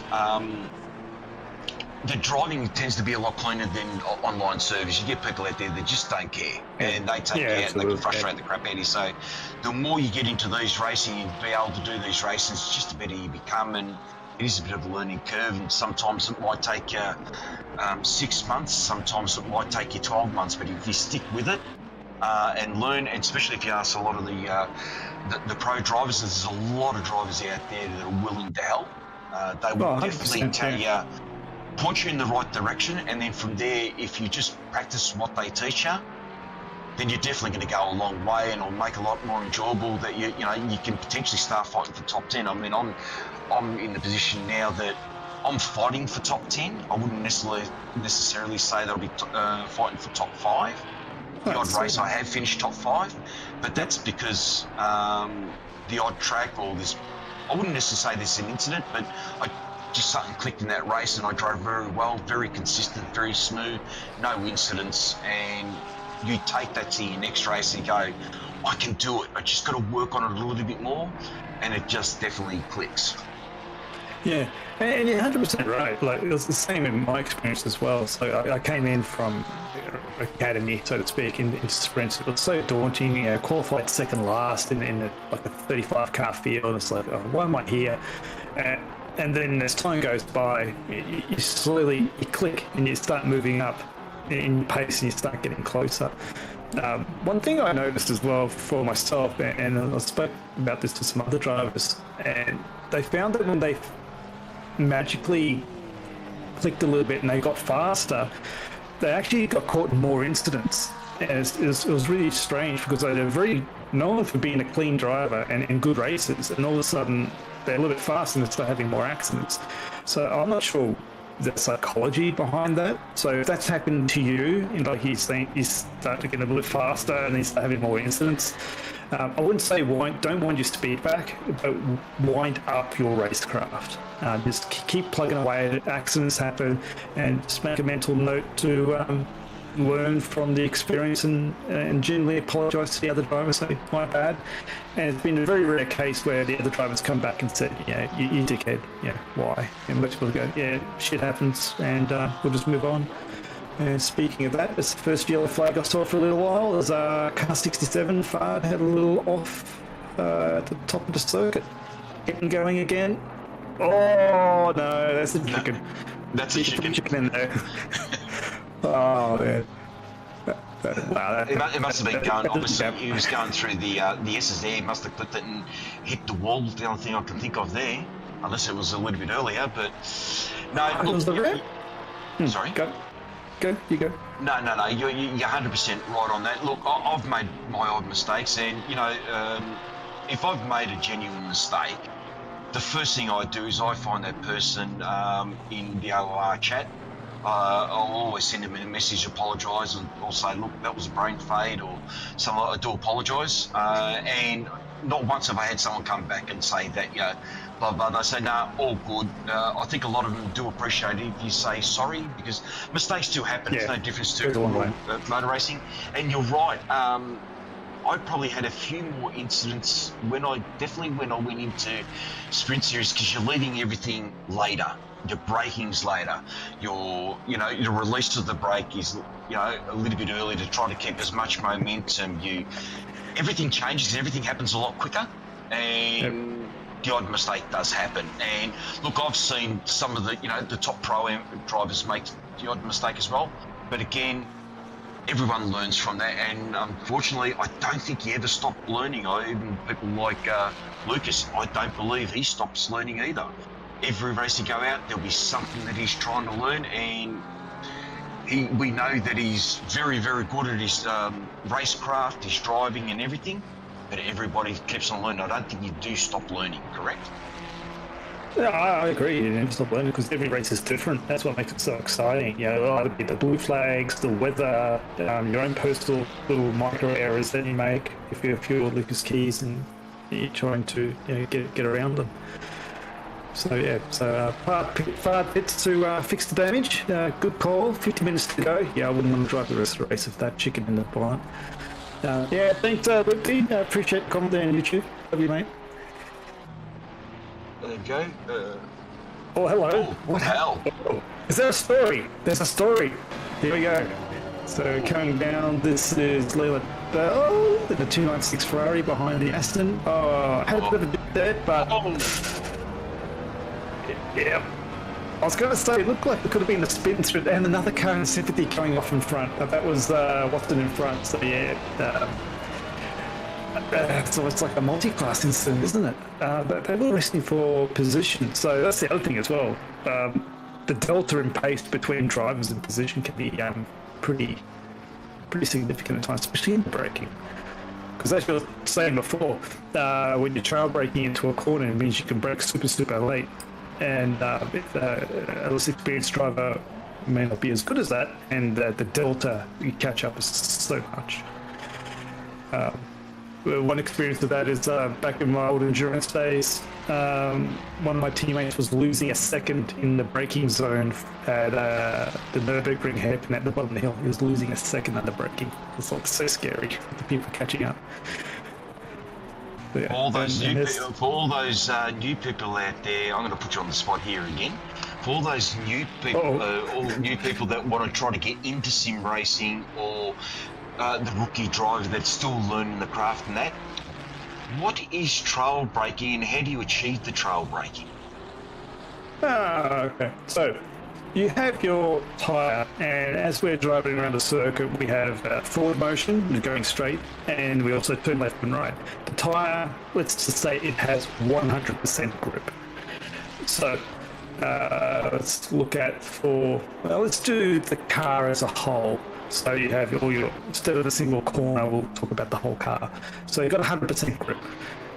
So when you're braking in a straight line, you can give it maximum force, and the tyres will do the deceleration for you. But as soon as you start turning, if you've got 100% of your grip in braking and you want to turn, now you've got some turning motion, and one of the tyres is going to get overloaded because of the weight transfer in the car, and that's when you get your lock up.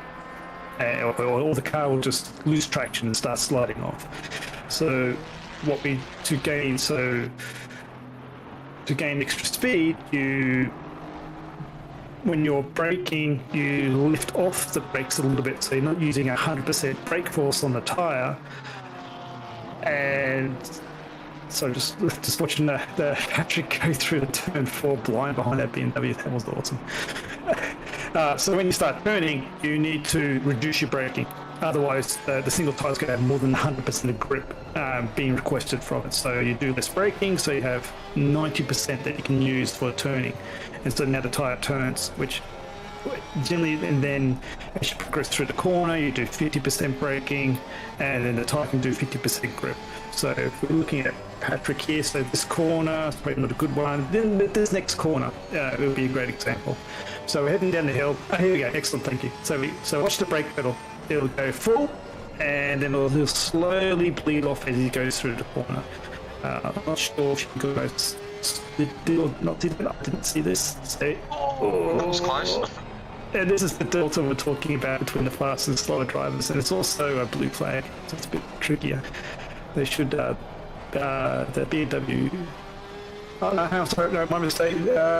Luke Marvel does not need to do a thing because it's unlapping traffic, so 100% in your way, Luke. And as we'll talk before, Luke has let Patrick through, because that's going to be his safest race. So going into the first corner, see the brakes slowly work their way down as he's going through the corner. So it's transitioning the braking force into turning force. And what that allows you to do is you can actually brake later. You're actually braking while you're turning, as we see it here. That's another excellent example.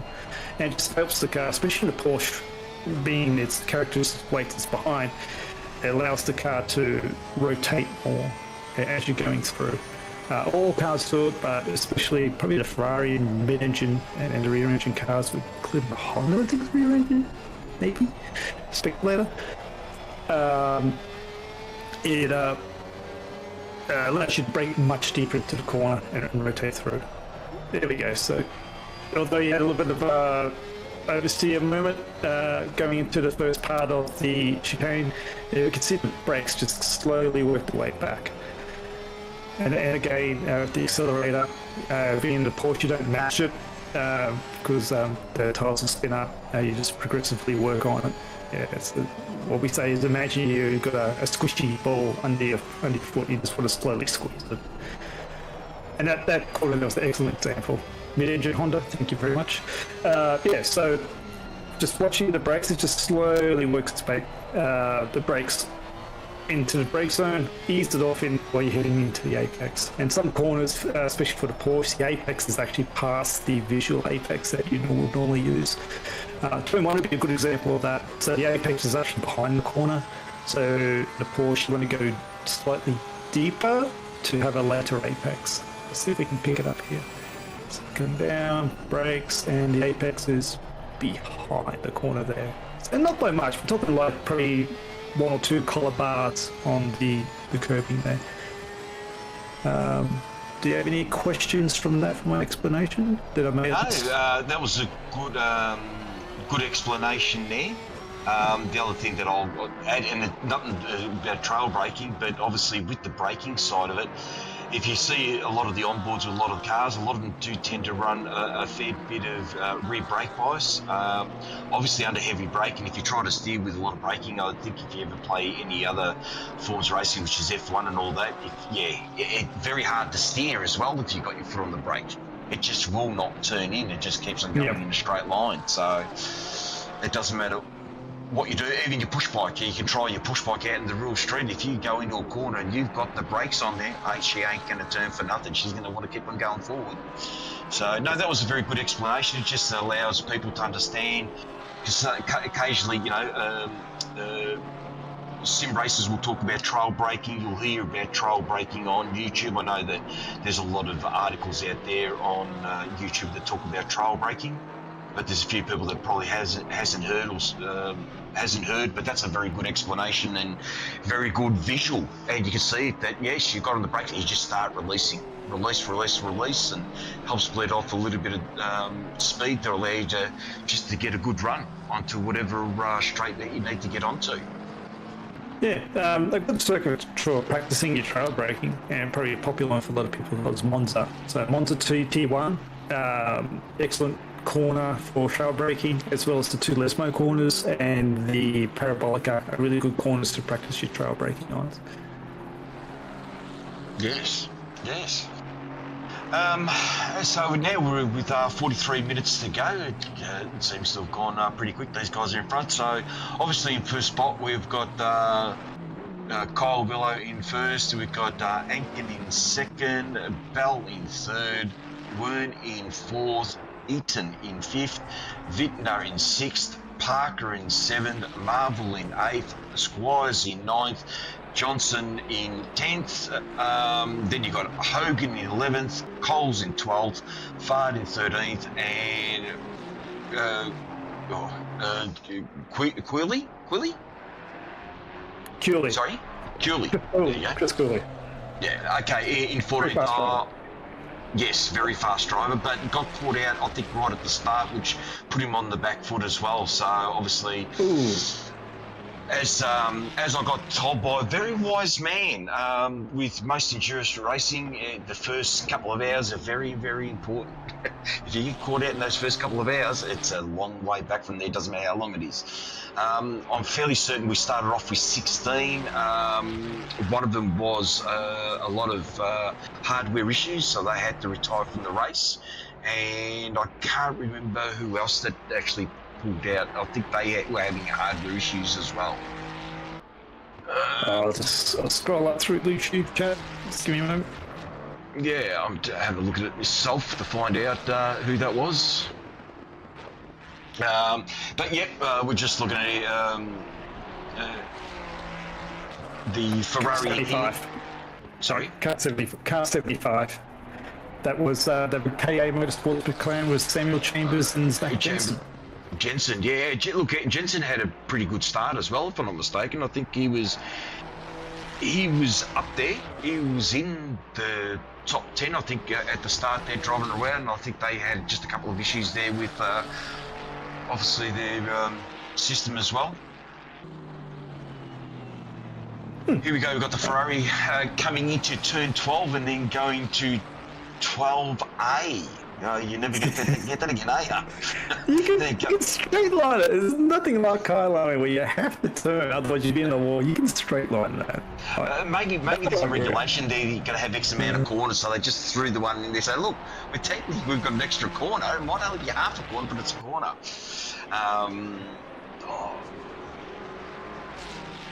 Yeah, turn one to Kyle Lami's a classic example. Yes, it is. A Red Bull Ring. They turn three halfway down the straight. Yeah, but you need to turn on those ones, because if you don't turn, you're going to be in a wall. That one you don't need to turn. You can actually see the apex to apex, straight line. I'd like to see if Cruelly can actually grab the purple lap. This would be interesting. So, with endurance, I think around about like 5, 6, 7 in that zone. That's where the tire degradation and the fuel load's at its sweet spot, which I think is about now for Cruelly. He looks like he's pushing super hard, as he always does. But yeah, be curious to see if that purple comes in. He did have the purple early on. I think he had the purple for a good hour and a half at the start, because obviously he was pushing pretty hard to. I can't remember exactly what happened to him. I think they got caught out. There was a bit of an incident there early on. And here we go.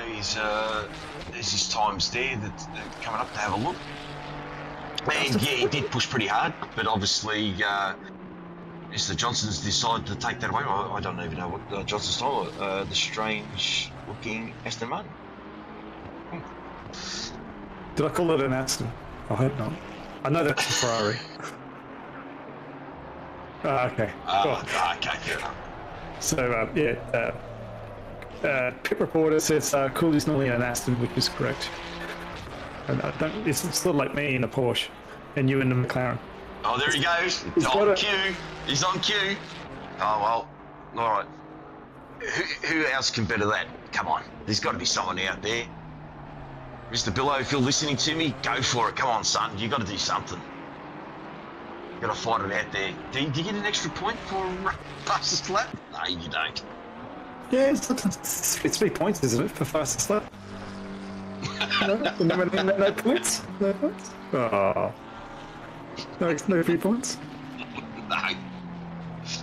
No.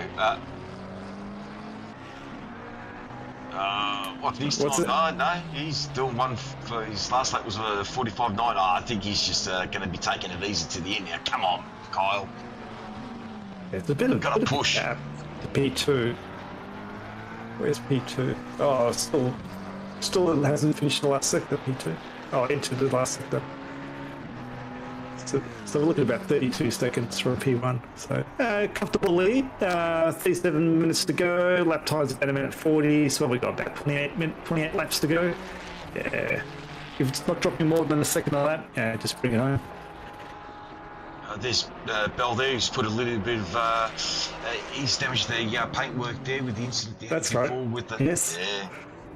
But you can't fit a chicken in there yet, so it's not enough damage. It needs more. He's so mean. That's an Aston. Yes, it's also good looking too. Yeah, it's very good looking. I am a man who does like his symmetry, so the left side looks good, the right side looks good, and then when the car goes to the corner, I get confused at the apex. I don't mind. I think it's good. It's I'm pretty sure that is the Golf Racing colours from yesteryear. I think it is. Like I said, there's always been a lot of time and effort gone into a lot of these and a lot of thought. Some of them just absolutely brilliant. I've tried it, can't do it, so I just stick to me normal ACC colours and that's it. It's working well for you. What is yours a chrome picture? Oh, here we go. Let's zoom in. It's very, very authentic livery this time. There's any memes or Easter eggs on it. As we're watching Aiden Squires. Very symmetrical. I think it looks good. It's great. To bring out colours like that and this, it just makes it a little bit more authentic. Seeing cars like that, and like I said, the time and effort that's been put in it. There's a lot of time and effort, and the other thing that a lot of people don't understand with sim racing, even though it's a game, there's a lot of people. It is. Whoa, game. Absolutely no way. It's a racing entertainment simulation system. Okay, sorry. I will stand corrected. And what I was going to try to say was that it doesn't matter what age group, everyone can do this. So it's not restricted to just young people. So, absolutely. Yes. That's a good segue. You follow that through. I think I know where you're going. Yeah, so it doesn't matter.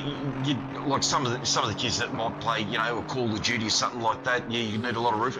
Here, there is a lot of skill, but it doesn't matter what age group you are. You can be fast. It doesn't matter what age group you are. You could be a 20-year-old or 25 or 35, 45, 55, or even a 60-year-old can be quick at this and put some very, very good competitive times. Absolutely.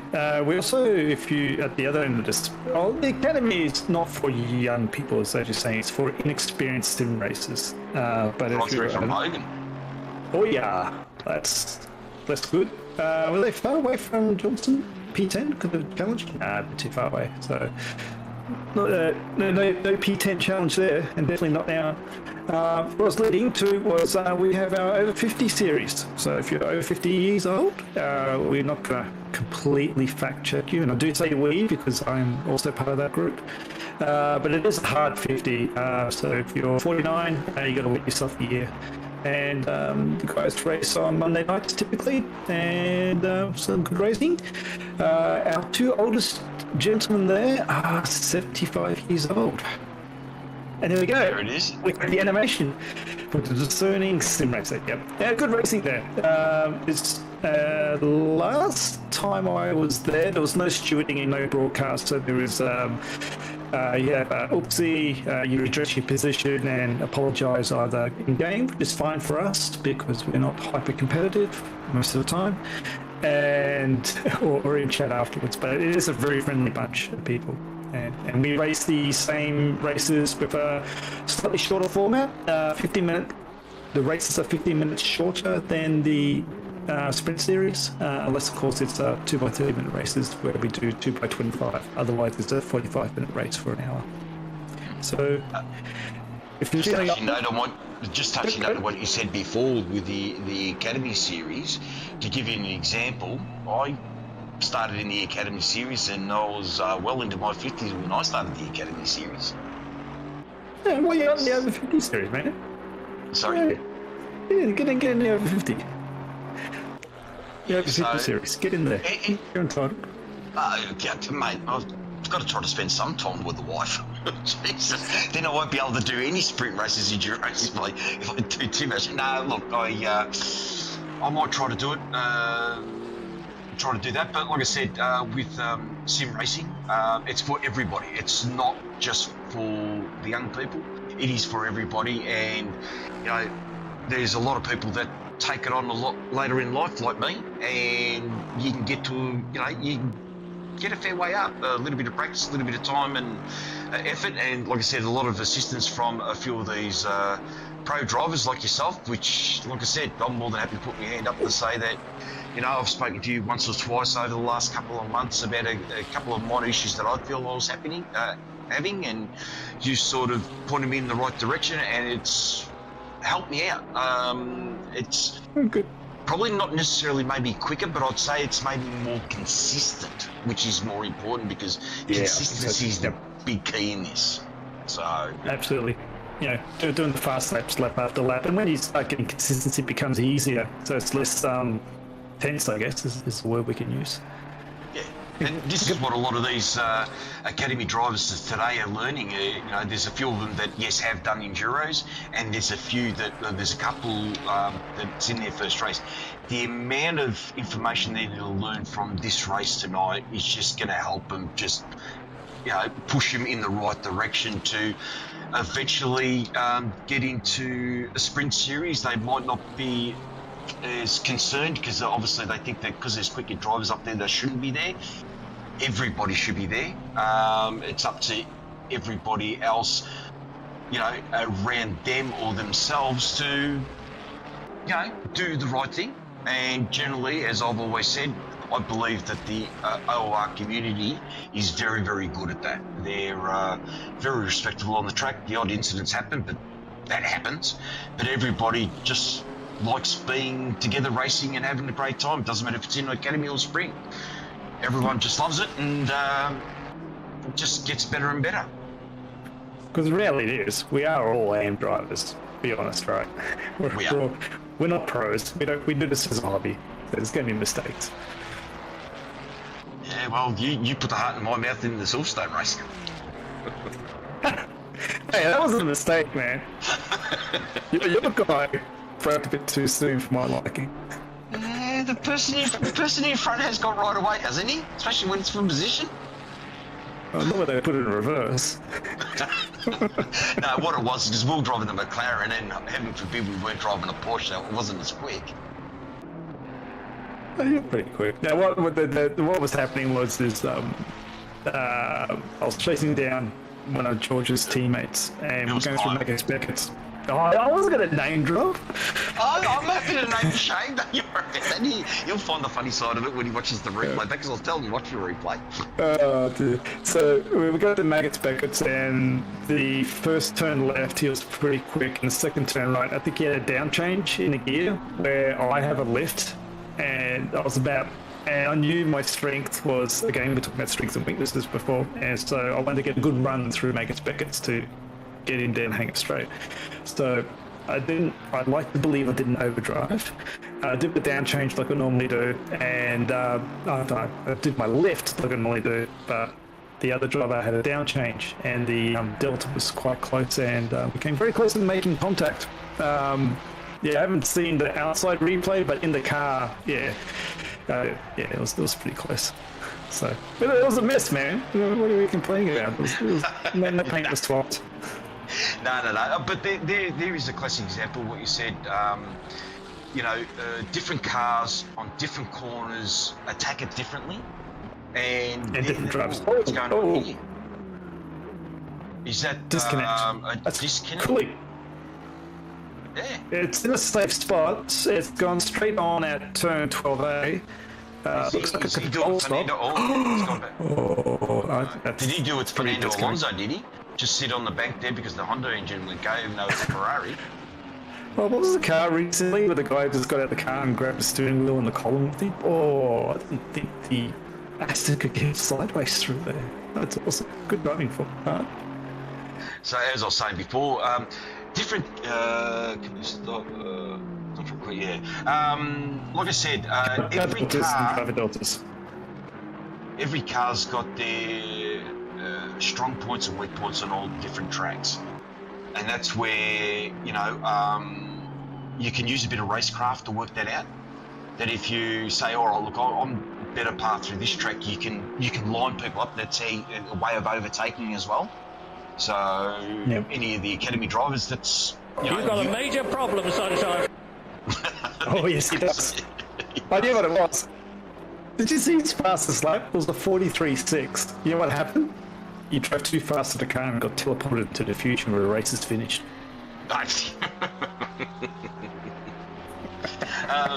So, like I said, you know on that one you don't lift. Unfortunately, McLaren takes a downshift through there, and if you're a bit too close sometimes on some of those circumstances, especially going through Maggots and Beckett's, you can get caught out. Oh, like just that on that curb coming onto the front straight.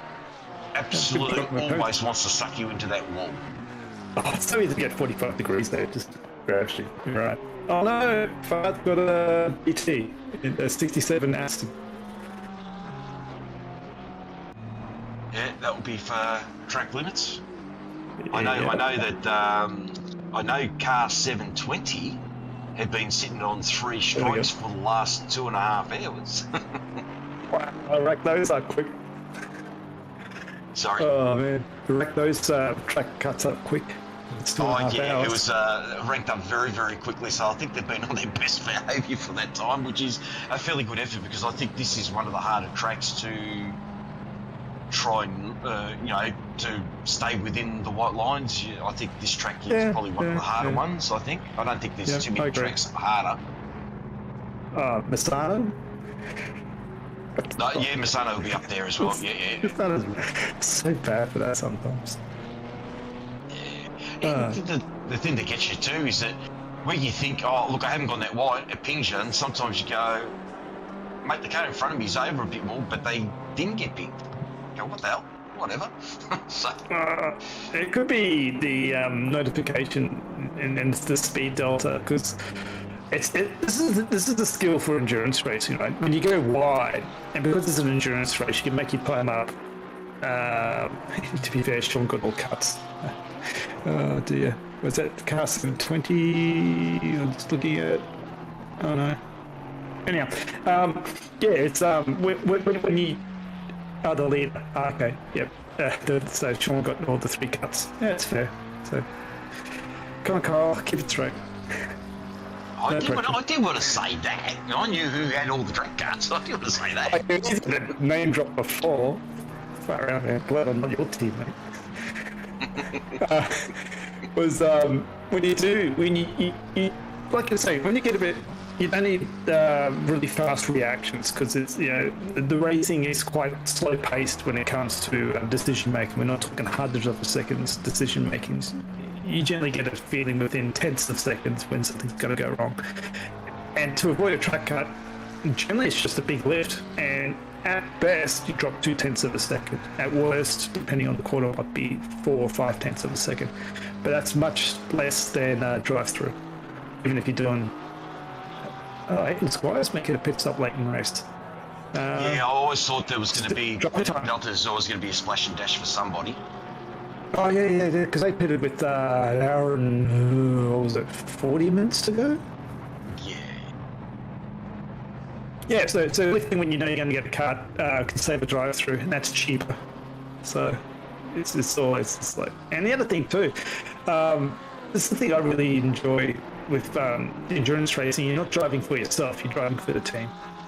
So when I did all my track cuts at Silverstone, it was like I did not feel happy about that, because it disproportionately made my teammates drive a little more conservatively, which is unfair. Because you want to absolutely smash a circuit when you're going out driving. As Cooley's still in the pits as we look at P2 Anchor coming around. They had a 32-second gap.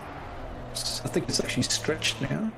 That looks a lot. The leader's going through turn 4 now, and Anchor's coming across the line. Are we going to get a delta? It's still +1, and Cooley's still pitting, having a coffee. The teleporting, yeah, that really sucks as well. Because it's like, it's the lap you're on plus 1 lap, because it can be like 3 minutes while you're waiting to go back out again. Yeah, it'd be interesting to see what happened to them. And obviously, it would have been something that's happened there. I can't remember. Did it come up on the feed there? Unfortunately, pulled up, which is a crying shame, especially after you've been driving for as long as what you have been driving out there. And obviously, they had a couple of instances right at the start, but you know, it's especially if it. Doesn't matter if it's a 4-hour race, 6-hour race, 8-hour race. Again, it's happened to us where, when was it? I think it was Coda in the endurance race. Kyle's internet dropped out with an hour to go. Or it was an hour to go or something like that. Was he? You know, and he was driving? Sorry, he was driving, yeah. Oh.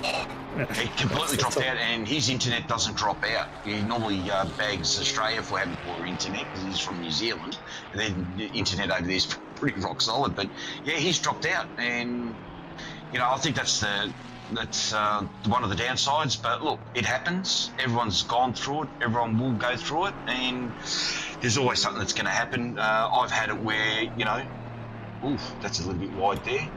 It was like turn 10 as well. He actually let the car drift off the lines. I think curb was in for that corner. That's the weird thing as well with ACC. I think it's legitimately how the circuits are. It's they sometimes curb is in, sometimes curb is out. Yeah, tricky. Anyhow, still going. No DT, going well. Yeah, I don't think there's too many track cuts on that corner there because that's pit entry, so that doesn't really ping you on that corner. I don't think. So back on entry. Yeah, Ren, the colour scheme that you don't like, the colour scheme that you do like, but you wish the diffuser was slightly different. Yeah, that's the one. Just block diffuser. That's driving very well. Chris is a solid driver. Chris is a solid driver. He's maintaining P4, doing an excellent job. Yeah, the other thing that I have noticed too with a lot of the academy drivers. Sorry, Cooley's got a DP. I wonder if that was speeding in the pit exit. He just would have just left. Yeah, there he is. Rub salt into the wound. Oh, look at the drift! There he goes. He's no. Pro driver does pro things. What the hell, man?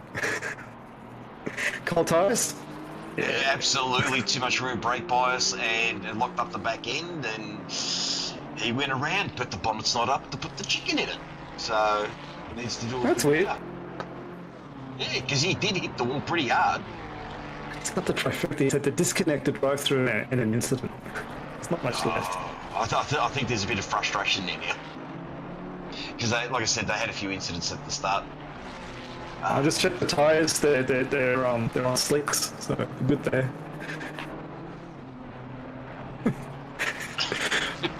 Oh, that's a track. Oh, I think you went right there. And that's the other hard thing too. It's like I was reading up on the psychology of sim racing and why it's good for you psychologically, because there's a lot of things that are going on. One, you've got to concentrate. Two, you've got to make decisions, because like someone will back up in a corner and you need to avoid them, or you need to make a decision on an overtake, whether you actually engage in the overtake or you don't engage in the overtake. And the fourth one is emotional control. So you'll have a bad moment and you've got to pull yourself back really quickly because you won't be able to perform. And also, conversely, if you make a really good thing happen, you've got to bring that back, otherwise you'll be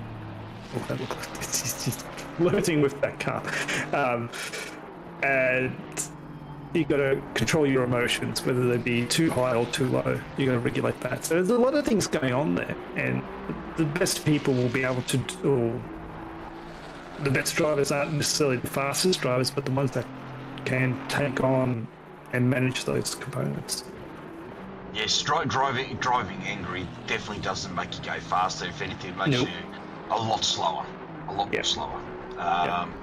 early on, I had to learn to control frustration more than anger, frustration, and you make a mistake and then you thought, oh shit, I've got to make that up, and you try to make it, you just can't make it up. The only way to make it up is over, the stint, being consistent, smooth, and just making sure that Delta's thing. And this is what enduro racing is about. It's all about being consistent and the learning curve, or learning a track, especially if you've got a couple of tracks that could be something that you just don't like.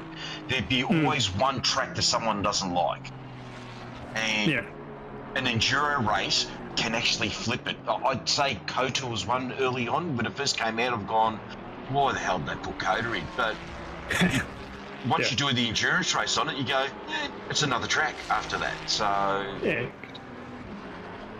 okay, because it's you would have been there. Yeah, you would have done all the practice laps and whatnot. You got your eye in. Yeah. So wow. So you changed wheel speed race. Yeah. That's awesome. insane. Yeah. He's. Oh, he's in the pits again. Oh, the repair damage must be too bad. So cars went back into the pits again. They have the. They have a drive-through. Is he driving through the pit boxes?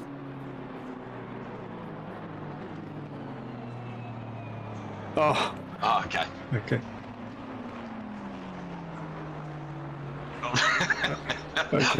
Oh, mate, having the steering wheel come off is not nothing nice too. So yeah.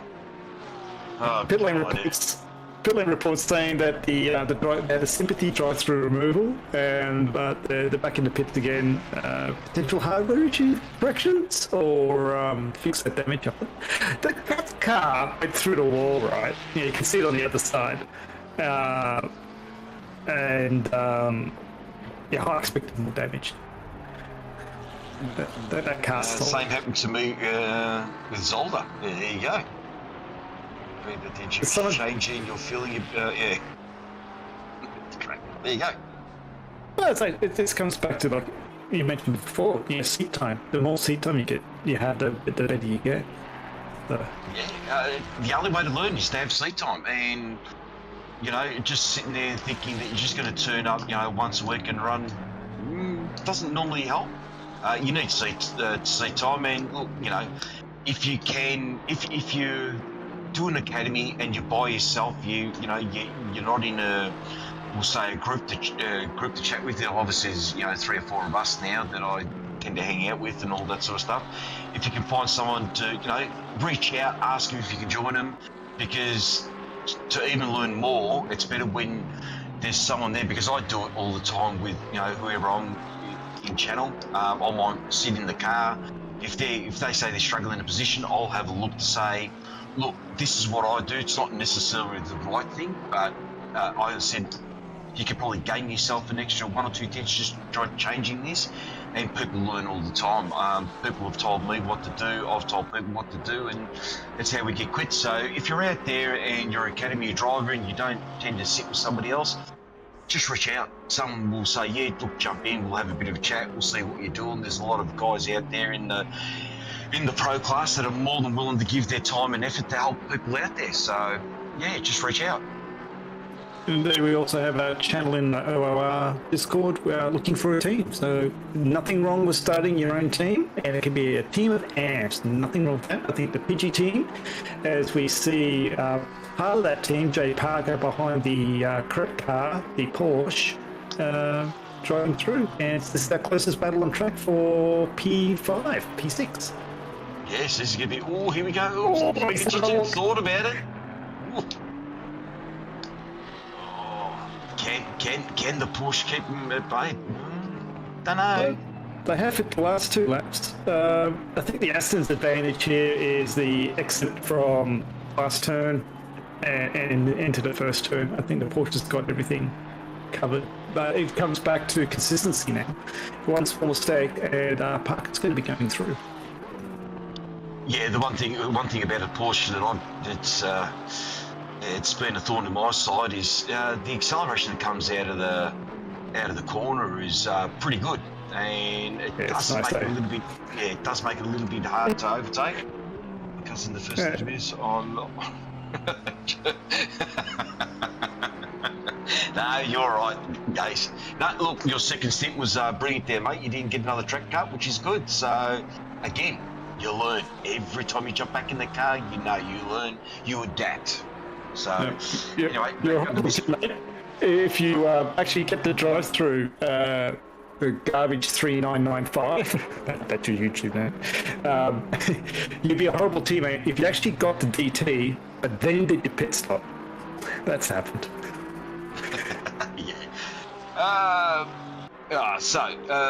Eaton seems to have just almost gone a little bit wide there. No, he's just taking the late apex to get the good driver.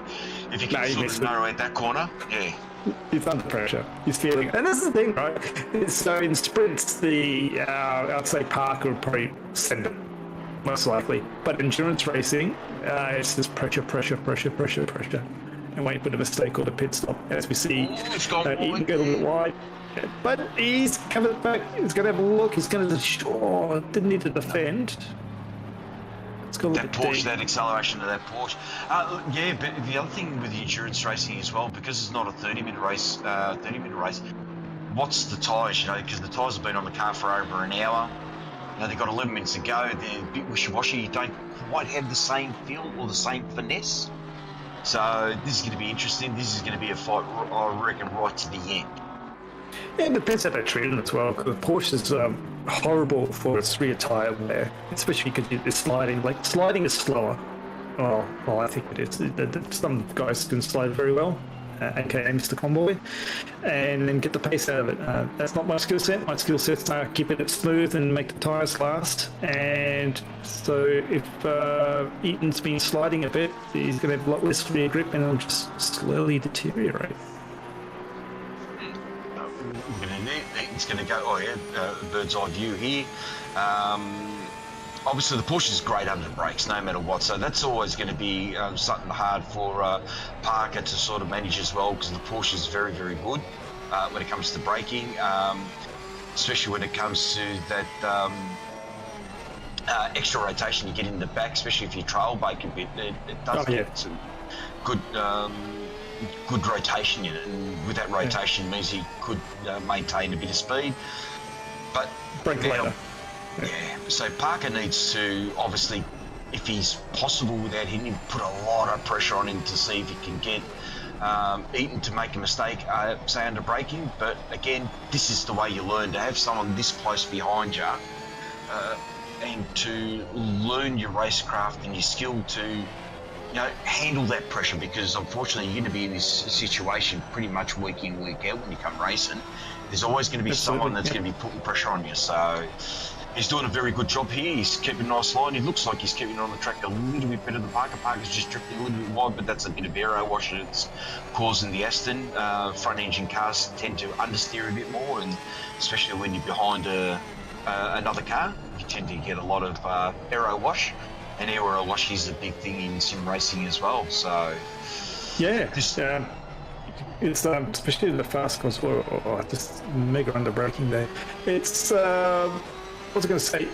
Probably the biggest thing you probably learn, especially from my personal experience, is not driving in your mirrors. Just keep head forward, looking forward only. It's up to the driver to make a move, and you'll get a sense of how close the driver is behind, and you can go into turn one here knowing that car's too far behind. As long as you hit your marks, there's going to be no attempt to be had from the car behind.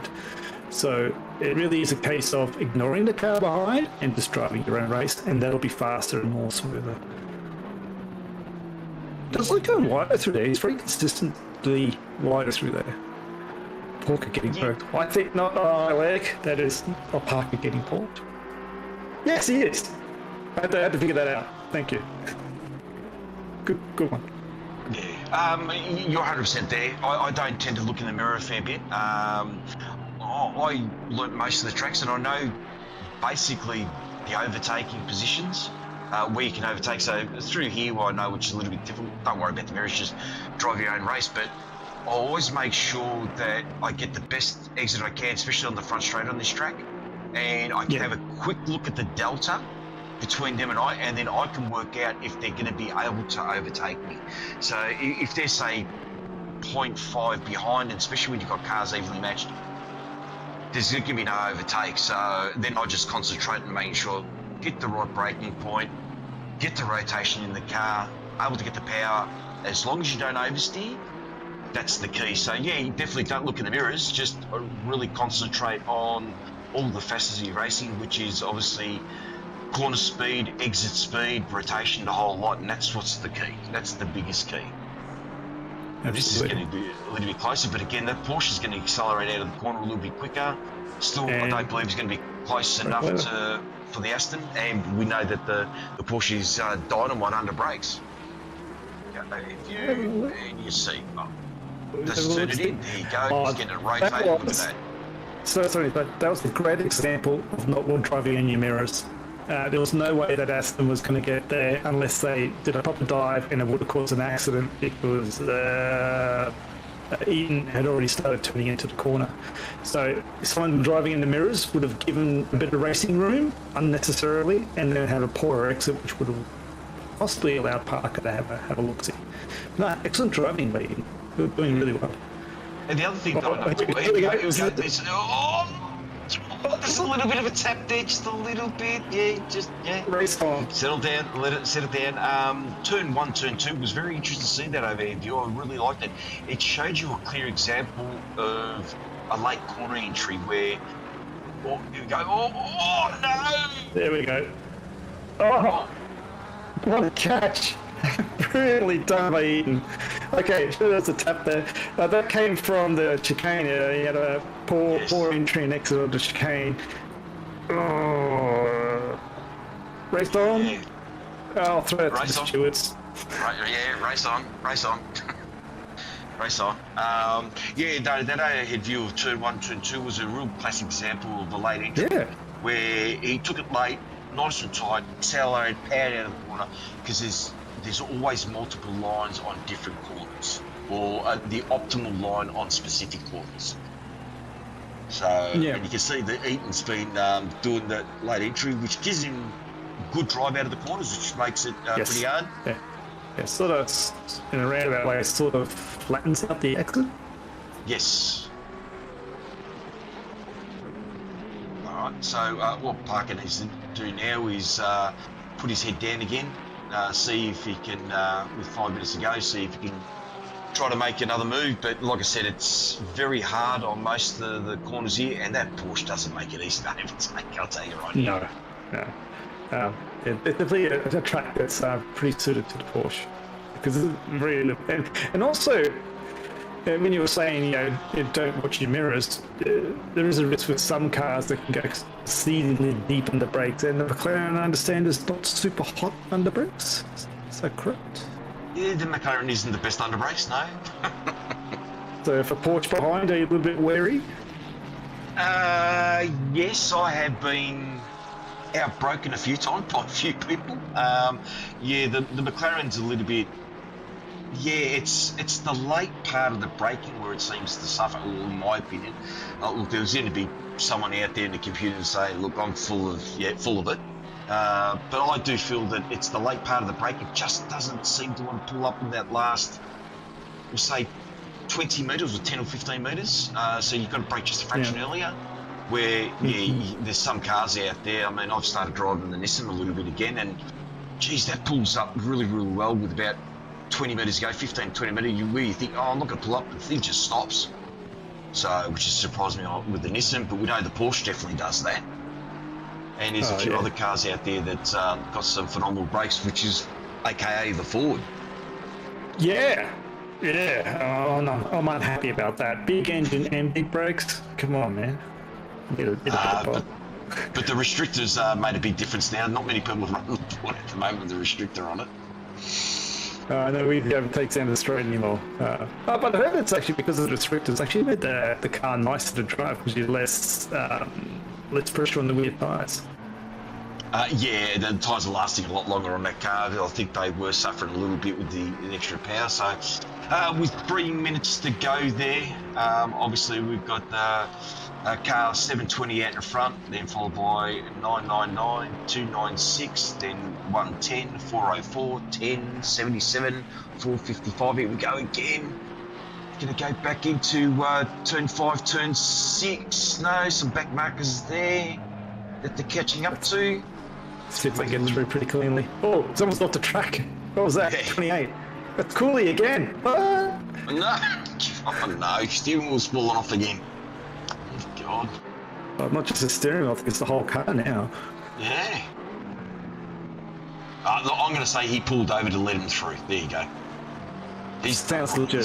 Sounds legit. Yeah, he's done the right thing, mate. He's got it covered. He pulled over and let him through. So we're looking at what, two laps to go. Parker's getting extremely racy now. You can see the driving change in the attitude in 404, getting a little bit more,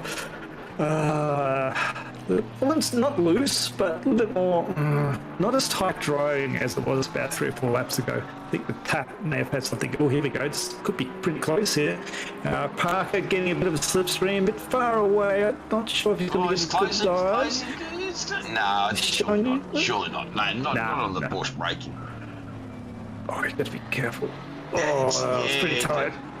Yeah, sometimes that late entry can suck you in thinking they've gone wide, and you get yourself into a lot of trouble. So then the late entries, tighten that up so you can get a good run into this next one. Comes across, exits there onto there. And yeah, the issues in this corner last lap. 24.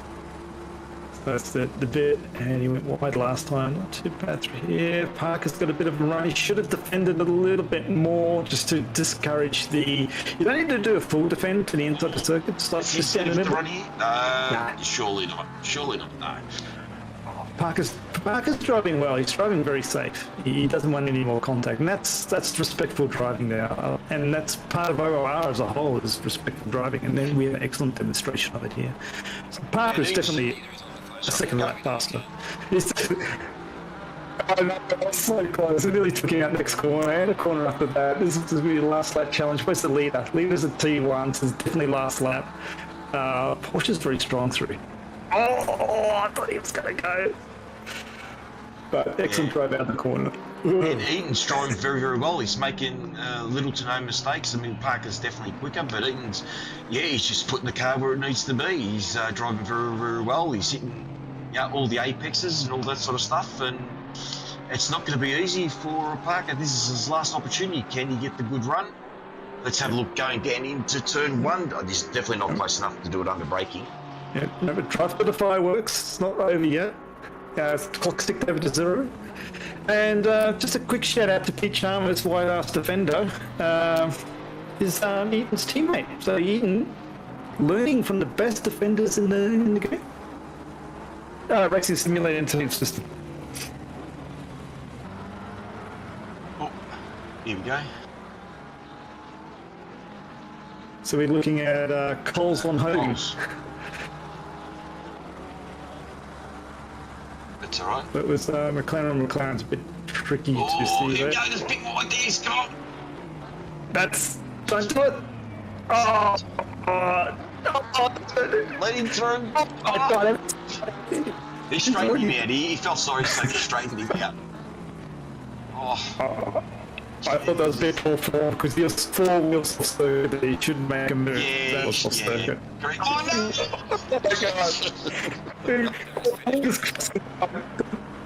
Mate, it's commentator's curse. You've given the commentator's curse there.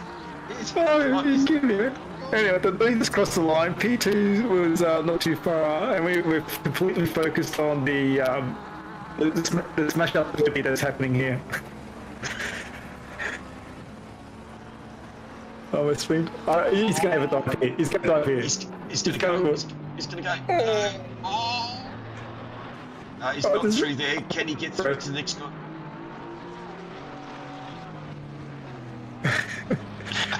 That's what you do. Turn around the last quarter. Go Eaton. Go Eaton. Go Eaton. So play on. Go Eaton. There you go. Play on. There you go. Well done. Good racing, guys. Good racing. I'm quite enjoying it there. Well done, here we go. McLaren. Again. Well, That was a good spin for the camera. And P2 comes through. Car push 9 anchored, well driven to the end. Layla Bell plus 15. Change of position. 15 seconds. Yeah, it's a tricky one. I'll have to explain to you later. But when you're on that lead lap, doesn't matter how big the penalty is to the car, and in front of is flashlights, it's a good P3. Regardless of your penalty, if you're a lap in front of the car, and if they're right behind you, well, that's a bit Porsche. The pen won't apply over. Woo, that's an exciting finish, wasn't it? As we still got the Luke Marvel coming through as the last car rolling. Well done, Luke. Got to the end. P7. Lead BMW driver. Oh, there you go. And in a repair build to boot. There we go. Well done. Do you want to read them out again? Will happily do so. Just waiting for ACC to do all the finishing things so we can look at the finishing table. So how many contacts for those two in the last lap? Was it 5 or 6? I lost count after 4. Alright, so we have Bullet and Gaze in P1, Ankin and Cleary P2, and Layla Bell and Webster P3. And following down, we'll keep going down to Thames. We have Red and Bank. Yep. Just one straight pro-am class, which makes it easier for everyone. So we have Eaton and Chalmers finishing up P5, well defended from Parker and Foster, from Luke Marble and Irons, from P8 Simpson and Vintner, from the fast Porsche of Patrick Johnson and Jay McDougall, and Lean and Squires bringing out the top 10. Well driven, everybody. We'll keep going. In 11th spot was Coles and Rondinella. In 12th was Hogan and Lim. In 13th was Fard and Hamilton. In 14th, Cooley and Watson. 15, Chambers and Jensen. 16th, Underwood and Rickson. And unfortunately, Al Rickson. And unfortunately, the couple of the others there, which is, yeah. Correct. So, because I'm pretty sure they only started with 16 at the start, and unfortunately, Underwood and I think Rickson they were the first ones to have the issues with some system errors there. So, I enjoyed that. I watched the whole race, and I really did enjoy it. There's some good racing there, and seeing a lot of those academy drivers driving very, very well. I think so as well. It's a solid race by everybody. Well done. Confusing for me because I wasn't sure who was pro and who was academy of some of the driving, but it's the same for everybody. And with all the battles that we saw, including the fun one at the end, it was really, really good. I didn't see too many big mistakes. Yeah, and the next race, I think they said, obviously next weekend is the Giro race, so obviously that's going to be up thing. Are you racing in that one there, Damiano? Yep, absolutely. In the Porsche again. We're hoping for a good result. You in there? Yes, I'm running the Nissan. Ooh. Yeah, I thought I'll try something different. Instead of the McLaren this time, I thought I'd give the Nissan a bit of a go. That's at what track is it at next week? Monza. Yeah, the what is it? Is they call it the track is Speed?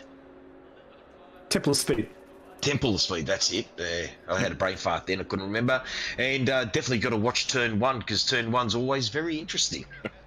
Oh, turn 1, lap 1. Yeah, just keep it safe. As long as it's not raining, we'll be fine. Yeah. And then it can run later. And also shout out the LMU LMP2 series on Thursday nights as well. There's still a couple of rounds left. So if you've signed up for that, just make sure you check your attendance because we have oversubscribed in that one, which is good. We like the interest. Yes, and obviously shout out to obviously Thermal Take and Simrigs there, and Glenn, who does always a fantastic job in the background there to bring up all the replays and everything that we ask. Sometimes we put a lot of pressure on him to get some stuff out there, and thanks, Glenn, for your assistance tonight. All right. Thank you, everyone. Have a good night.